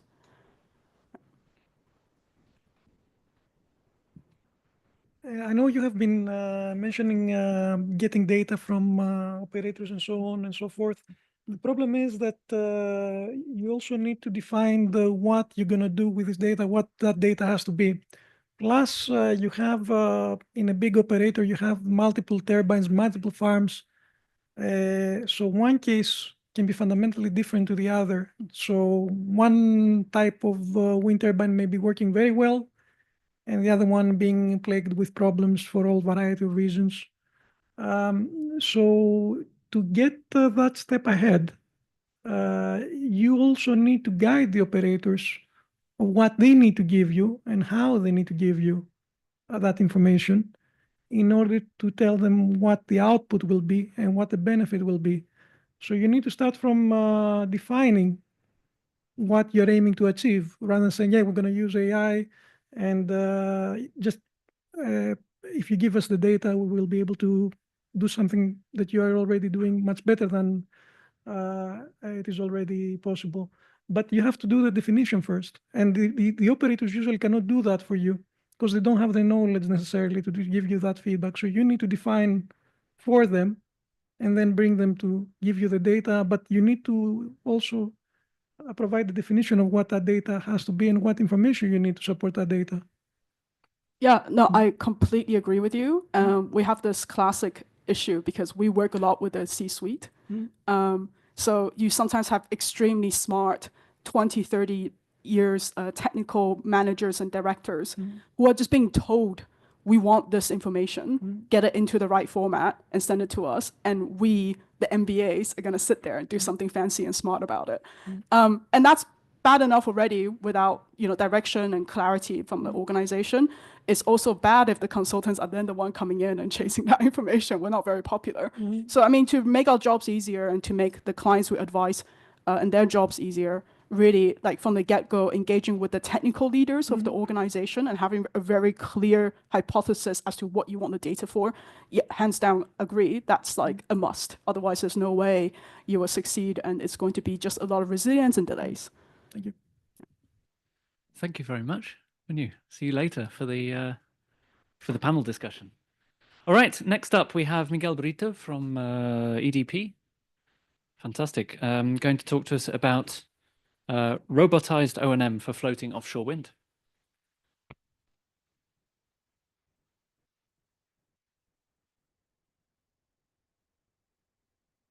Okay, so good afternoon, everyone.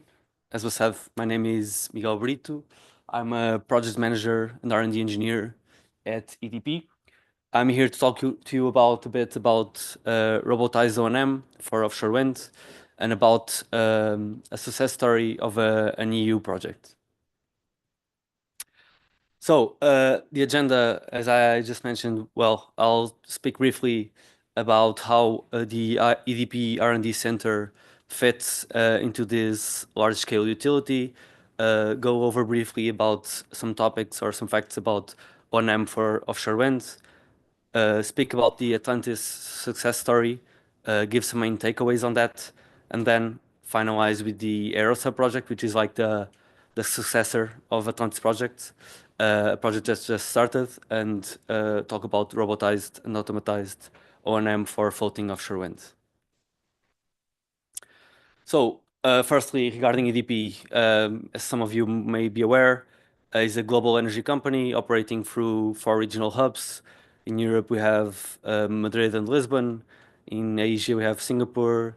In North America, we have in the USA, Houston, Texas. And in South America, we also have Brazil.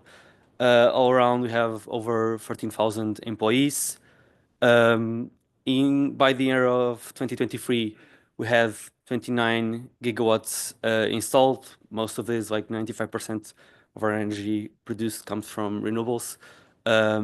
In this last year, we have 3 more gigawatts, so we have 32 gigawatts now, with 57,000 gigawatt hour of production in the last year, around 400,000 kilometers in networks, and all of this with a 5 billion investment. So, and how does these R&D parts and innovation fit into the company? So, well, we're trying to deliver value with speed, scale, and focus across our different business units. This global research and innovation team is divided between these 4 avenues: internal delivery, which focuses on internal projects sponsored by these business units, which try to deliver value directly to them.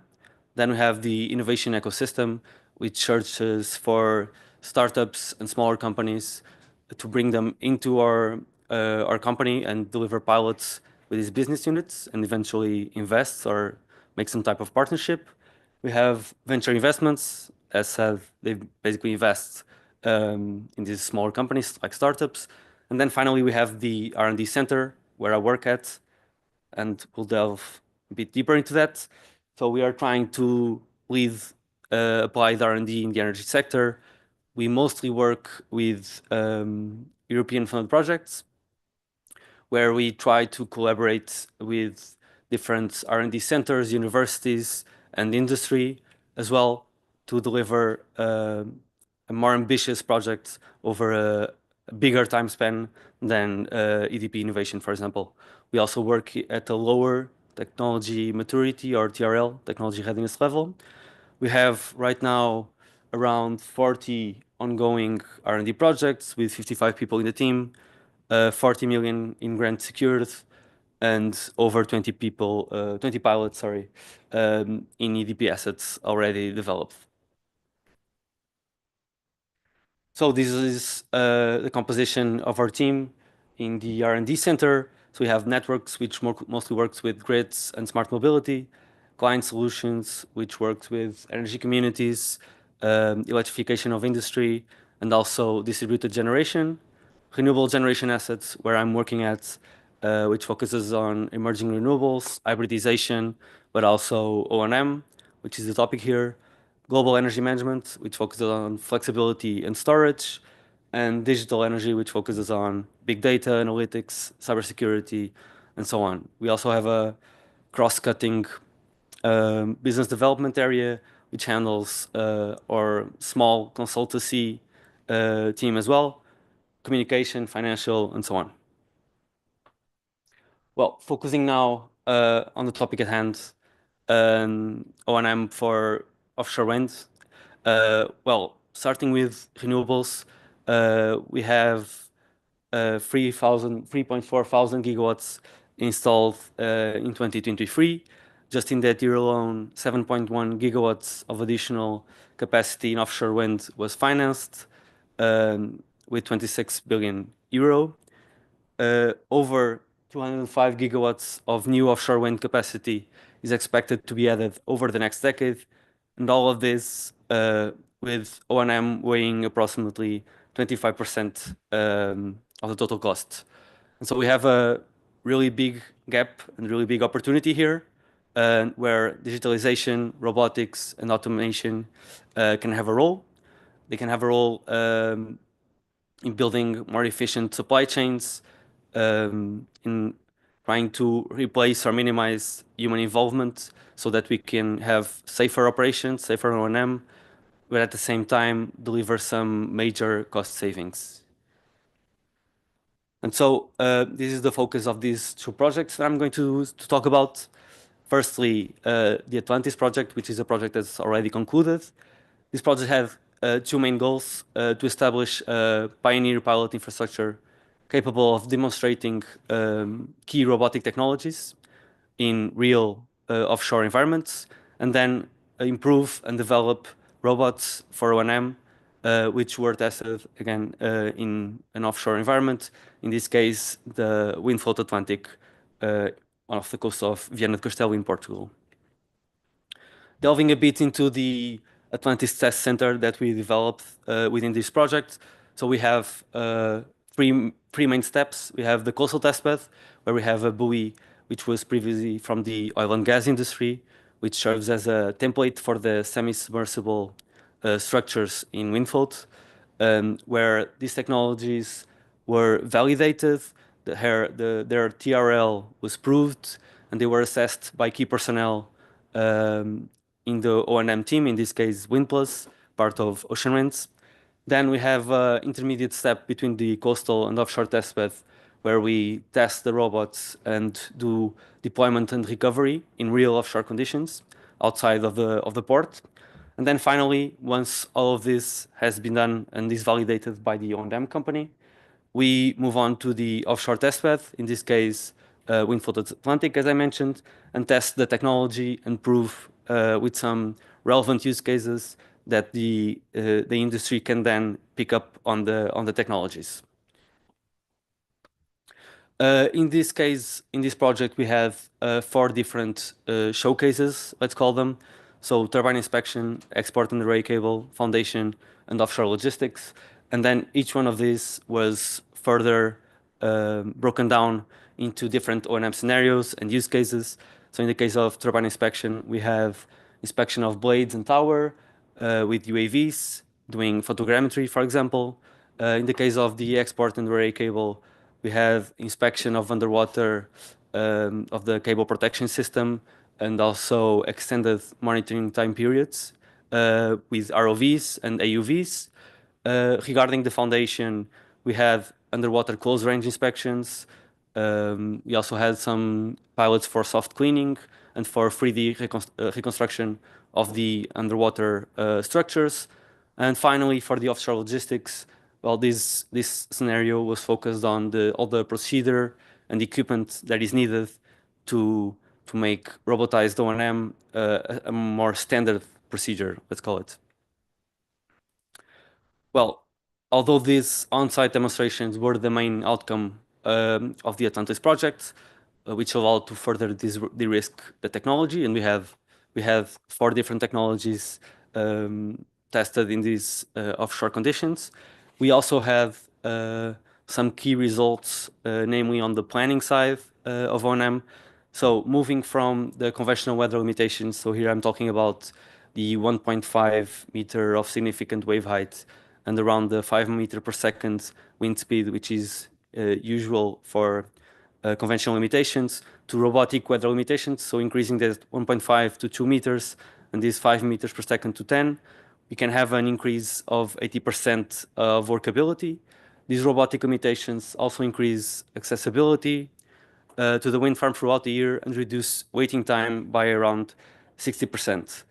All of this allows to have a 10% decrease in O&M costs, which can lead to a 2.5 decrease in LCOE.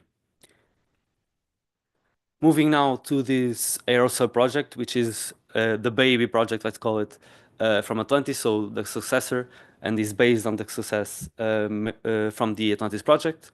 It has two main objectives.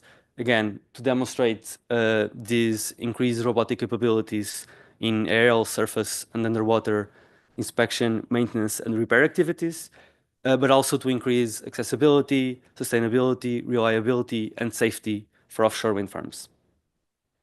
The project just started in December of 2024. It will go on until November of 2028, and we have a 12 million budget with 16 partners, which you can see here on the screen. So EDP New, that's us, is one of the partners. Ocean Winds, of course, which has the wind farm where we're going to demonstrate. And then we have some technology providers like Ocean Infinity, Catec, Exail, universities, and so on. So the project concept can be summarized by this graph here. So right now we're working mostly on work package 1, which is about defining the use cases and the O&M scenarios for which the technologies developed will be studied, but also to define the requirements for these robotic technologies. Then we have three different work packages where we'll be doing some developments. So developments on robotics and the AI technologies. Also a digital twin powered by data and AI to plan these offshore operations and also to do, for example, some predictive maintenance. And then a decision-making tool that will allow robot and robot cooperation, but also between humans and robots. Then we'll have the work package where we'll demonstrate these technologies in the test beds that were just mentioned, so coastal and then the Windfault Atlantic. And then we'll have a evaluation and assessment of the technologies near the end of the project. So as mentioned here, this is a small summary of AeroSub. So the main challenges in the conventional method are the lower workability, the potentially unsafe O&M operations, and the high O&M costs. We are trying to turn this into a safer operation, reduction in downtime, and a decrease in the LCOE. You can see here some of the targets that we are targeting on this project. Also, some pictures of the technologies that we have. And as mentioned, we have the pre-validation demonstrator with the buoy there and the demonstrator in Windfault Atlantic. So our role will be to link the technology and the end users, the technology developers and the end users in this case, that will be Ocean Winds.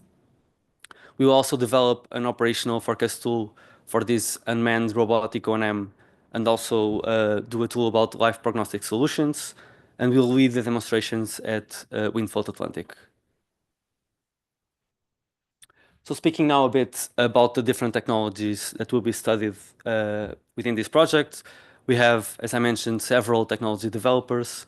Ocean Infinity, which has the Armada vessel. This vessel will allow to support unmanned vehicle operations and can carry the USVs, UAVs, ROVs, and AUVs necessary to do these operations. Then from INESC, we have two robots, a drone and a ASV, which enable offshore autonomous operations and already proved and demonstrated autonomous takeoff and landing of the drone in offshore conditions. From University of Seville, we have the dual arm robotic manipulator, which allows for contact operations like NDT, maintenance, and sensor deployment.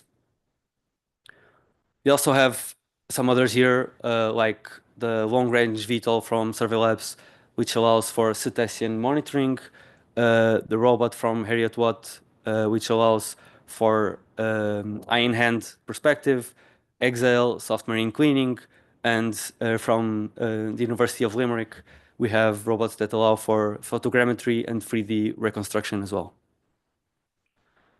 So just to finalize, here we have an overall view of the technologies developed during the project. Several of these I just mentioned. And then we also have here a small description of the tools and the digital twin that will be developed within the project. So thank you very much, and I'm welcome to any questions.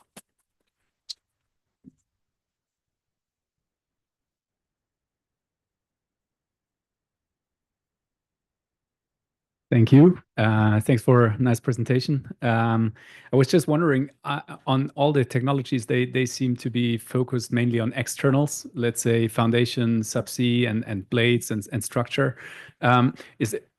Do you see anything right now in technology development also of robots that can act inside the turbine, like small humanoid robots or something like? Just a curiosity, maybe. Yeah, so in this project, we mostly focus, as you mentioned, on the external parts and also in the underwater side. This is also due to that the Ocean Winds, the provider of the turbine, in this case Vestas, is the O&M for the turbine, so they're not as interested in these technologies as in the underwater part, which they do their own O&M. Right. Thanks. Yeah, no worries.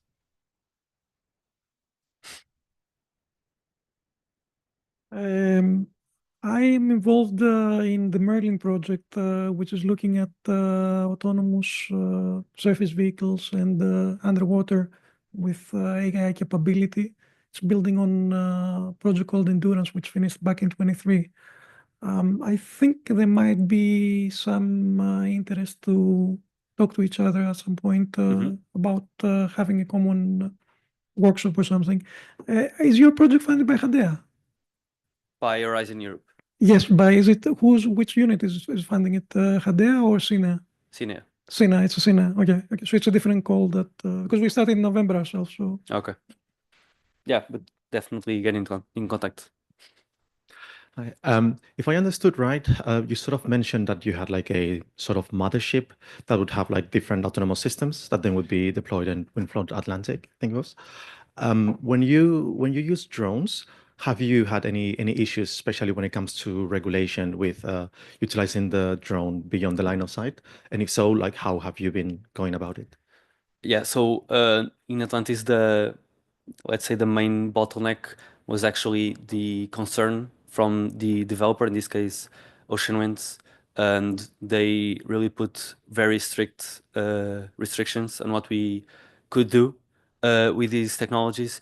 Operating beyond the line of sight was one of those. So even outside of the legal permits, we were not allowed to do that by the developer.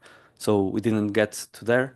But this is one of the objectives of this project, is to operate beyond the line of sight and to also advance the regulatory side while we develop this technology, so we can demonstrate them in a real offshore environment.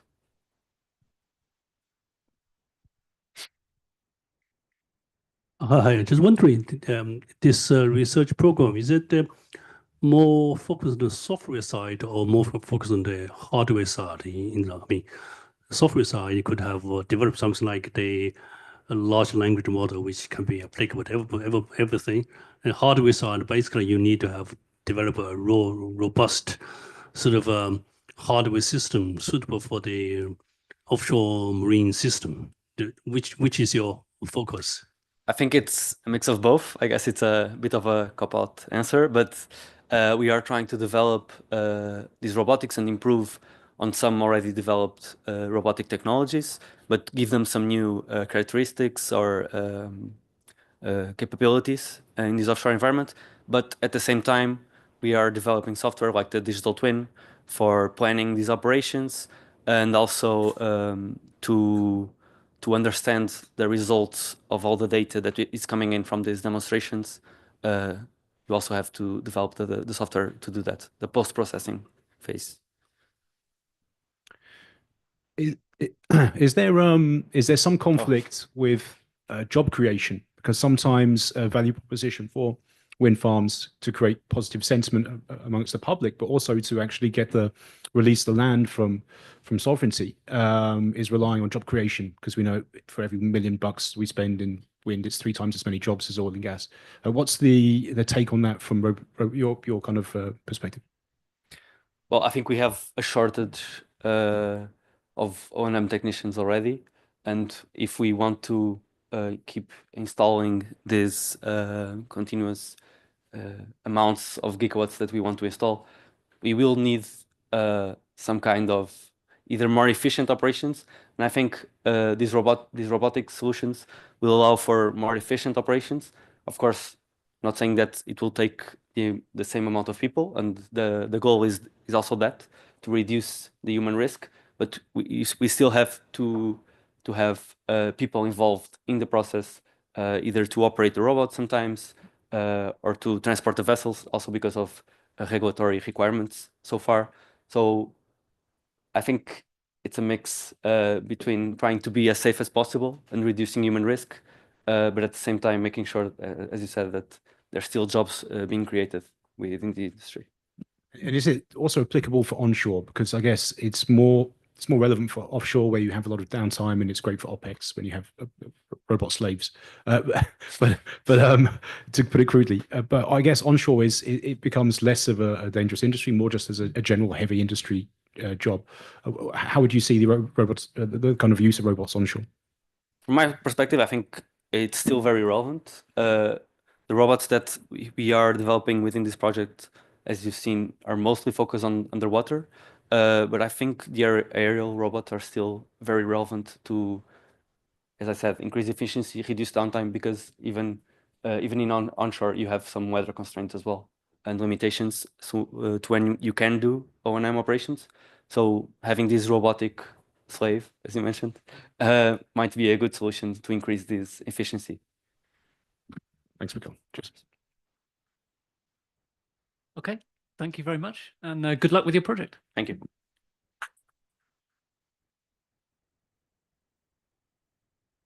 Our next speaker is Lee Beresford from Cognitive Business in the UK, and talking to us again about data-driven operations and maintenance. Again, that was a previous. I do feel like apologising to everybody because we've got data in the title again, but hopefully I can make this as real as possible. The main body of my talk will be around a case study of a site that I believe is a really strong example of how we can use data to make real change for the better. So hopefully add a bit of real meat on the bone. So my name's Lee Beresford. I'm head of engineering for Cognitive. We're a really small business, engineers and physicists who somehow through our career paths have found a niche in using data to affect improved O&M. So I'll dive straight in. Small business, huge competency, I should note. So how do we extract true value from asset data? So I'm lazy. I asked ChatGPT and it came up with those 4 bullet points, which I thought were pretty good, to be fair. The first point I think was raised earlier this afternoon around, if you're going to use data and AI, try and solve a problem with it. Don't find the technology and then look for problems. If you're operating an offshore wind farm, you're not short of problems. There's fires every day. I'll skip the data bits because anyone who's operating a wind farm offshore already has too much data. That's why we're here. And the last 4 bullet points are all around what when you mentioned around the biggest challenge we see is making the systems work for humans every day for 25 years. That's a massive problem because humans are a real pain. So if we take the first bullet point, So for the case study we're going to look at of the wind farm, their objectives, pretty simple. I think everybody would get these. Make my asset reliable and run forever. Maximize how much money I make. Maintain safety, because it's a dangerous job. And reduce my costs. Fairly simple. So if we move straight onto the case study. So Robin Rig is an aging offshore wind farm in the UK. It's been operational 15 years, 58 Vestas V90s, which are 3 megawatts, 2 offshore substations, and they operate, the wind farm is actually located in a piece of water called Solway Firth, I think is correct. Molly's actually worked there for a short while, so she can verify everything that I'm telling you is real. Interesting point, just to get an idea of the logistics and the challenges that this site faces. The Solway Firth is the largest second largest tidal range in the UK. Just to add to all the other things that they need to do. They operate out of the Port of Workington, so it's roughly a 14-kilometre commute, which takes them in good weather 30 minutes-ish. They operate CTVs. So diving straight in then, ensuring reliability, how do they do that? As has already been mentioned, lots of large owner-operators are self-performing. These guys are self-performing as a centre, so they have a really strong condition monitoring centre which performs CMS of the drivetrains. They also do their own performance analysis, and we do a little bit on top to fill in the gaps to help out with the site. So around reliability, they have a huge amount of SCADA data. We all know that we all have huge amounts of SCADA data, but using what are now fairly traditional analytical techniques, anomaly detection, failure detection, we can absorb all of that SCADA data, which means that we're not just monitoring gearboxes or generators or main bearings or even blades. We can monitor nacelle ventilation systems, electrical systems, yaw systems, hydraulic pitch systems. The hydraulic pitch system on its own represents approximately 30% of their unavailability. So if you can monitor that, and we can do things now with the data where we can actually remotely detect whether they have a pitch ram seal leak or whether the hydraulic pump is failing, which is huge value to them, making it work in the real world. The other thing that's really simple that we've helped them with is oil analysis. Huge amount of time and effort is made in acquiring grease and oil samples. We then ship them off. We spend a huge amount of money paying for analytics. The analytics is really good, but the way it's presented back to you just does not hit the mark. The guys can't fix every single oil issue or every grease. There's just too many. So they need to prioritize. But you can't prioritize 1,000 PDF reports. You need a system to do that for you. So they've done that, which works really well, as you'd imagine. Maximizing production, nothing revolutionary here. They use one of our systems, which uses another form of machine learning, where we basically micro model the whole farm. So you're effectively benchmarking every turbine against every other turbine in every operating condition, which sounds great. The output is it gives you a really accurate, continuous assessment of the turbine's performance, which again sounds great. But when you tell the site that they're losing a fraction of a % of production on a turbine, that isn't actionable. They can't do anything with that because there's already too many big fires. So how can you make that useful? So what they've done is worked with us to create a long-range forecasting, which is really super pragmatic. 2 reasons for it being pragmatic. One is it was easier to do. The second one is they understand it, so therefore they trust it. So therefore they act on it. So what we've done is made a real cultural shift of, rather than telling somebody you've lost 5 megawatt hours this week, we're now telling them that they're going to lose 300 megawatt hours in the next quarter. If you tell somebody they've lost something, it's really hard for them to act because it's gone. Whereas if you tell them what they're going to lose, they can prioritize. So really simple stuff. I'm not going to apologize for how simple it is, but it's super complicated in the background.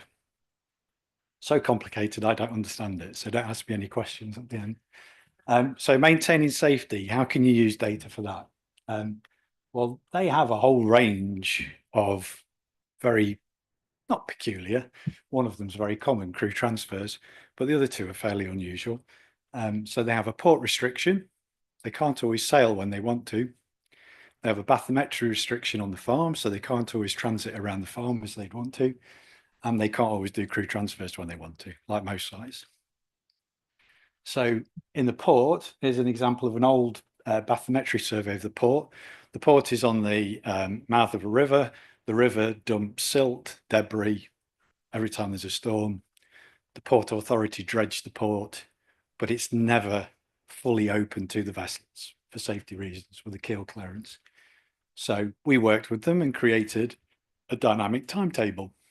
Really easy, gives the guys revised sail times so that they can maximize their offshore time. Really simple. You could do it with a spreadsheet, but if you do it with a spreadsheet, somebody only does that for a few weeks, maybe a few months. They make the odd mistake and then it collects dust. Whereas this system just churns through it. It does the heavy lifting for you. We'll go through these in a bit more detail in a minute. They also have a bathymetry restriction in the farm. So this image here has got the array of the farm, 58 turbines, 2 substations. They have a sandbank, which is moving around within the farm every time there's a storm. That represents a restriction to vessel movement. So if we connect that to their tidal forecast, we can then give them a dynamic map of what the restriction is right now and what it's going to be in the next few hours or days or weeks. Tidal forecasts are really accurate for obvious reasons. For crew transfers, they're using CTVs, pushing onto the tower in a traditional way, using large amounts of metocean data as forecasts. I think somebody this morning mentioned Copernicus. Copernicus has a huge amount of data in its forecast. You can get the analytics to do the heavy lifting for you to say, okay, let's look at all of these parameters, connect it to your log, your transfer logs, where you've been successful, where you failed, and the algorithm can find the relationships and then give us a forecast of where we can safely crew transfer. So just going through those one at a time. I'll probably skip this one. It's really simple. Where you've got green times, the tide has not created a restriction, so they just sail as planned. Where there are red times, there is actually a restriction, and the system is moving the sail times around to maximize their time.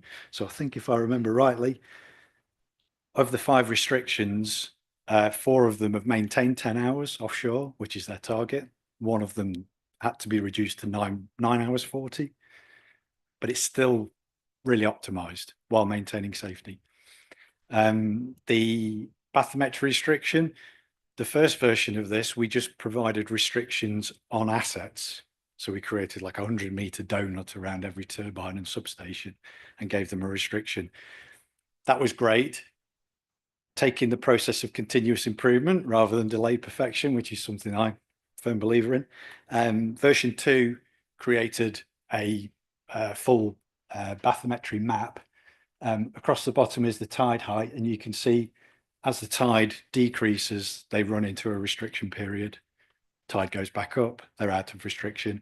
What's actually happening for them in the control room on vessels is they can actually see that map playing in real time, the forecast of what the actual restriction will be. And then the final one for safety, this is the crew transfer system called Waves. So traditionally, the marine coordinators would probably use significant wave height, which is what's displayed along the bottom. Some sites will use significant wave height and max wave height. Nobody's using 3 or more because humans don't tend to deal with that very well. So they stick to 1 or 2. The problem with that is it's a multi-dimensional metocean challenge. There are so many things playing a part in whether you can crew transfer or not. So why not get analytics to do the heavy lifting for you, which is exactly what it's there for. So that's what we've done. Am I doing on time? Okay-ish. So what's probably worth me pointing out is the first highlighted green day with the 1 orange bar in it. So green means you can get to every turbine in the farm. Amber means there's a restriction. Some you can, some you can't. you can see that significant wave height is gradually reducing through that period. So if you just used significant wave height, you would have run into problems with the restriction in the 3rd hour because it's actually lower. And that's the challenge that the guys have. So what we're actually giving them is an hour by hour, turbine by turbine, go, no go. It's not perfect, it's not correct, but it's much better than a marine coordinator and a vessel captain can do on their own. And it's repeatable. It's one source of truth. So it isn't just the captain using it. It's not just the marine coordinator using all of these tools. It's even the maintenance planners. So the planners are actually planning to do work that they think they can achieve and everybody else thinks they can achieve, which increases your effective time offshore. Reducing O&M costs, obviously the holy grail. That's what everybody wants to do. So there's a couple of ways that they're using data to achieve this. One is a campaign forecast. So really simple. Again, I'm not going to apologize for how simple it is, but nobody's doing it. So that's your fault. So if you've got activities like blade inspection, blade repair, subsea inspections, whatever it might be, major component lifts, each of those is restricted by multiple metocean conditions. And again, humans tend to struggle with more than 2. So for Robin Rig, things like a blade tip repair, I think they've got 11 metocean conditions with individual restrictions. But what the system does is it takes all of those restrictions and gives them a single go, no go for the activity. So when you're planning to do the work, you're mobilizing a contractor, you're putting them on a vessel, you're paying for them to get to the site, you're then paying for them to climb the tower, have the fun of abseiling down a blade, but you know they're going to be able to do the work. They don't get to the end of the blade, pull out their handheld anemometer and say it's too windy. I'm going to go and have a cup of tea. So again, everybody's got visibility of this, so everybody's making the right decisions. Oh, sorry, better decisions. Another way we've helped them reduce O&M costs, again, really obvious. Not seeing many people do this or anybody do this, but we all understand wake effect. The site suffers from wake effect. So if you're planning to do opportunity maintenance, i.e. maintenance where you've got choices of what to do, you should do it at the back because that turbine's going to make less money. So switch it off while it's lower. Don't do the ones at the front. Seems really logical, but it's quite hard to control on a day-to-day basis. So what we've done with working with Robin Rig is we've reconstructed their actual wake effect from their production data from SCADA, because they've got loads of it. We've connected that to their weather forecast, their preferred weather forecast, because there's no point using 2 weather forecasts, because then everybody argues about which one's correct, and they're both wrong. So, and then connect that to the price forecast. So then, for the days ahead, they can actually see which turbine, what turbine is going to make what money day in, day out, hour by hour. Which then means, rather than planning to do work at the front, move it to the back. Save a lot of money really quickly. Again, it sounds really obvious. One thing I'll say, just to caveat any tricky questions later on, if there's no wind, you don't need any of this because you can get everywhere and nothing's making any money. If you've got high wind, you don't need any of this because you can't get there. If you've got moderate wind, these systems really work because they're really tough decisions to make day in, day out on a continuous basis, especially for 25 years. So last slide, I'm ahead of time, Clem, so I'll go back a few. So last slide is probably some advice from me. So I've been working in power generation, maintenance optimization for 25 years, 10 years before that in aerospace. So dealing with critical asset infrastructure, I've sort of been involved with quite a while. And something that I'm a firm believer on is getting people to work together to make better decisions day in, day out is far better done by connecting people through insights rather than connecting them with data. If you connect people with data, they just argue about the data. If you connect them with insights, i.e. the knowledge gleaned from the data, people work with that way better.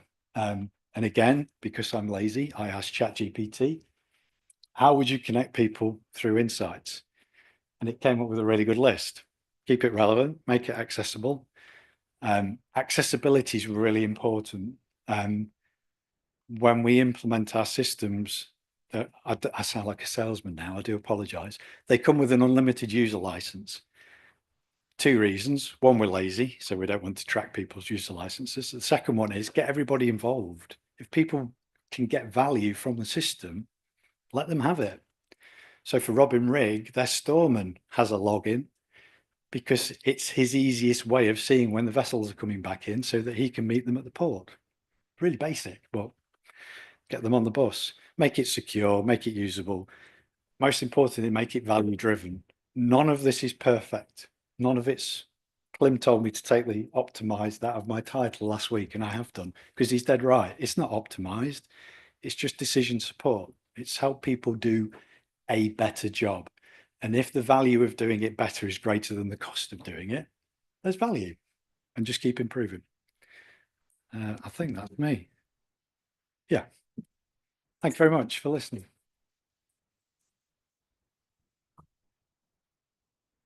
Must be some questions about that. I think everyone's good. Yeah, thanks very much. This is a really good practice-driven, data-driven, insight-driven presentation. Thank you. Just one of the small details. Can you just explain to me that one of the slides you presented about the, optimize for different wave height during O&M activities. I couldn't get quite around it. Can you sort of explain again, please? Yeah, is it this one? Yeah. Which bit don't you get? How we do it, or what the solution actually achieves? How you get around with it? Yeah. Yeah, I'm not going to tell you how we do it. No, it's not. So basically, AI and big data is really valuable to all of us for doing the heavy lifting, because we just don't have the capability to do it as humans. We can't do it in our brain. So if I use a worked example, if you just use significant wave height, and we all say, okay, this site's got a significant wave height limit of 1.5 meters. For 300 days, that might work fine, and you're transferring crews and everything's good. The next day, you can't get crews on 2 or 3 towers, and you don't know why. And it's because of another met-ocean condition that you're not thinking about. So what we've done with Robin Rigg and other sites is absorb all of the met-ocean forecasted data that's available and connect that historical met-ocean data to their actual transfer logs. So effectively, this is I hate to say it because it sounds cheesy, this is a digital twin of their previous crew transfer performance. So where there are green assets, in those conditions, they have historically transferred to those towers. So it's a digital representation of their own performance, which is one of our core mantras, is to use the client's real data, no matter how dirty or horrible it looks. It's real, because then they trust it and then they have confidence in it. Does that anyway answer the question? So for different turbines, you would have a different allowable wave height. It's not just 2 meters or 1.5 meters. So, they're not even using the significant wave height. It's only displayed there because it makes the marine coordinator feel happy to be able to see it. It's not actually playing any real significant part in the decision making. Okay, thanks. It's all about the humans. Thanks for a great presentation. I was just wondering, it's me, hello. All right. I'm sorry. Hi, George. Sounded like a great story of how you've kind of delivered value and then expanded into lots of, there's tons of functionality in that system. I was just wondering, one, how it kind of, does the client have their own performance monitoring? Have you sort of had to integrate with that? or is it kind of you're doing everything? And two, if how you keep track of these use cases, you know, how do you suggest it to the client, or is it kind of it's an ongoing thing? Let's take the first one first, and then you might have to remind me of what the second one was. So as I said, the customer is a self-performing customer. Yeah. So they have a really strong competence around drivetrain CMS. They have a pretty strong, well, they have a very good, strong competency around performance, but they don't necessarily have the ability to monitor performance day to day. It's more of a reflection on the previous week's month. And as I said in my presentation, I think I said it, trying to get people to react to what's happened when it's still running, you're on a losing battle. Whereas if you can turn that around and say, this is what you're going to lose, they suddenly wake up. So it's not that the client doesn't have the competency per se. It's I think we've just done a really good job of making analytics work really hard. Yeah. Rather than making it hard. Yeah. I don't know how I'm doing for time, but one of the things I'm a firm believer on as well. I'm quite opinionated today. It's not normally like this. The assets are complicated. The data is complicated. The analytics that we want to use is complicated. So it's really, really easy to generate complicated solutions. But if you create complicated solutions, the guys on the site won't use it, in which case there's no value. So by far the hardest step for us is the simplification, boiling it down and removing all of the unnecessary waste to make it functional. Remind me what your second question was. It was just all these use cases, do they sort of, you know, they come over a year? Yeah, okay, I remember now, sorry. Yeah, so I think it's really important for all of us to remain in contact with the guys on the front line. So we always have regular calls with our clients. And I think I've said to a few people in the room over lunch, it always amazes us how simple some of their challenges are. You just would never think of them because they're just so simple. Like nacelle hatches blowing open in storms. We didn't know that happened. And they told us and asked us, could you look at the data and see it? And we were like, oh yeah, no, we can. We just changed the limits in the anomaly detection to be finer. And the last storm, was it Irwin or something? I can't remember the name of the storm in the UK. We identified all of their open hatches, which is a really simple problem. But if you don't fix it, you get weather into the nacelle and it causes all kinds of problems. So make the data work for you. Thanks. Yeah. I have one question.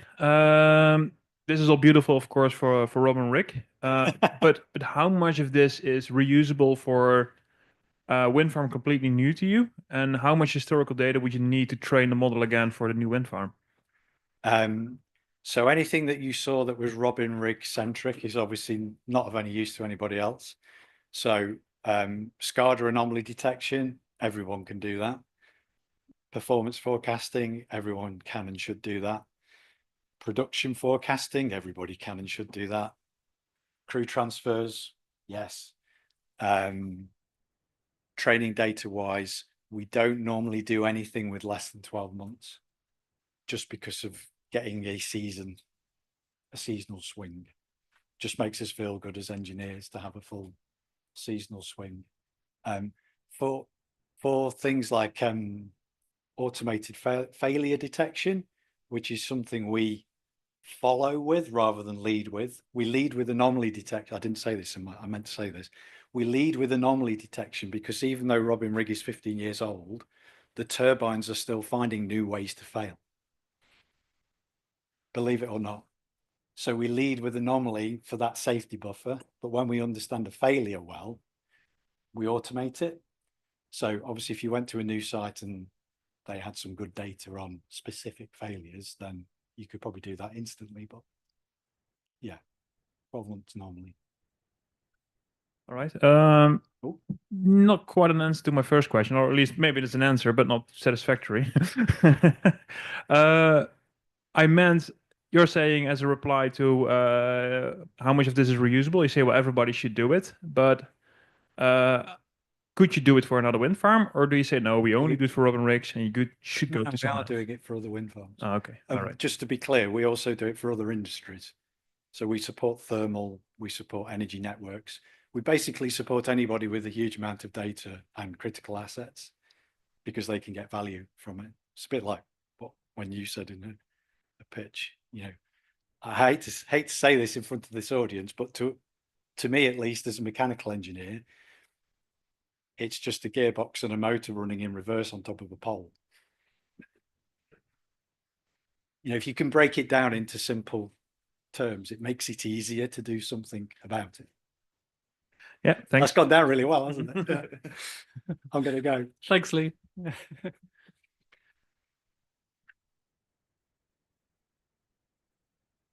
Okay, and yes, so we welcome Matti Scheu now, talking from Peakwind, to talk more about operations and maintenance and how to unlock value. It's really hard. And also, I think it's the last presentation that we have before the break. So please stick with me. I promise the last content slide is the most interesting one. So please stick around. And yeah, thanks also to all the speakers before. Did I just do this? Oh, yeah. Really, really inspiring stuff. And I think I'm probably going to cover the topic from a little bit a different angle today. So we are starting from a study that Peakwind have been conducting together with management consultancy BCG on a bit of the market trend and evolution within offshore wind O&M and consequential sort of adjustment of the systems disciplines that should be satisfied in order to make most out of an operation. So it's a really, really high level fly-in. Then I'm going to get more and more concrete, and it's going to get more and more exciting. So we'll look at three particular cases.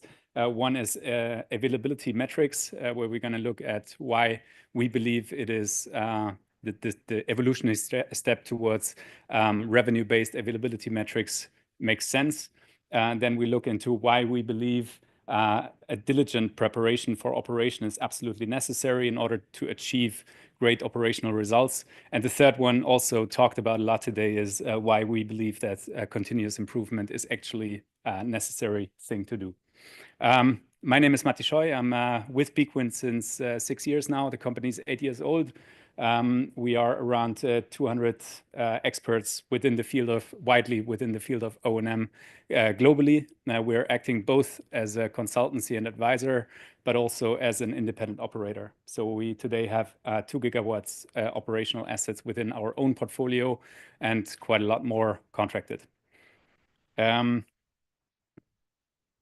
BCG, on the other side, is probably known to most of you, a leading global management consulting firm with global footprint in the offshore wind sector. I need to read this a little bit more because normally I don't present them. So BCG obviously are involved with a lot of the global leading developers. So they have a specific view on the industry from that, but they also have the Center for Climate and Sustainability, which focuses on public-private partnerships. And last but not least, they are involved, amongst other things, in the Global Wind Energy Council. So without further ado, I think I would like to fly into the topic, and that's all about the companies, with a little bit of a high-level view on how the market has been evolving over the past years. And this is a slide I just added to the presentation because I thought I would like to highlight why certain disciplines should be added to the, let's say, competence portfolio of a good operator. And I think when we look back maybe 10 or 15 years, O&M came as a discipline to support building offshore wind projects basically as a necessary evil. I think today it is recognized as a true competitive factor, which really distinguishes projects from each other, but also developers. Just need to check a little bit my notes here. And one of the pockets here is the value creation, and I think it's not only the production maximization and so on that play a role, but it's really the optimization of a system, and also what we have been hearing before, eventually the extension of lifespans of assets, which can bottom line increase the value of a project quite dramatically. The competitive advantage is furthermore supported by not only reliably operating a wind farm, but also providing resilience for the grid and also predictable energy output. So it's not only about having something that reliably does its job, but also where we know how it's going to do it in a few months or a few years' time. And secondly, the resilience point. So I think that the greater the role in an energy system is, the more responsibility towards resilience will also be put on offshore wind. And then just skipping the compliance part, but I think revenue optimizing O&M is another thing and another reality that O&M professionals have to deal with, because more and more projects are in merchant markets or will be in merchant markets going forward. Yeah, and now a little bit more concrete. It's still no numbers yet, but they will come. I promise that. So through project work, through simulations, and also through assessment of real data, we have been identifying these 7 levers within O&M that we believe, as I said before, count to the disciplines that any O&M professional should be focusing on. The first one, and I'm just going to read through quickly through all of them, and then we're going to go into detail on 2. The first one is the trade-off between innovation and standardization. I think an example could be, large technology jumps, also maybe things that O&M professionals don't have so much to say in, which is wind turbine size changes from 10 megawatt class to 15 megawatt class and 20 megawatt class. I think there is a time that systems need in order to be able to adopt to them. And I think we see that for turbines, but we see it also for other disciplines within O&M. The next one, I'll get to that on the next slide, is that we believe there is that the time is there basically for the evolutionary step from yield-based availability to more of a revenue-based availability metric. By the way, not only for OEMs, but also for operators themselves, because I think the revenue that can be made based on instantaneous electricity prices is the actual value that should be measured, and not purely the energy production. So I think the time probably has come for offshore wind taking more responsibility in a grid to also reflect that by being measured on the revenue, which is the value, and not the kilowatt hours, which is only to some extent the value. The third one, and I think we've been talking about this also here today a lot, is redefining fitness for purpose. That's a very, very broad word. But what's really meant by this is that energy production is predictable. And also that means that that the system basically should tell us when it's eventually going to fail or pause its operation. So I think the redefinition of fitness for purpose, from ensuring structural integrity throughout lifetime and matching power curves, to being warned by the system that probably there will be a degradation or there will be a failure, is something that we see as a factor to be satisfied going forward. Continuous improvement, that was also mentioned a lot in the previous talk, and I think I also have some data that I think underlines this quite dramatically. So I would like to share that later. That's the promised last slide. So I'll share more insights on that later. Optimization of synergies across portfolios. So that counts for your own portfolio, physically close assets, but also global sourcing of, for instance, insurance contracts or major component frameworks. cable supply vessels, etc. So we believe that operators of the future, or also of the good ones of today, look more and more how to synergize within their own fleet, but also with neighboring sites.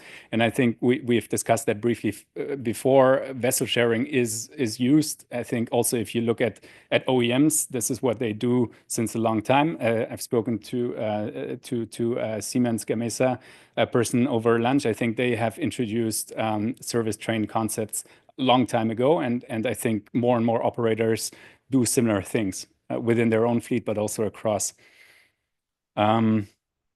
Yeah, data integration, learning models, work processes.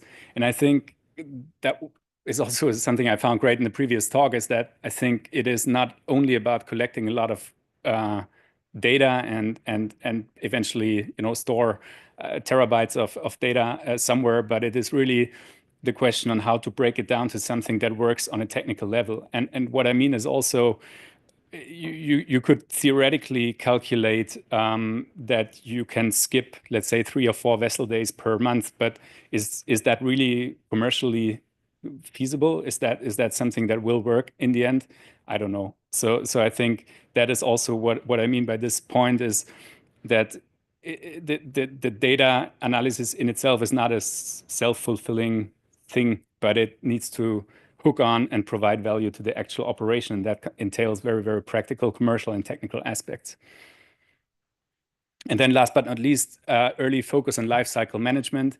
We have heard that before, and I think we see it a lot in the industry, that the players who focus early on how do we go about the planned lifetime, potential extensions, how do we technically prepare for this, how do we also commercially prepare for this in terms of long-term spare parts supply contracts, etc. That really distinguishes the leading operators from others. All right, on to the next slide. So these results are modeling based. What we have basically done is we have used, and you can argue if it's sort of representative, but we have used a 500 megawatt array both in the UK and in Germany, and have run tons of simulations to sort of estimate what would happen if that site was oriented more towards a revenue than towards a yield optimization. So using actual power prices, etc., in those markets. And the bottom line of this was that we could see if those projects were fully merchant, which you can also argue if it's realistic or not, but if they were fully merchant, we could see 3 to 5% of revenue increase through the years that we have been modeling them. And I think that was quite an impressive thing, and something that sort of, if you look on the next slide, I will skip over to that in a second. I think the importance of that cannot be emphasized enough. And as I said before, I think both the technical means are there, and also the sort of the value of, or the position of offshore wind in certain electricity markets is so big that I think the consequential responsibility to look at revenues rather than production is natural. There are some operators who start implementing this. I think there are also some barriers. So let's see how when and how this will eventually come. But I think from our perspective, 20 years ago, people were looking at time. Then there was a step to yield, and we believe that now is the step to look at revenues instead. I'll not read through the entire text, but I guess you're all pretty familiar with that. Okay. I give you a little bit of time to digest this graph, this slide, and also the next one where I did them. So they're not necessarily pretty, but I hope you like the content. So what you see here is operational data that we've been collecting from 23 wind farms. We maintain a benchmarking database of more than 60 projects. We do this through analyzing publicly available reports from SPVs that are running these wind farms. Why 23? Because I wanted to show something that is representing a certain age group, nameplate capacity, and also region and OEM. So all of these wind farms are more or less from the same time. They are either operating on a Vestas or Siemens Gamesa wind turbine. They have a similar nameplate capacity, and overall, they have a similar number of turbines within the data set, just about to make it roughly comparable. I know that every project has particularities and none of them are directly comparable, but I want to talk about trends rather than individual projects. All of them are anonymized, and I think it doesn't really matter also, like which projects these are. What you see is basically in the order of profit, which is the green bar. So the project 23 to the right has the biggest profit.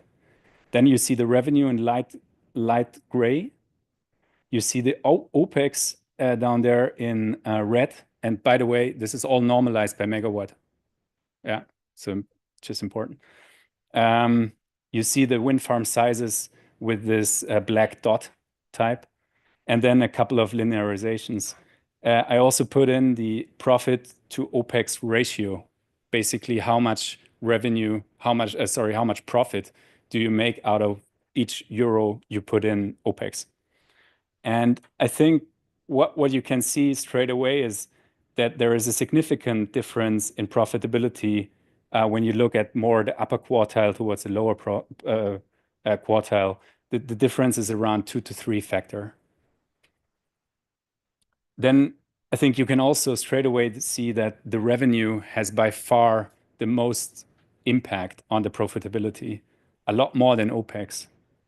I think if you look at OPEX, it appears almost as if this was a straight line. I think if you only look at this graph, you could say, to me, OPEX doesn't really play a role. Like it's a straight line, right? That there is profitability 2 to 3 times higher, but OPEX is a straight line. But I think there are a couple of points why I still think you should look at OPEX. One of them is that revenues can be impacted by external factors a lot more than OPEX. You have electricity prices, for instance. You have a lot more external factors, a lot less control as an operator on your revenues. But you do have a lot of control typically on your OPEX, depending on commercially how you're set up. So I think that's one reason why you still should look at OPEX. But there is even more to this, and there are differences in OPEX. And if you, for instance, look at Project 9, if they were able to reduce OPEX, they would be in the top 5 with profits. They have a very high revenue, but they also have a high spend. So there are projects out there that should probably look at OPEX. But I think the picture gets even more clear if you look at this. These are the same projects, but the OPEX figures are presented over the operational years. Now I've taken 7 operational years, so all of these projects have been in operation for around the same time. We've used numbers for the first 7 years. The red ones, so every dot is a project figure per year. The red ones are the ones at the upper half, so the median, upper half of the more expensive projects to operate. The green ones are after 7 years on average. And the green ones are the one with lower OPEX over 7 years on average. And I think you can see 2 things. First of all, you can see a slight trend, but it is a trend that the green ones, they start out low. So these projects seem to have a focus on O&M straight away and have not been surprised with a lot of big costs. So the projects that start out low are typically in the group of the projects performing better over lifetime. And then secondly, you can see that the projects that have an obvious focus on OPEX and continuous improvement are able to improve over time, while the more expensive ones do the opposite. So back to my previous discussion, I think it is fair to say that you should probably try to aim at being at that green group over time in order to make sure the profitability, which maybe after a few years will be driven by OPEX quite a lot, is in focus. And to make it even more clear, I put in the cumulative delta between the red group and the green group over the years. And then you can see that cumulatively, after 7 years, you have spent 3 times the OPEX if you're in the red group than in the green group. So I think that sort of magnifies this. And again, I want to underline, and you see a lot of dots. I've not taken out any outliers, so they are all in there. And you can argue about each and every one of them. But I think the general trend, to me at least, says in the analysis of that, better be prepared for operation, and then also try to put in continuous improvement measures over lifetime and try to work them out. Yeah, I guess that's it. And like 10 seconds less. So yeah, no, that is the conclusion, I think. So again, the conclusion, at least to this slide, I think the conclusions overall, I mentioned them already on the slide. So I'd be happy to answer any questions before coffee.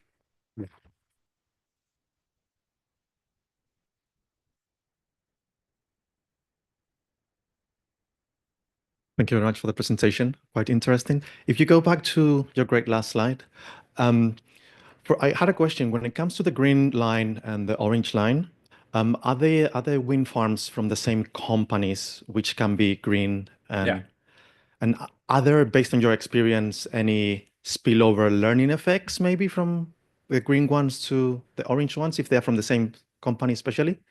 Well, I think you can see that a lot of yes and no. So you can see trends if you look at the developers. So also at the full picture of 60 wind farms plus, you can sort them for the developers, operators, and you clearly see patterns, some that operate cheaper and some that are more expensive. But you do also see some that are in the extremes of the same developer. So I think sometimes you see that projects, even though they are held by a developer, are quite autonomous, and sometimes they are maybe more, part of the delivery, you could say. Yeah, and then it also depends on maybe who is partnering. Yeah. Hi, over here. Hi. Yeah, thank you for that. I think these sort of big, first principle discussion I really like, because I think there's something really interesting there about, optimizing for revenue over production. And I'm interested to get your thought on, if this is a view that you think makes sense for the industry, that has huge regulatory implications, right? Because we're saying things like any kind of must-run obligation is probably bad, right? We're probably saying to the regulator that you believe in a market like UK with this huge offshore wind concentration in terms of generation, that fleet should be allowed to maximize revenue based on price signals. And it seems to me that there is a consolidation risk from everyone running on the same type of revenue maximization behavior rather than production, which is the case right now because of CFDs. So I'm wondering, if you take that position, what do you think are the natural outcomes in terms of where you think the market needs to evolve and what needs to be taken away for our operators to actually behave like that? Yeah, so I think I would like to sort of distinguish this slide from sort of regulatory regimes. I think actually, if you look at this, most of this is in either the UK or in Germany. I think both are quite strongly regulated markets. And I think it should also not be a comparison between, let's say, non-regulated markets versus regulated markets or anything like that.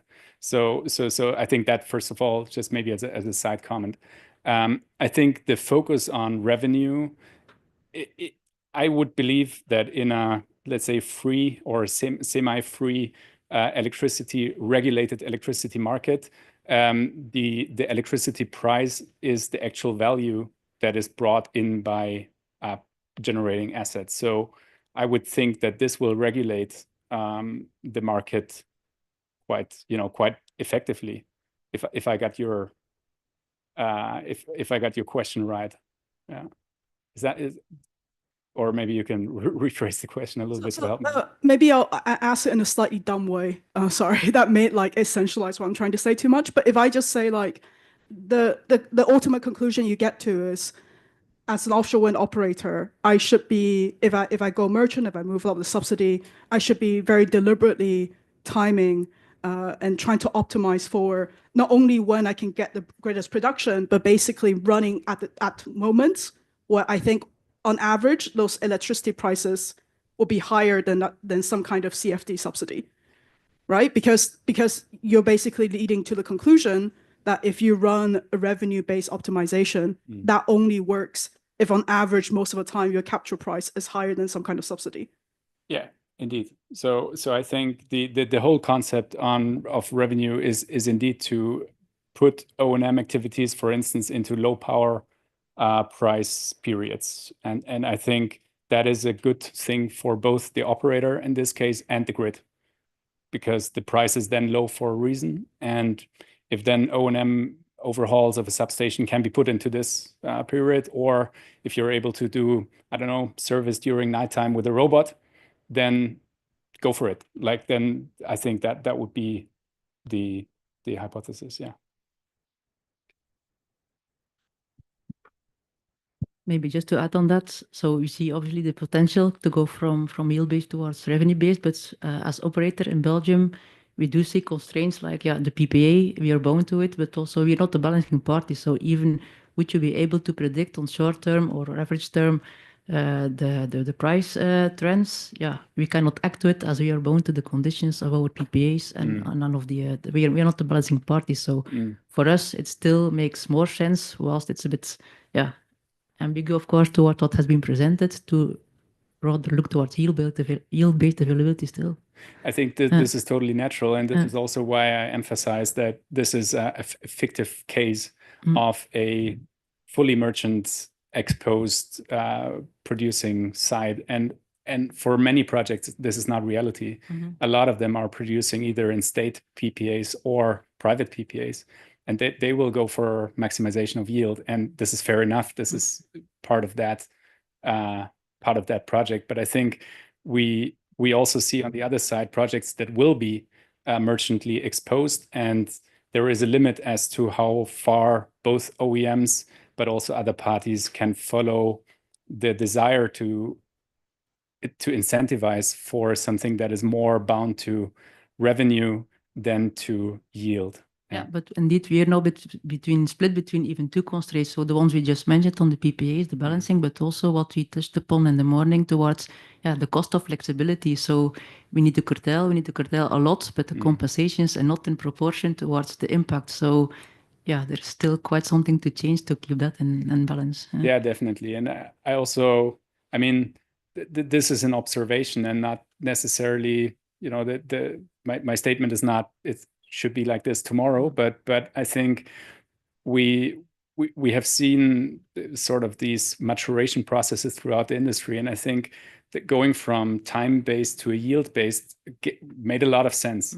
And I think that the value for someone who is operating aside of PPAs, but who is operating in a merchant market, is really determined by what they can achieve later. And producing only 10%, but at 50 times the price at the moment is more value than 100% production on a day where you have negative prices. Yeah.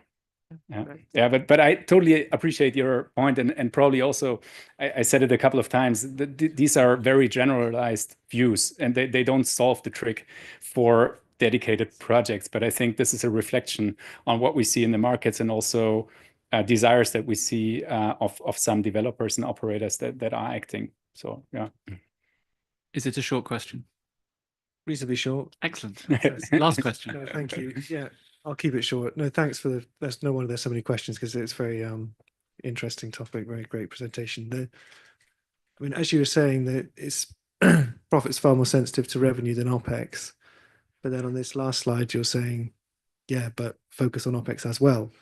We have a similar whenever we are don't want to say selling, but kind of discussing benefits of monitoring with clients, the OpEx side, it's always so small compared to revenue that if you can link it to curtailment or other things, that's when it gets traction. So I'm wondering how you discuss that with your clients, with you've shown that OpEx, it's pretty profits insensitive to OpEx, but then you're still saying, but focus on OpEx. Yeah. And it's like an order of magnitude difference in benefits. So Yeah, I think if you look over that time horizon, yes. But I think this is why I put in the dashed blue line here to just emphasize what you see over the first 7 years of operation on average is probably not the truth after 15 or 20 or 25 years. So that I think is a good justification for investing into the right measures that can, lower OpEx also over the lifetime.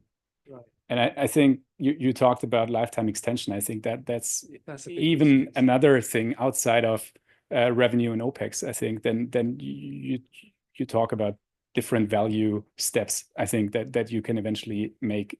Yeah. Thanks very much, and thanks, Matti. Thank you. Yeah, excellent. Okay, we have a break now. If we can start back at past, that would be great. I do have a request, though. We're one person down for the panel discussion later. So if anyone would like to discuss AI, feel free to come and introduce themselves either to me or to the organizers. Thank you.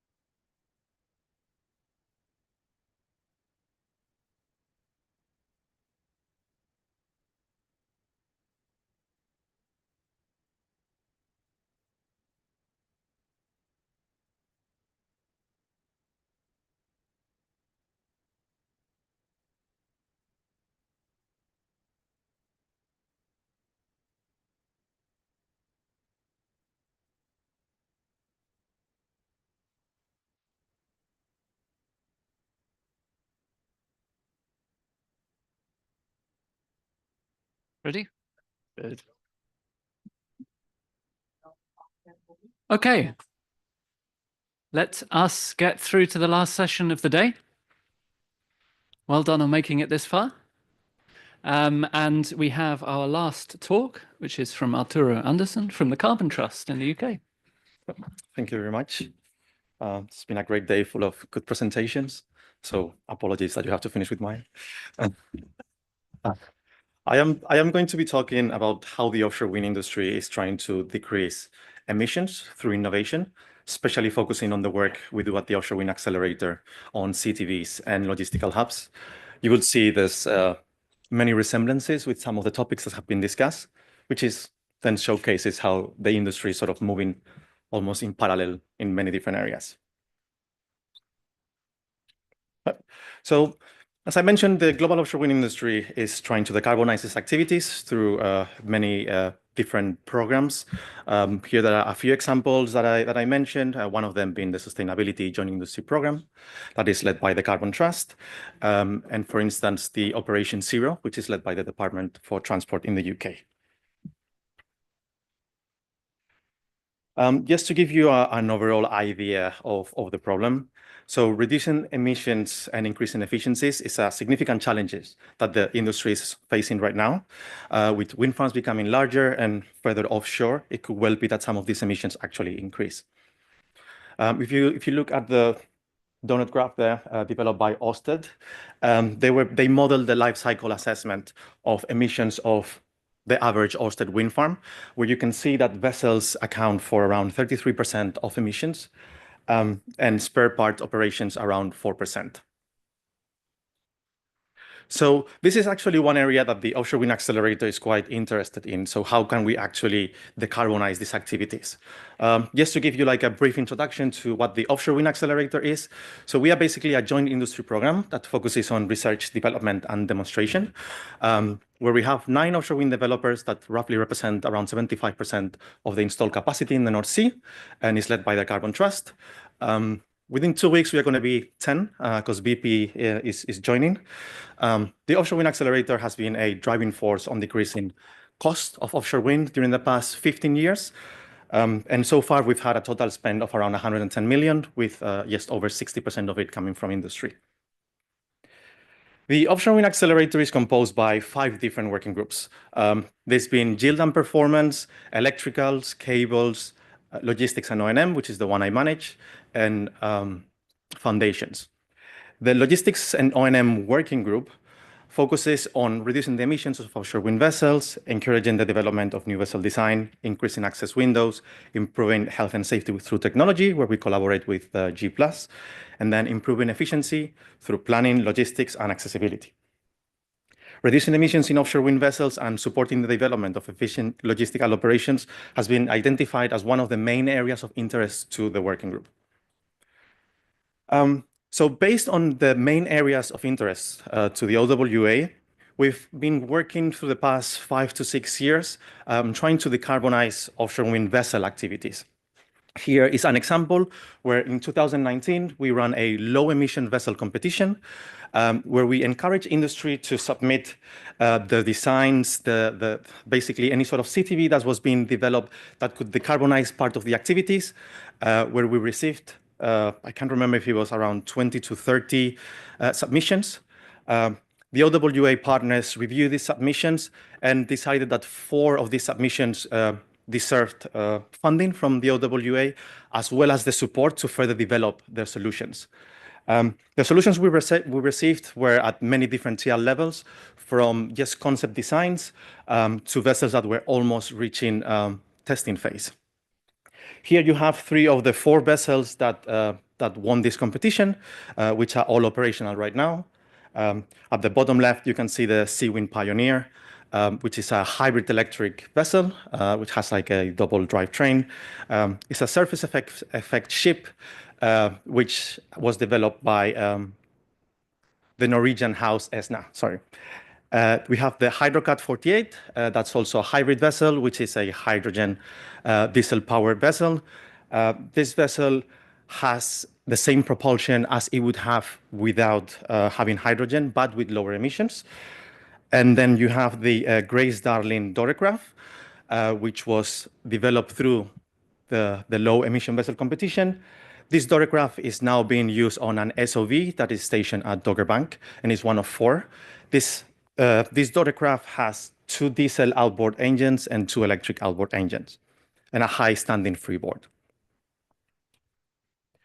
Another area that we've been looking at in terms of decarbonizing actually also falls within increasing access to offshore wind farms. This example is called the TDD, which is the tube docking device that was developed by Offshore Transfer Devices. This is an hydraulic arm that is attached to the vessel's bow. And as you can see on the pictures below, when it goes towards a boat landing, it basically just hangs onto the boat landing tubes and is able to decrease the propulsion needed to allow technician transfer. The positive side of this is that besides reducing the propulsion needs and by as such reducing the actual fuel consumption, it sort of provides a more stable platform, allowing CTVs in between 15 to 19 meters to operate in waters up to 1.5, 1.7 HS. In this particular case, we designed a sliding gangway to allow easier transfer, respecting the actual distances that were set by the G+ guidance on transfer. The TDD now has undergone the first testing trials. Now it's going to undergo a second testing phase, both in North Hoyle and Real Flats. And another thing to mention, I think one of the previous speakers also mentioned when they were talking about tidal or tides per se. One of the issues, for instance, that these 2 wind farms, so North Hoyle and Real Flats, which are based out of the port of Mostyn in Wales, is that it's a very tidal area. Hence, having a vessel that can operate in sea states that would not be able to operate when it comes to transferring technicians provides a greater access to technicians in difficult weather. One of the areas where we are kind of really focusing right now is like after reviewing different type of designs, different types of fuel alternatives to diesel, the working group decided that focusing its efforts on electrification would be, I guess, the best use of our effort, considering that there's a number of CTVs which are either hybrid electric or fully electric are being designed already. And obviously there's lots of projects which have been undertaken by other organizations which are focusing on redesigning all vessels for them to be fully electric. For that, the working group decided that the best way that we could help the industry is to develop a marinized connector. And I think that was something that someone mentioned this morning, but I cannot remember who was it. But the overall idea is that currently the connectors that exist that are being trialed with the different charging assets are actually not marinized connectors. They are off-the-shelf connectors which are just being used for the purpose of the trials. Hence, by speaking with industry, that includes vessel designers, vessel owners, asset designers, we developed this general arrangement that can provide up to 500 kilowatts of power to 1,000 volts DC. It is worth mentioning that when we were developing this connector, we were actually aiming to develop a 2 megawatt connector because the whole point obviously is to provide fast charging offshore. However, given to the manual handling issues of a larger connector that would require cooling, we decided to go with a smaller connector that would not require cooling, but is modular in its design, which would then allow to combine 2, 3, 4 connectors to provide the capacity needed to quickly charge offshore. This general arrangement is freely available because the whole point is for the industry to have access to it and be able to use it to allow, obviously, CTVs to operate in as many wind farms as they can without having to carry loads of, I guess, different connectors on board. Following the release of the general arrangement for the OCS connector, that's how we call it, we sort of partner with industry to actually build this connector. So now we are collaborating with Hydro Group, which is a connector manufacturer, who is now developing this connector that is actually going to be trialed on the Oasis Powerboy. In the UK, we expect that this is going to take place in 2025 in Aberdeen Bay. The OCS design has been iterated upon. Once we released the general arrangement, and now that we're actually building the connector, we sort of understood that there were like certain limitations to the original connector, one being that it was too compact. And that obviously had certain implications, such as not allowing it to be easy to clean and to maintain. Reason why, during the construction process, the design was iterated upon, making it 35% larger in size to allow it to be oil-filled and make it cleaning and maintenance a bit easier. For the demonstration in Aberdeen Bay, we are originally going to use 2 OCS connectors with the idea of providing 1 megawatt of power. And ideally, once the Oasis Power Buoy is fully operational, it could use up to 4 connectors to provide the 2 megawatts of power capacity, which is what the Oasis Power Buoy would like to actually provide. This is basically a demonstration of like how developers and industry working together to sort of develop something that can help the overall industry can actually have real impacts that can help the electrification of the industry. Building on the successes of the OCS connector, we are now actually working on developing a standard SOV offshore charging connector. Building not only on the successes, but on many of the learnings, we are being much more proactive in engaging with industry, with basically not only OEMs, but like SOV designers, SOV owners, and as many organizations that are interested in this area. I think the person from BB Marine already left. We've been in significant talks with them, with the overall idea that we want to develop a connector that is universal and has all of the requirements that allow it to be as compatible as possible with many of the assets that are being developed right now. Now, moving forward to another of the areas that we've been recently working on is shared spare part hubs. Offshore wind has been highly characterized by wind farms working almost in a siloed way, with all of them having their own spare part hubs, no matter if they were in wind farm clusters, having literally warehousing facilities from one wind farm literally next to another one in the same port. Now, considering that we are a joint industry program that is led by many different developers, we decided to understand what's the appetite in the industry to have a shared logistical hub, while at the same time understanding if this is actually possible. By talking with developers, with warehouse owners, with spare part manufacturers, and with other industries, we develop different concepts, which you can see on the slide, going from a simpler type of shared spare part hub, so that would be the top left design, where we basically have a centralized onshore spare part hub that would provide services directly to ports located close to wind farm clusters. Moving towards a step of higher integration, we would have I guess the top right-hand side, where we will have a onshore facility, a larger onshore facility that would then be connected to different onshore facilities next to ports by wind farm clusters. And the one below, the fully networked shared spare part hub, that would provide a fully integrated system where all of the shared spare parts hubs could sort of collaborate with each other. So just to give you a general understanding of like the services that a shared spare part hub could provide, once we spoke with industry, we sort of decided that the best way to present this to industry and sort of have the open discussions with industry is not to mandate what a shared spare part hub should look like, but sort of provide an idea of the different services that it could provide.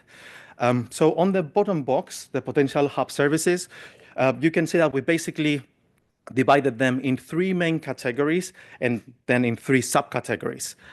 When we looked at shared storage and inventory management, the overall idea is to have a decreased need on the number of spare part hubs facilities, right? So having a shared facility would be like the main service had to be provided. However, you could have this facility take care of the inventory for all of the developers that are operational within that specific warehouse. Then low consolidation will allow the warehouse third party to not only collaborate directly with the developers, which would be operational there, but also to provide direct instructions to CTVs, SOVs, or other vessels that would be collecting the loads that would be provided from the shared spare part hub. Looking into the common supply chain, the overall idea is to have a central purchasing system that would allow economies of scale by having a centralized organization, a centralized group of people purchasing shared spare part hubs, shared spare parts, then having supplier management, so having and building those relationships with like all of the different suppliers of spare parts, technicians, tools, etc. And utilizing the data it receives anonymously, or depending on how it ends up to be said, from developers to have a wider demand forecasting capacity. And then a third service it could provide is the repair loop and reverse logistics, where the overall idea would be to move the actual item to the engineer and not the engineer to the item. Well, what does this mean? This would mean that any sort of items that are being brought back from a wind farm that require any sort of triage, recovery, repair, etc., would be taken to one centralized place, but where that place could actually look into repairing or whatever end-of-life solution could be provided to that shared spare part hub. After conceptualizing a shared spare part hub, discussing this with the offshore wind accelerator partners, we mapped many different potential benefits as well as many different potential barriers. Here's a summary of the main ones. Obviously, so the main benefit here would be shared storage location that would reduce the operating cost of storage and decrease the administration requirements.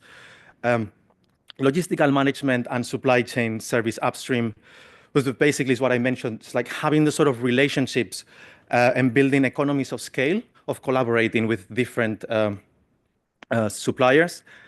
Reduction of lead times. The real idea is to have a shared spare part hub that would be located onshore, and the location would be dependent on the transit times to the wind farm, and then increase breadth and depth of inventory and spare parts. The idea here would be, because you have one massive shared spare part hub, you would be able to have a wider range of spare part hubs, of spare parts, while at the same time reducing wastage, obsolescence, and shelf expiry life. The main potential barriers, there's commercial sensitivity and anti-competition laws. One of the main things we did when we started with this project was to have a stage gate and making sure we consulted basically legal firms that can provide us a better understanding on the impacts of commercial sensitivity and anti-competition laws within Europe and the UK.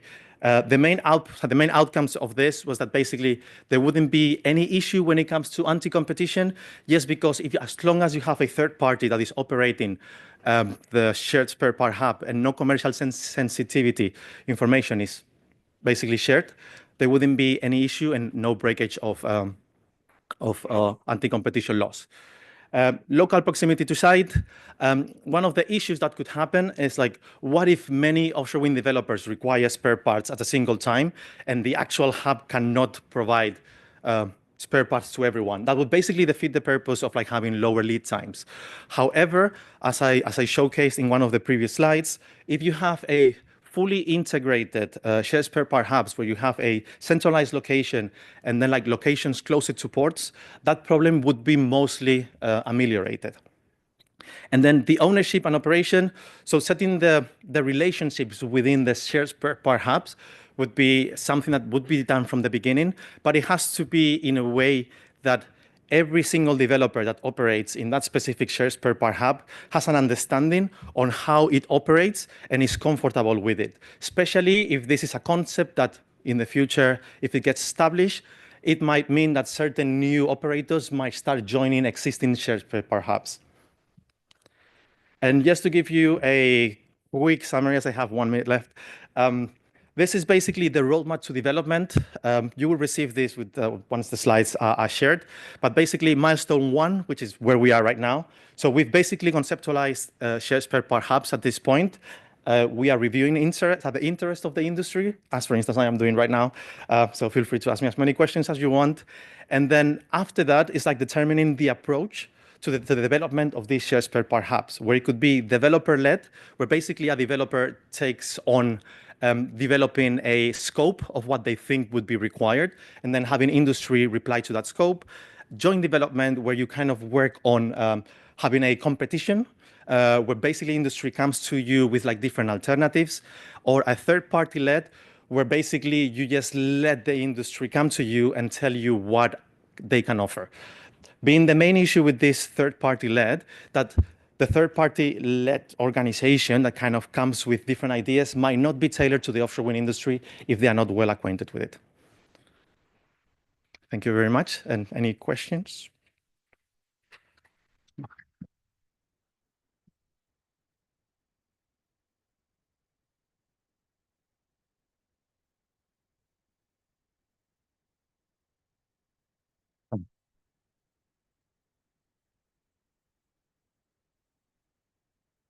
I think you touched on it a little bit when you mentioned around site location and if there's high demand for parts.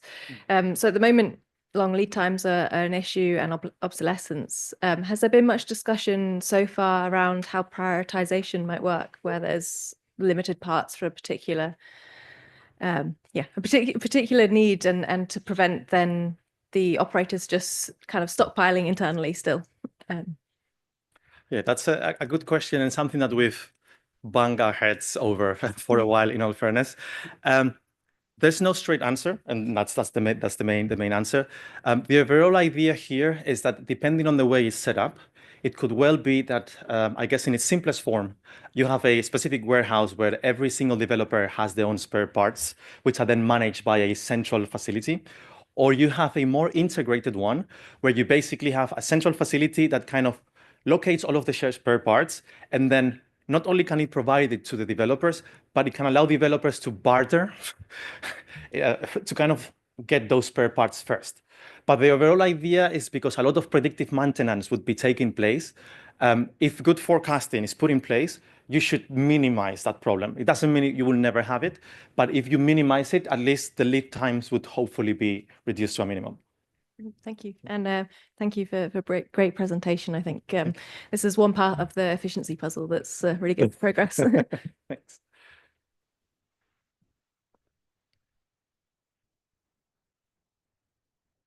Hi, thank you. That was really, really cool. I also have a question about the shared spare parts hub concept. It's a mouthful. Yeah, I know.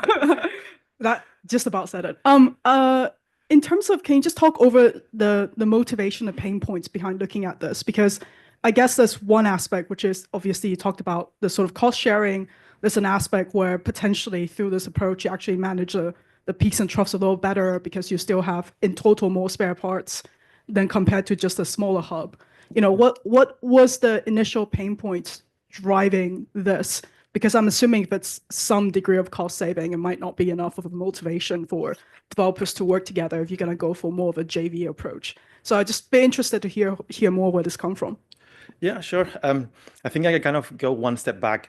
So the way our projects work, they are developer-led. So we basically every single year we have an idea generation process where developers would come with different ideas, and then we internally would develop those ideas and discuss them. Then developers would vote on the specific ideas that they feel are most valuable to them or industry, and then we would kind of start working into those projects. Now, when it comes to this specific project, I think the main issue many of our members were trying to address was the fact that considering that we already have wind farm clusters, we are going to have even greater wind farm clusters in the near future, and many of them literally have sites one next to each other. Now, that is quite expensive. Another way they actually tend to deal with spare parts shortage is basically flying spare parts. You'll have an helicopter flying spare parts if you need something quick. That is quite costly. So developers thought like, well, let's explore the concept of a shared spare part hub and sort of understand if that would have a positive impact in reducing lead times, in reducing cost, and it will also reduce emissions. It's only a 4% that it represents in overall wind farm, but I guess it could be a low-hanging fruit. Yeah, that's a good idea. I'm come from the steel construction industry. We have, for example, steel stockist all the time, you know, or sort of people who run the business of supply plants to sites. Would that in capitalist society, people are sort of profit driven. Would that be more sort of cost efficient if you all the developers sponsor or invest into a startup or supply this stocks or the spare parts supplier, like a stockist, who basically will take the efficiency into their own considerations, rather than if you say, oh, okay, everybody have a spare parts center, then the wastage would be gone. People are not aware of that, and that is against the purpose of organization. Yeah, that's a good point. I should mention that the Share Spare Part Hub mostly focuses on smaller spare parts. Like it wouldn't be massive steel plates. It would be more focused on like day-to-day needs, right? I do understand the point of this being a capitalistic society trying to obtain as much benefit as possible. However, you're probably looking at it from the supply chain side, while developers are looking directly from their side. Now, the overall idea is that if you have these shared spare part hubs, because you would be minimizing waste, because something that I might need as a developer today, I might be able to get it from another developer that is basically based next to me, instead of having to buy another thing from someone else, and then that developer having a specific spare part that they wouldn't use. So in terms for the actual end user, they could see a benefit. But I do understand from an industry perspective, from a maybe OEM perspective or spare part supplier, it has a different view to it. No. Sponsor research project. Okay, it's cool. Some people they are on real money.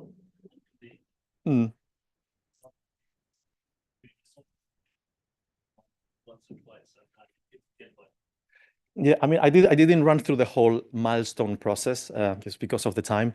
But like within the milestone, we have like loads of different steps before getting to the actual functioning of the shared spare part hubs, and a lot of testing would take place with initial smaller spare part hubs, just to make sure that the system put in place can be iterated upon and make it as efficient as possible.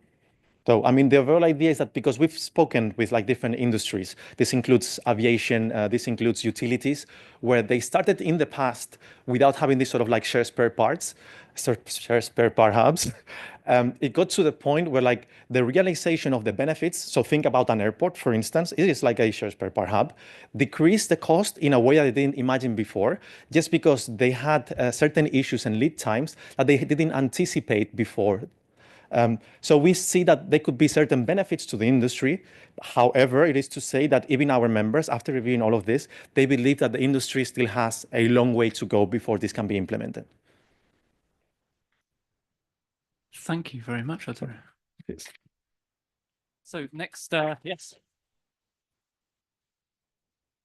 Last event of the day is a panel discussion, and I take my hat off as moderator and give it to you, Wen.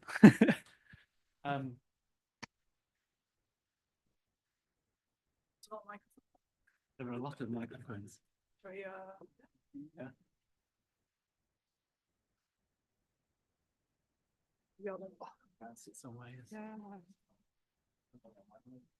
Hey, everyone. About one for the questions afterwards.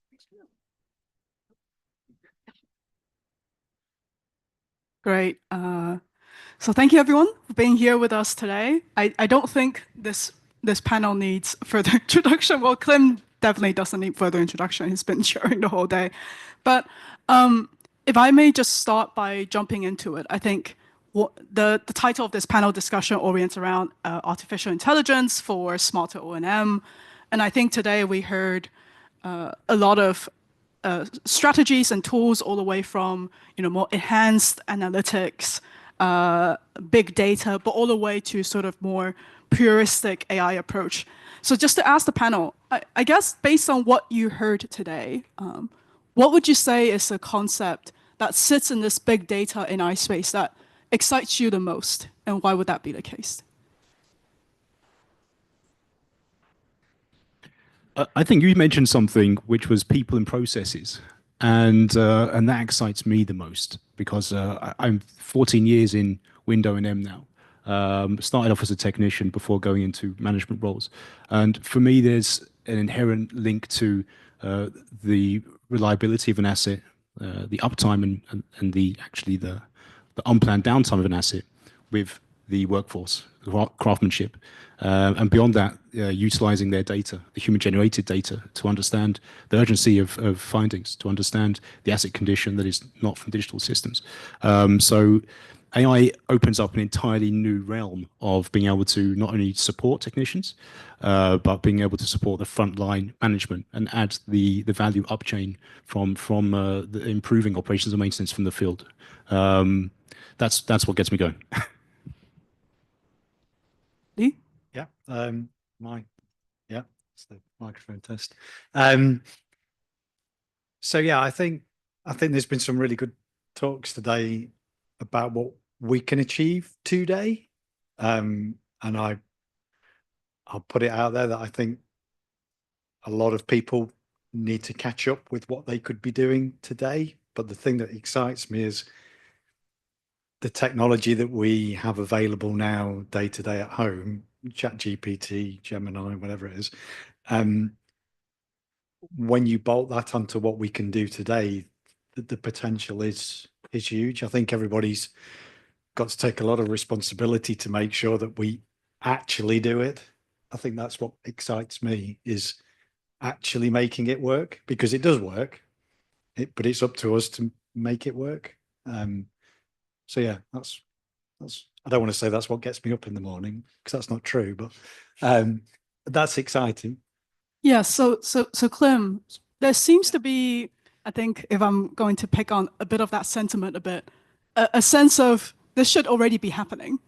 And a lot of the things that you were describing earlier, your case was, we could already do this. We can do it with imperfect data. We can do it with dirty data. Let's start doing it, progress over perfection. How does that chime with the reality of what you're seeing at Vattenfall? Because you focus on operational excellence. What is the barrier and what is the resistance? Or where are we not doing it fast enough? Great questions. I think actually I'll point at a couple of people mentioned continuous improvement today, and since that's currently my job, then I'll talk a bit about that. In continuous improvement and lean mindset, we don't focus on speeding up the work in general. We focus on removing the stuff that isn't actually adding any value. And that's a massive mindset shift for a lot of people, because, robots, oh, well, the work takes 2 hours and now it'll take 1 hour. And they've forgotten the 10 days that were spent doing completely useless, non-value adding stuff. And if they focused on that instead. So if there are ways, and this is my concern with, I was going to do some positive stuff, but now you mentioned it, I'm going to disagree just to be happy. This is my issue sometimes with LLMs, is they're automating stuff that we're already good at. Creative writing, art. Whereas where I was always excited by was more what you said more in your presentation, and also Jesse from TNO, which is actually doing the things that cognitively we find very hard or impossible. It take us far too long to sift through all the possible planning scenarios for the day, or figure out from 12 dimensions of weather forecast whether we can access the turbine or not. So you can take that decision, like that information can be delivered to you in a snap, and suddenly you can make much more informed decisions on the basis of it. I think the decisions need to stay in the human terrain, and by God, I can see that people can make better decisions. I think teaching people how to make better decisions with better data is what we lack in industry often. How to use that information, not when you get it, do you actually do something better? We keep going. Yeah, go for it. Because we're all really opinionated. So we were actually discussing, we've not met before, but we were discussing this in the last break. And just one example of where we see huge value from, get it right, is it LLMs? Whatever. Yeah. The AI.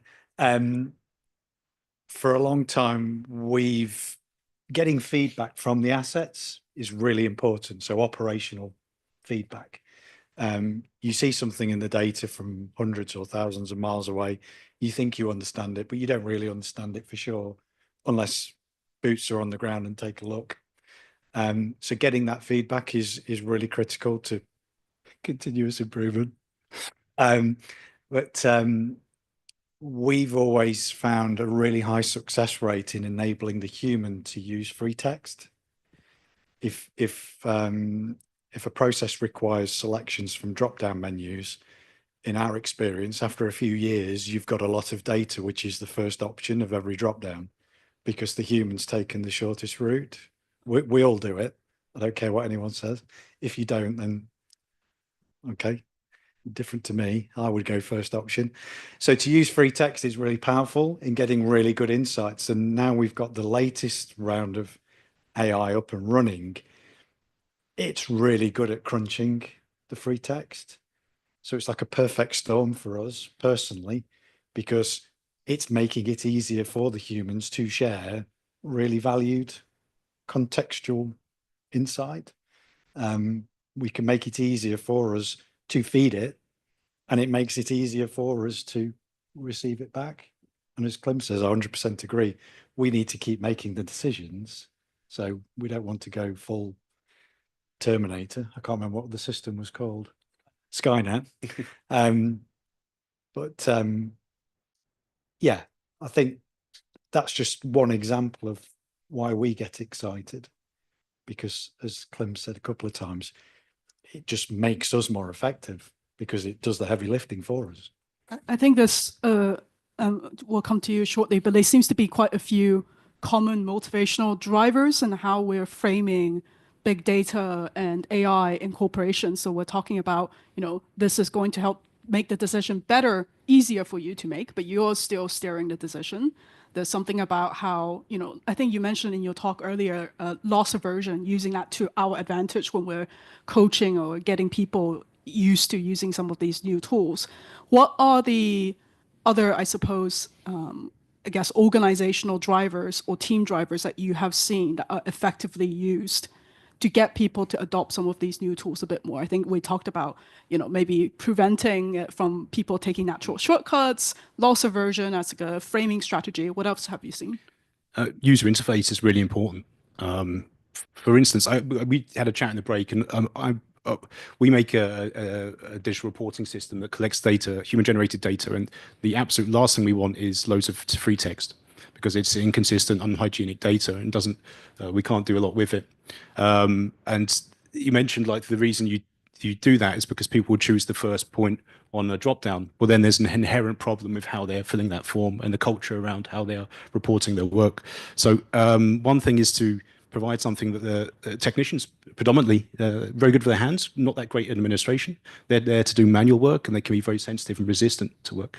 So we made our system with hundreds of technicians, and we have constant iteration and feedback loops. We use Shigano lean processes.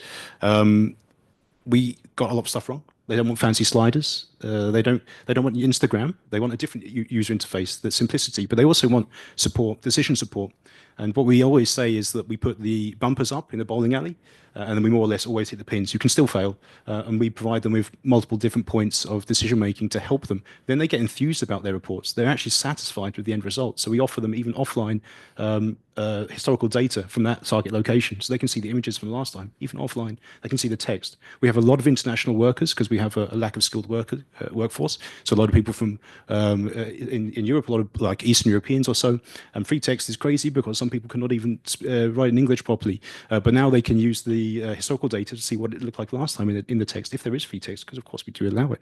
But also things like using machine learning, but very small models that can be kept locally on the device that they can use offline. We are offline first because it's imperative in Wind to detect faults in images, low resolution, blur, things like that, that help the technicians, but also support within the forms so they don't have to search through libraries. They don't want to search through ChatGPT type LLMs. They want stuff in the reports when they're performing it at that exact moment because they want simplicity. Their job is complex. And that's our job to provide them with the best tools so they can do their job better.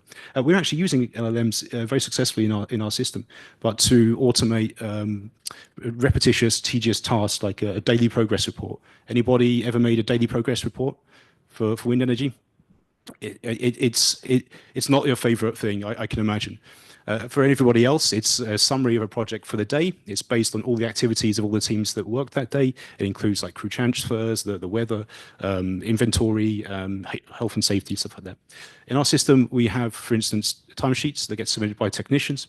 We use Gemini. We're partnered with Google, so we use the large language model there with our own modeling on top in a local environment. We take all the data from the timesheets. We take it with external data sources, and you choose your project. You choose a date range. It could be up to 7 days, by the way. It's a daily progress report, but we could do it, so we thought, why not? You can do a whole week if you want a report.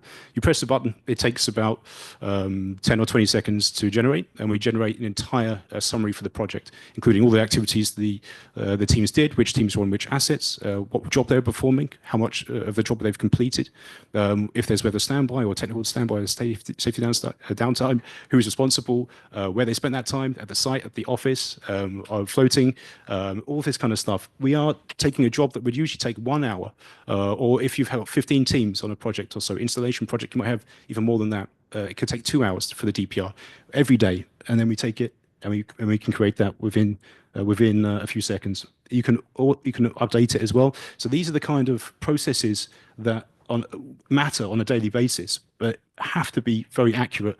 So you have to be very careful with the LLMs, so it's not too creative. And this is the kind of boring stuff that we need to do with AI. It should be automating the boring, tedious, repetitious stuff, so we can do better stuff outside of that.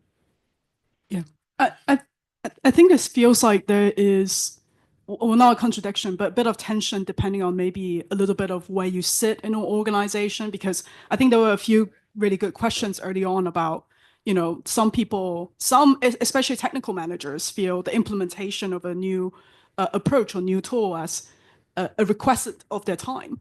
And this is an additional burden on top of all the other things that they already have to do. But as you mentioned, there will be some instances where someone will look at it and go, this is saving me 2 hours from chunking out a report that I can kind of do half asleep. I just have to stay awake and do this. Where is that tension coming from? Is it because, effectively at the end of the day, it's different cycles of the implementation? It's depending on where you sit in an organization. Clem, also good to get some thoughts from you. You probably considered implementing a variety of protocols and tools at Vattenfall. Where do you see the disparity in terms of people's reaction, enthusiasm come from? Oh, wow. I have so many thoughts I want to say, so I'm going to try and structure them. Yeah, absolutely. So the old adage goes that the user isn't the one who's buying the tool, right? So the purchaser never pays for usability, sadly, because the purchaser is the person with the budget. And what we see, I'll give 2 examples of completely different approaches. We implemented a Vattenfall version of Copilot, right, from Microsoft. The IT department, I don't know who lit a fire under them, but the IT department managed to roll out this thing to the organization within 3 months or something, with a very minimal layer of training. You had to complete quite a simple PowerPoint-based, sort of training course before, so that you didn't completely screw up and leak all our secrets to the outside world. But they actually made this technology available. No resistance. No, how do we implement? No change management plan, because people are using this stuff at home. They just wanted to be able to use it for work. If you design technology that people want to use and just make it available, you don't need to overcome resistance. It's not there. So that's one approach. The other approach is around document management. Right, so document management is a very broad terminology, which basically becomes a label on a problem, in my experience, as in we don't manage our documents well enough. If you boil it down to, for example, health and safety documents, so our suppliers use certain systems such as Fluix to manage their documents, and then we want to take over the wind farm and we use a different system to manage the documents. How do we make sure that the documents transfer correctly and get rewritten and everything? So we set up a document management department in order to achieve all of this. And they developed their solution for this, which the wind farm sites have to use. When the wind farm sites are not happy, They then go, but hang on a minute. 1 year ago, I was using Fluix and I was really happy with that. So I want to buy Fluix. And document management department goes, no. We need to use this one which we've come up with. Now you get resistance, right? So you've got people with different jobs. They're trying to achieve the same thing, but they have different viewpoints on the same problem. So you have to go through this big sort of negotiation process of actually what's the best thing for the business, and basically ensure, coming to my point eventually, that people don't feel that their job security or their competence is being questioned or taken away. Trying to remember the change model now, but anyway, so there's some good literature out on that. But how to, if you can diagnose why people might feel insecure about a change, it really helps you to approach it in the right way in the first place. And sometimes in a large company, the structures we set up actually stop us adopting technology quickly, at least. Which actually, I want to ask you a question, if I can, based on your, turn the tables, based on what you said in your presentation, because I think it's relevant. Which is, you said that you'd looked at different companies and how they've collaborated with some large players like Microsoft, right? And you said they accelerated the furthest, if I remembered your slide correctly. And I was wondering what was cause and what was effect. Is it the fact that they're collaborating with a large external company implies they have a large budget and senior executive buy-in? And is that what's causing the acceleration, not the help from Microsoft specifically? Yeah, very, very good challenge. And I think simplistically, it might be a bit difficult to know for sure, right? And that would be the reality.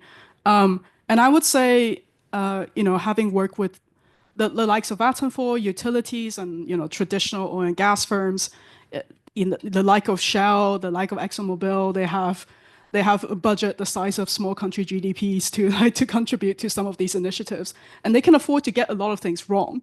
And that's maybe a key difference between, that's like another underlying theme of what we talked about today, which is driving at OpEx, in optimization, driving down cost. And for those same reasons and same motivation, you can't afford to get a lot of things wrong. So there is also a limitation to some of the analogies I gave, right? Because at the end of the day, there's a lot of things that oil and gas can do, and just because they happen to got it right, that doesn't necessarily mean the same approach will work in offshore wind, because there's a fundamentally different commercial output that you're optimizing for. So, yeah, depends. Yeah, of course, yeah. I feel like we're somewhere close to like cultural adoption of AI, in which case I could go all night. This is like a pet area for me. So I think we're all here to try and learn how to do things differently. So I'm quite happy to share the limited things I know. So as Clem says, people worrying about the threat to their job. Some of the things I showed earlier, some marine coordinators jokingly, but I think it's semi-seriously believe that they can predict access to their farm by hanging some seaweed on the office wall. So when you come along with AI-driven solutions, that's seen as a direct threat. And I think it's really important that we all approach ourselves and our teams thinking about how is this going to land with the other person, because you can come up with one solution and 6 out of 10 people involved in the process will say it's brilliant. 2 will say, okay, I'll take it or leave it. And 2 others will absolutely hate it. And they're all for different reasons. And it's really down to us to make sure we think about that. So to give some examples, when I first got involved in sort of large data analysis of, at the time it was power stations, sort of 18 years ago, operators just saw it as Big Brother. You're absorbing all the data. You can see everything that's going wrong, whether it's a true asset issue or whether it's due to an operational issue. So it's Big Brother. So we actively coined a phrase. I can remember clearly a group of engineers spending an afternoon trying to think about how do we win that operator over? And what we came up with was, we're not looking over your shoulder, we're watching your back. And we used it everywhere we went, and it worked so well because you're just showing that you're trying to help. You're not trying to point the finger. You're not trying to apportion blame. We've all got a shared responsibility to make the assets work for as long and as hard as they can. So we've all got to get stuck in.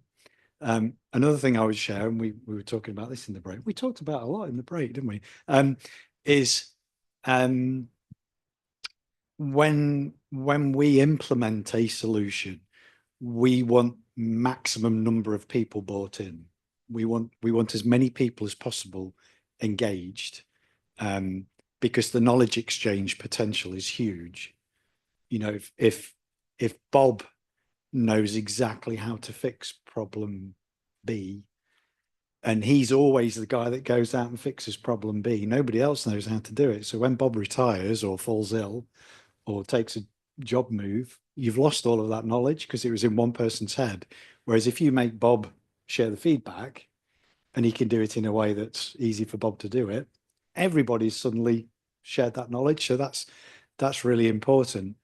But to get large numbers of people on board, something that I've learned the hard way is not to push them. It's if you go to a new client or a new site or a new department, is find the people who want to engage, get them engaged, show them that it works, and then everybody else feels left out. And then they pull. So then you've got them, because if you push people to do it, they can make the project fail. It's that simple. You know, if you push people too hard to do something that they're finding difficult at that time, it's a real risk to the overall project. So that's something that I personally try to instill, is take the early adopters. They come in willingly, let other people feel left out. My last little example rant before I switch my mic off. A great example is a very large power station in the UK. The customer initially wanted to onboard 120 people, all from operations, maintenance, and engineering. And we were like, whoa, that doesn't sound like a great idea. They created a town hall meeting. You could see that you could just tell by behavior that some people just did not want to be there.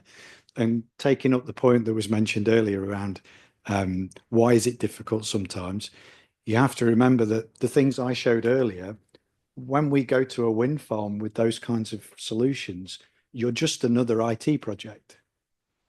So because the guys on site have seen so many IT projects come and go, take months and months and months to deliver nothing, you're just another one. So that's really hard. So to go back to the example with the power station, I think we onboarded maybe 30 people. And after 18 months, we had over 200 because they wanted to be involved, and it worked. Everybody was engaged. That's a super interesting example, because I'm a consultant, right? And I guess I'm also another kind of solution provider, but you guys also provide solutions specifically in this space. It's you know, to Clint's point, you're mostly coming into a conversation with the client or the asset owner, having a starting point of how they think this process is going to look like, who is going to be involved, right? And so the people paying for this, the budget holder, in that instance, you're saying is going, Lee, you and your team come in, we want you to onboard 120 people. And I guess you have to politely tell them that's not going to work. It's not going to be a strategic way to progress, to roll this out for you. And I suppose from your perspective, for both of you, you know, how do you start to have those conversations? Because there's a bit of a chicken and egg issue. You want to get into the room, you want to start helping to implement the solution. Then you go in and you realize this is the way they've been thinking about it, and it's just frankly not what you would advise. And there's an element, of course, you can go and tell them. But beyond, you know, some of the things we talked about, thinking about it, framing it as, you know, let's make sure the people most enthusiastic are in the room. What other approaches have you taken to kind of communicate the best practice as you see it? I'll go again. I see it as just an extension of our domain knowledge, because you want domain knowledge of the assets, and you want domain knowledge of the processes that, everything we're trying to do, we're trying to make sure is correct at the right time. And the way in which you implement, to me, is just an extension of the domain knowledge. So whenever you're right, they can be difficult conversations. But I think a lot of this boils down to people and relationships. And we have to remember that AI is there to help, data is there to help. But at the end of the day, it's people that are reacting to it and dealing with it. So trust and confidence are really key. And I think the confidence one, we have to accept that for people that doubt the value of AI, you have to work really, really hard to generate the confidence. Yeah, I convince people just by sharing experience, because I've done it lots of different ways over the years, and I've seen how it doesn't work, and I've seen how it might work a little bit better. So I'm happy to share that. I kind of agree. Like, ultimately, people just want to do their job and do it successfully. They don't really want new software, but if it's working well, it's good. We do face-to-face trainings, which is the best for engagement by far. And we've trained hundreds of people now in our system, from technicians to asset analysts, mostly technicians. When you come in with the right attitude and the right levity, when you come in and you set expectations and you let them know this won't be the easiest process, and we know it pretty much sucks to move house, but hopefully we're moving house to a better one. And we're going to be with you the whole way. And I love this. We've got your back. We're not looking over your back. I think it's great. I'll use that. And that's what it's about. That we're here to help. And if we break it down, just like you would do on a discovery call or so, you start extracting information from people, you make them at ease, and you listen to them, get their feedback, and you bring them into that. It works really well. There's always some resistance from older guys. Who are you looking at? It's my colleague over there. Older guys, especially technicians, like 60 years old, their fingers are all in different directions because they've got arthritis, and they're thick, like tree stumps, and they've got forever grease in their fingerprints. And, like they just want to do paper, and they're not great at technology. And that's exactly why we need to break it down and make technology work for them, work simply, but be very sophisticated in the back for the back office. Collecting data is never a fun deal. We just need to make it tolerable, and the whole process about making or training people, making people engaged, has to be tolerable and fun as well. And I think that's something we do really well over at Twitter. We still have a little bit of time. I do have a bit of a pet favorite, if that's okay. So I think usually when we're in rooms like this, you have a lot of intelligent people who are familiar with the topic. You do almost always end up converging, towards a few axioms at the end of the day. Everyone agrees, yeah, people and process, that's super important. Frame things in ways that people understand. I think about the beneficiary, not just the buyer, et cetera, et cetera. So if I can be a little bit provocative, because I think we all have an element of that, for sure.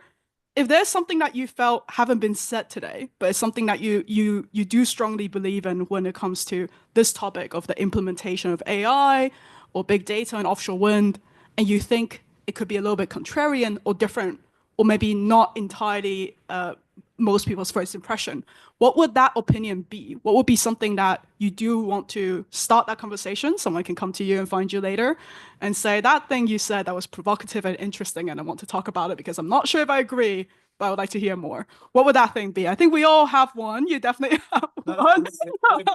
Yes. No, I don't know. It's a great way to continue the conversation That's such a after. wonderful question, and I don't think I can live up to it, I'm afraid. But something maybe something we struggle with a lot in my job as operational excellence is, in most organizations, there are two languages going on. There's the language of things, of work, and there's the language of money. And when people get to positions of mine and above, they generally only speak the language of money and have completely forgotten the language of work. And basically, no one cares about AI. right? There's technologists who care, but in an organization, the people doing the work don't care if it's AI, and the people buying the product don't really care if it's AI unless it means they can slap some sort of "we do AI" publicity notice, right? And make a nice ad about it. So there's my controversial opinion. There's a big difference between technology and product, and basically talk about the product. How are you delivering? Let's go back to what people said earlier. How are you delivering value? And that could be value to the money people. The value can be lower cost, more revenue, you know, more work, more stable workforce, you know, people happier to work there, whatever they're interested in.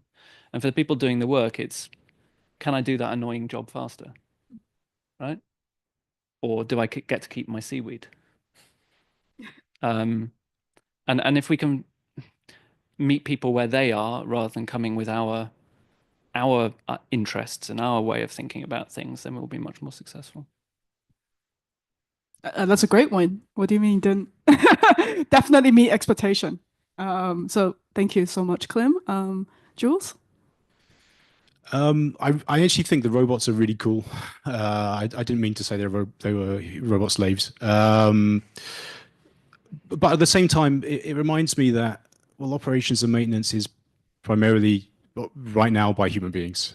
And the way that their craftsmanship is directly related to asset revisits, asset uptime, to the life extension. And what was missing today was the discussion about systems to support the workforce who are working out in the field, as opposed to replace them. And I think that's a fundamental now win to support the workforce that are out there. It's not going to be anytime soon, and there's so many soft touches. We need all of our senses: smell, hearing, touch. Everything is within operational excellence to understand what you're doing. Even we had someone speaking about the gearboxes and some grinding on I think it was on the alignment, some misalignment or so. For the alignment has to be made by human beings ultimately. And when you look in the lubrication, you can smell if it's been grinding. You can see the color and you can see the texture. So these are all things that are innately human about this. And if we can, there's something I thought was missing from all of these solutions today. And I kind of wish, I'm glad I got the opportunity to slip in here, by the way. Thank you so much to let me in. Yeah, that was my takeaway. So let's talk less about AI, talk about the value. Let's think about the people in the field. Let's think about supporting them. There needs to be a lot more focus on that. So last but not least, Lee, looking forward to your controversial take, personally. I feel like I need to try extra hard. Yes. After the motor on top of a pole comment, I feel like I need to try extra hard at being controversial. I think we discussed this last week when we were having a pre-call, didn't we? Which makes it sound like this is rehearsed. It's not rehearsed. But AI's definitely, for me, a market area where it suffers from its own hype. We all set very high expectations, which then I think creates hesitancy for people to want to deploy it because it feels like everybody's going to be disappointed with the results. And something I would encourage everybody to do is just get on with it. Don't aim for perfection. Don't think that what you're going to do is going to be correct, because it won't be. But as long as it's sufficiently better than what you were doing before you had it, and the improvement is better than what it's costing you to implement the step change, just get on with it. Just do it. And I think a really well-used term that I see very few people doing is fail fast. If you take 6 months to deploy something and then it's like, is it working or isn't it? It's so hard to accept you got it wrong. If you do it in 6 weeks, yeah, we tried. It's not great. Let's try a different approach. It's such a valuable mindset to have. And I think it's so important in this space. It was a comment to a question this morning around find the challenges, find the problems, and then try and use the available technology to solve it. And for me, if I'm being really controversial, I think there's way too much I've found some really cool technology. Let me go and find something to fix. And very rarely, personally, I'll be happy to be put right. Very rarely do I see that working or adding more value than somebody finding challenges. And there were, while I'm ranting, we've got 4 minutes. There was somebody else spoke to me outside about this area, and it's just so important to just crack on and get on with it. So, you know, sorry, what I was going to say is reflecting on my presentation. The reason why that site has adopted so many solutions is because they've seen somebody deliver a solution.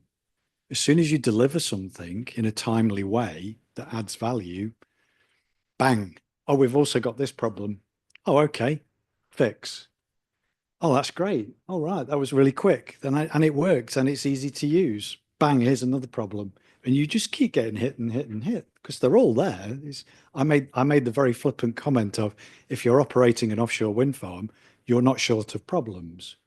It's absolutely true. You know, there's no way the guys running the sites can fix all of the problems. So another strong recommendation I make from my experience is help the teams prioritize, because all they can do is chip away at the top. They'll never get on top of it. It's a constant battle. And we've learned today, even if it's not running, it's not good. It's making it worse. It's like you can't win. It's like, you know, operate the asset, you're going to wear it out. Don't operate the asset, you're wearing it out quicker. It's like, oh, okay, thanks very much. It's a huge challenge. So yeah, that's the end of my rant. Brilliant. Hopefully that scattered some cookie crumbs for everyone to come and speak to these guys afterwards. I do think that time is actually meant to be handed back to you, to Clint, for closing remarks. So thank you all. And I guess I'll see some of you tomorrow as well. All right.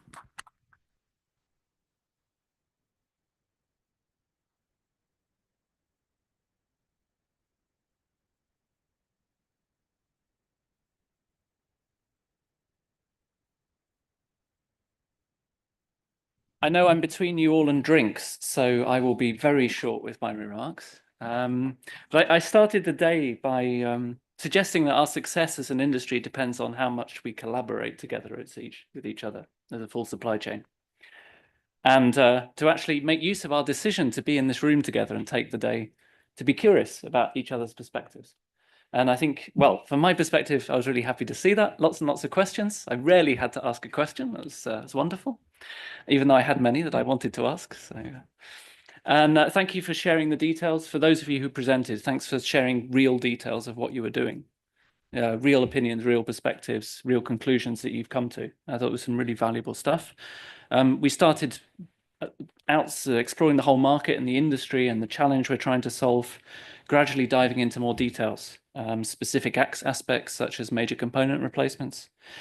We talked about vessel operations, decarbonization of vessels. We looked at the realities of structural health monitoring, the latest science on, you know, end of life, life extension, how to measure the health of structures, including structures we might wish to use from the oil and gas industry, and of course use of AI and robotics. And what that leaves me with a conclusion, which is my personal conclusion that I hope to come to, is that the answer to a lot of this stuff is not or, but and. We need the people who stay at the, you know, at the top level and look at the industry. And we need the people who spend their entire lives looking at how cracks propagate in steel. We need all of this together. We need the people who know how to build a ship and the people who know how to pilot a ship. So really happy to have met you all briefly. Hopefully do meet you all at the drinks. Enjoy the drinks, and I will hand over for final words from the organizers. But actually, before, as you come up, I want to say thank you very much for organizing. I think it's been a great event and yeah, really well put together. So maybe some applause for the...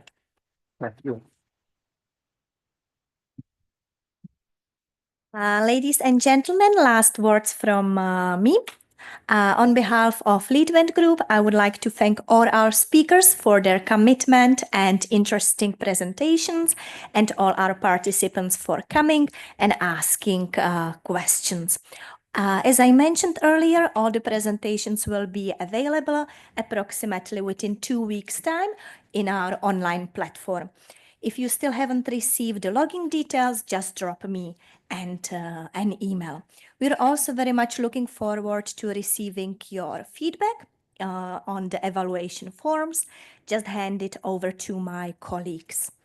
Lastly, but not least, I would like to thank our chairman, Clem Stock-Williams, for his brilliant guidance and help during the conference. And now, before everyone goes for the drinks, I would like to invite you for the stage for a group photo. And then you will be finally released to enjoy the welcome drink. And we are very much looking forward to seeing you on another event, maybe with some of you already tomorrow. Thank you. Enjoy your evening, and please come to the stage. Thank you.